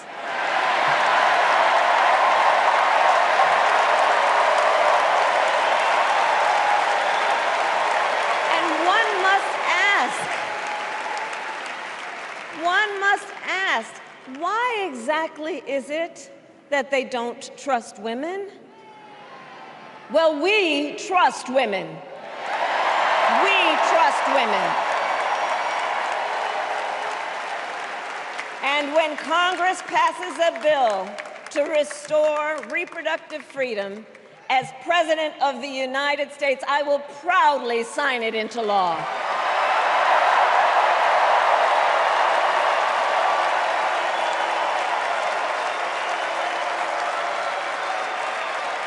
In this election, many other fundamental freedoms are at stake. The freedom to live safe from gun violence in our schools, communities, and places of worship. The freedom to love who you love openly and with pride.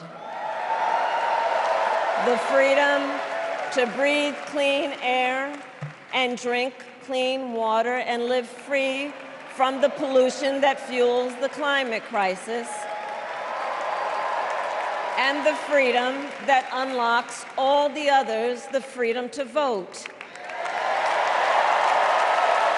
With this election, we finally have the opportunity to pass the John Lewis Voting Rights Act and the Freedom to Vote Act.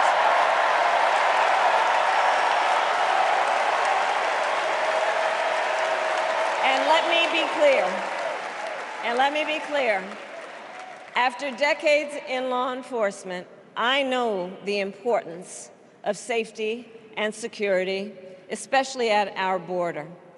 Last year, Joe and I brought together Democrats and conservative Republicans to write the strongest border bill in decades. The Border Patrol endorsed it.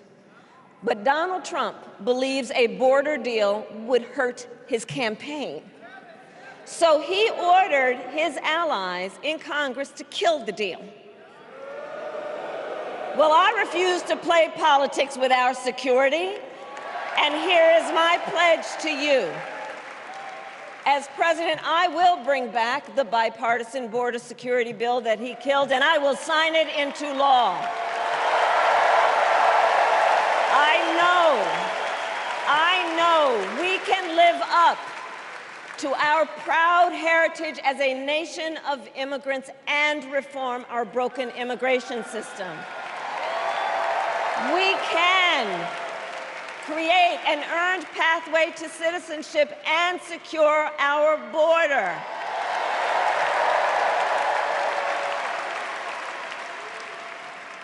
And America, we must also be steadfast in advancing our security and values abroad. As Vice President, I have confronted threats to our security, negotiated with foreign leaders, strengthened our alliances, and engaged with our brave troops overseas. As Commander-in-Chief, I will ensure America always has the strongest, most lethal fighting force in the world.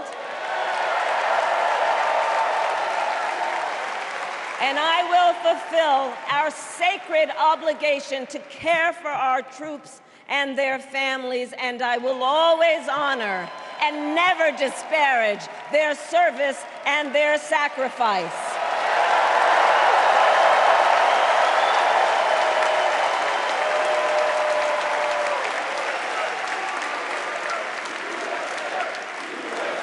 I will make sure that we lead the world into the future on space and artificial intelligence, that America, not China, wins the competition for the 21st century, and that we strengthen, not abdicate, our global leadership. Trump, on the other hand, threatened to abandon NATO. He encouraged Putin to invade our allies, said Russia could, quote, do whatever the hell they want. 5 days before Russia attacked Ukraine, I met with President Zelensky to warn him about Russia's plan to invade. I helped mobilize a global response, over 50 countries, to defend against Putin's aggression. And as president, I will stand strong with Ukraine and our NATO allies.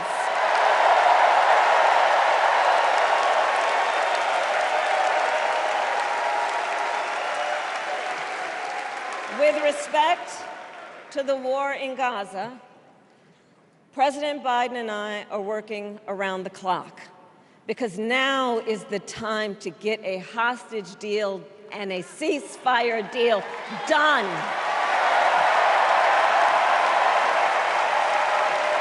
And let me be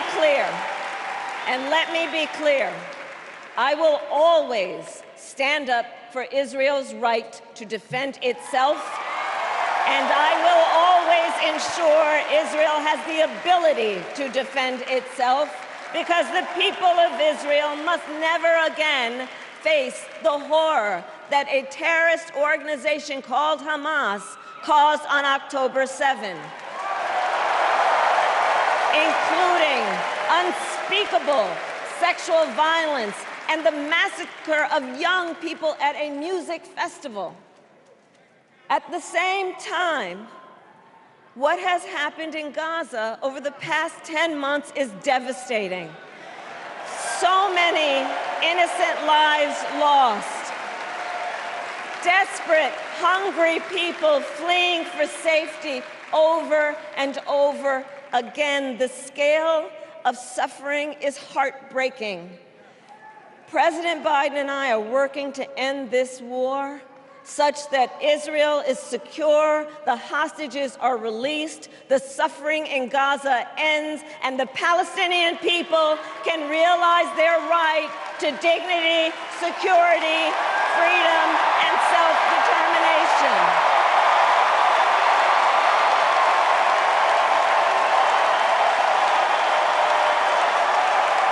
And know this, I will never hesitate to take whatever action is necessary to defend our forces and our interests against Iran and Iran-backed terrorists. I will not cozy up to tyrants and dictators like Kim Jong-un, who are rooting for Trump,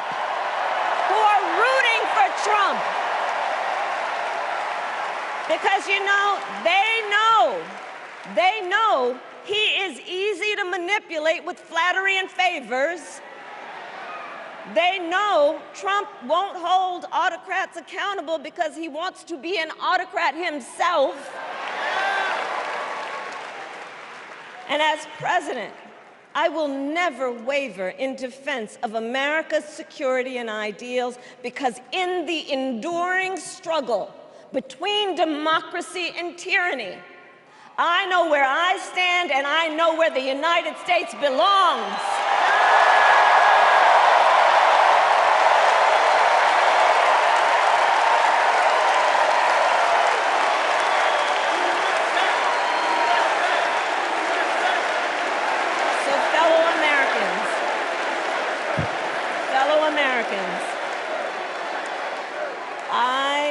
I love our country with all my heart.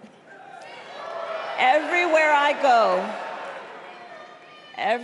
go, in everyone I meet, I see a nation that is ready to move forward, ready for the next step in the incredible journey that is America.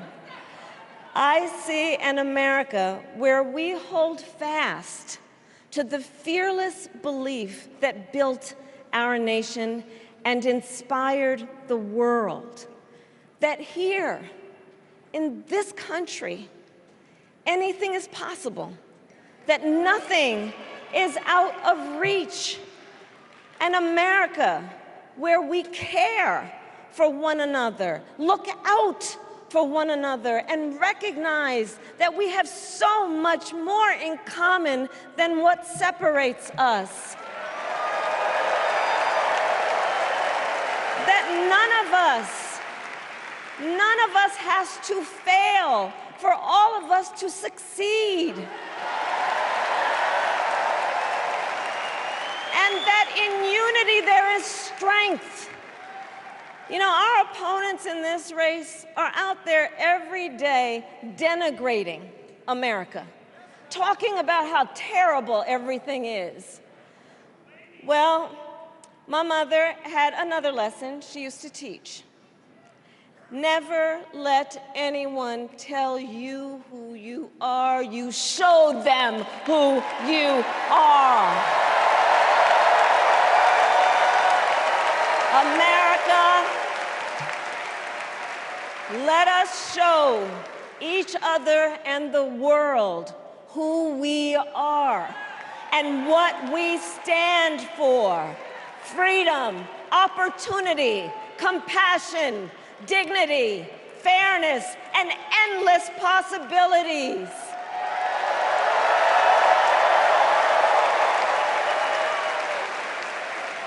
We are the heirs to the greatest democracy in the history of the world.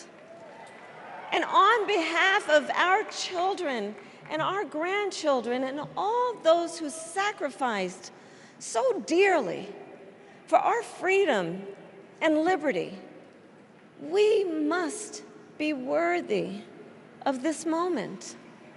It is now our turn to do what generations before us have done, guided by optimism and faith, to fight for this country we love, to fight for the ideals we cherish, and to uphold the awesome responsibility that comes with the greatest privilege on earth, the privilege and pride of being an American.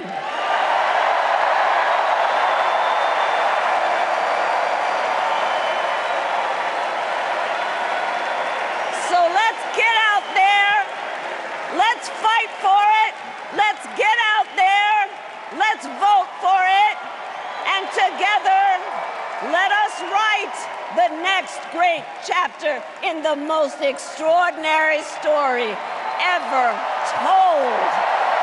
Thank you. God bless you, and may God bless the United States of America. Thank you all.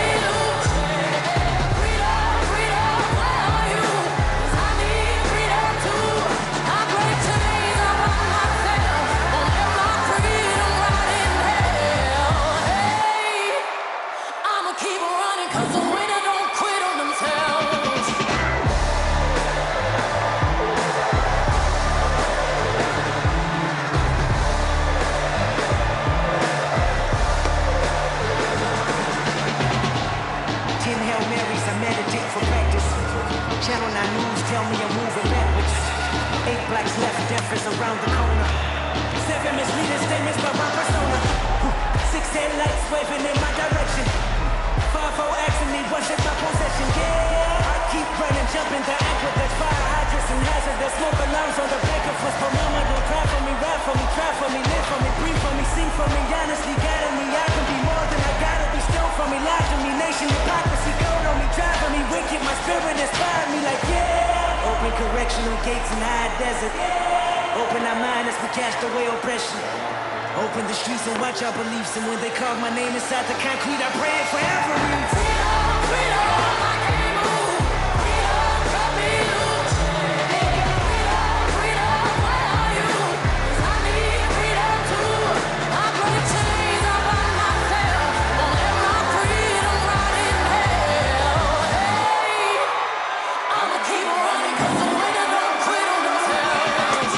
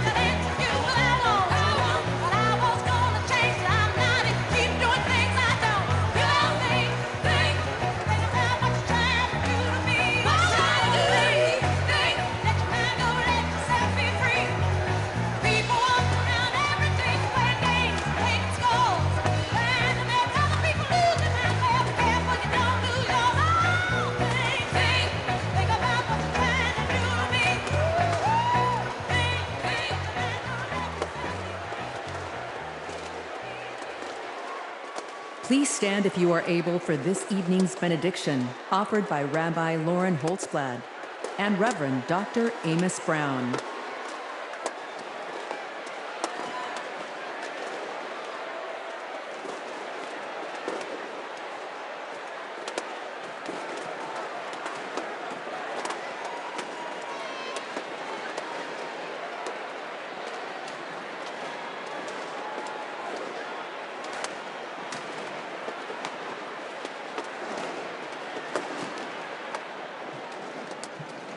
America, let us pray.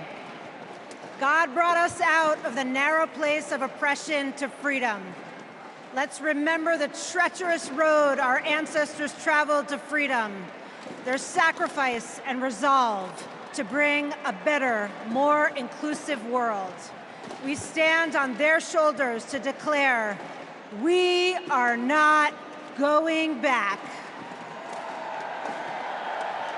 God, who notices the downtrodden, give us the courage to imagine the world as you do, where everyone has the opportunity to thrive, where diversity brings strength, not weakness, and where all have the right to make the choices for their own bodies. God of strength, guard Vice President Harris and Governor Walz with your sheltering presence as they carry on with courage and conviction to build a better future for all Americans. Shine a light on them so that they may continue to pursue justice, equity, and reproductive freedom. An America free from gun violence that safeguards free and fair elections, with less vitriol and more joy, not afraid to face its past, to grow a brighter future where every child can look to their leaders and see themselves and know that someday they too can lead. May we all be blessed with the ability to see the humanity in each other. America, let's make history. Amen.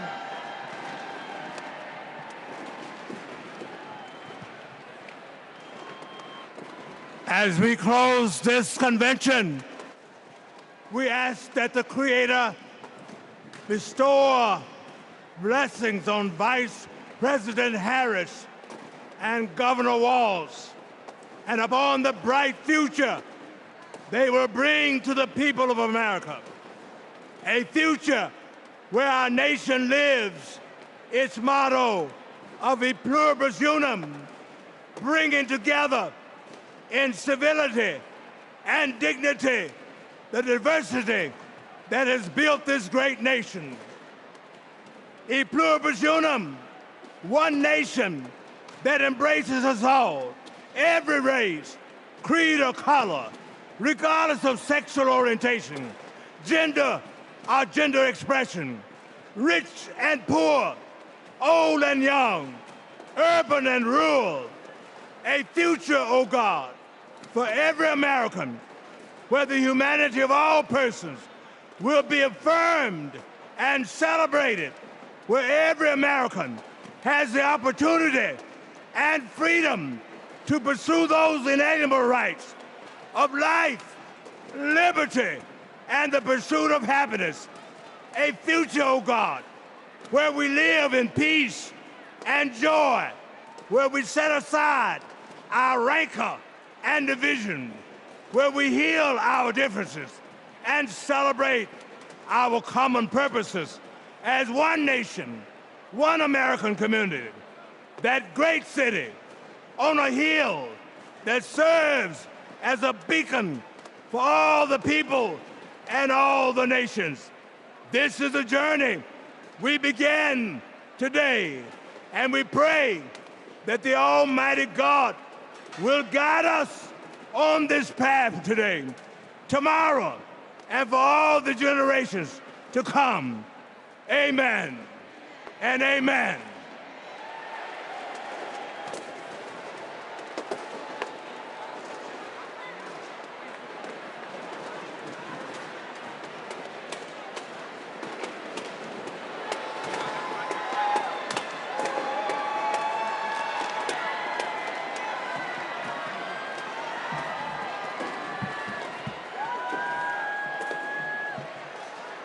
As we close, I want to thank each and every one of you for bringing your energy and your enthusiasm to the convention that will carry us through to victory in November.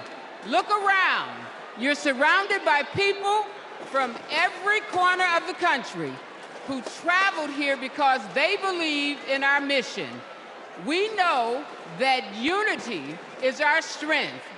We know that the issues we've highlighted this week are not abstract. We know what's at stake, and we bring that with us in this beginning. Over the next 75 days, we will mobilize like never before to show America what we as Democrats stand for. Together, we will fight for our rights, our freedom, and our democracy. Together, we will elect Democrats up and down the ballot. Together, we will win. Win that, as we know, we have to further business to come before the convention. I am now proud to adjourn the 49th Democratic National Convention. Thank you, Chicago.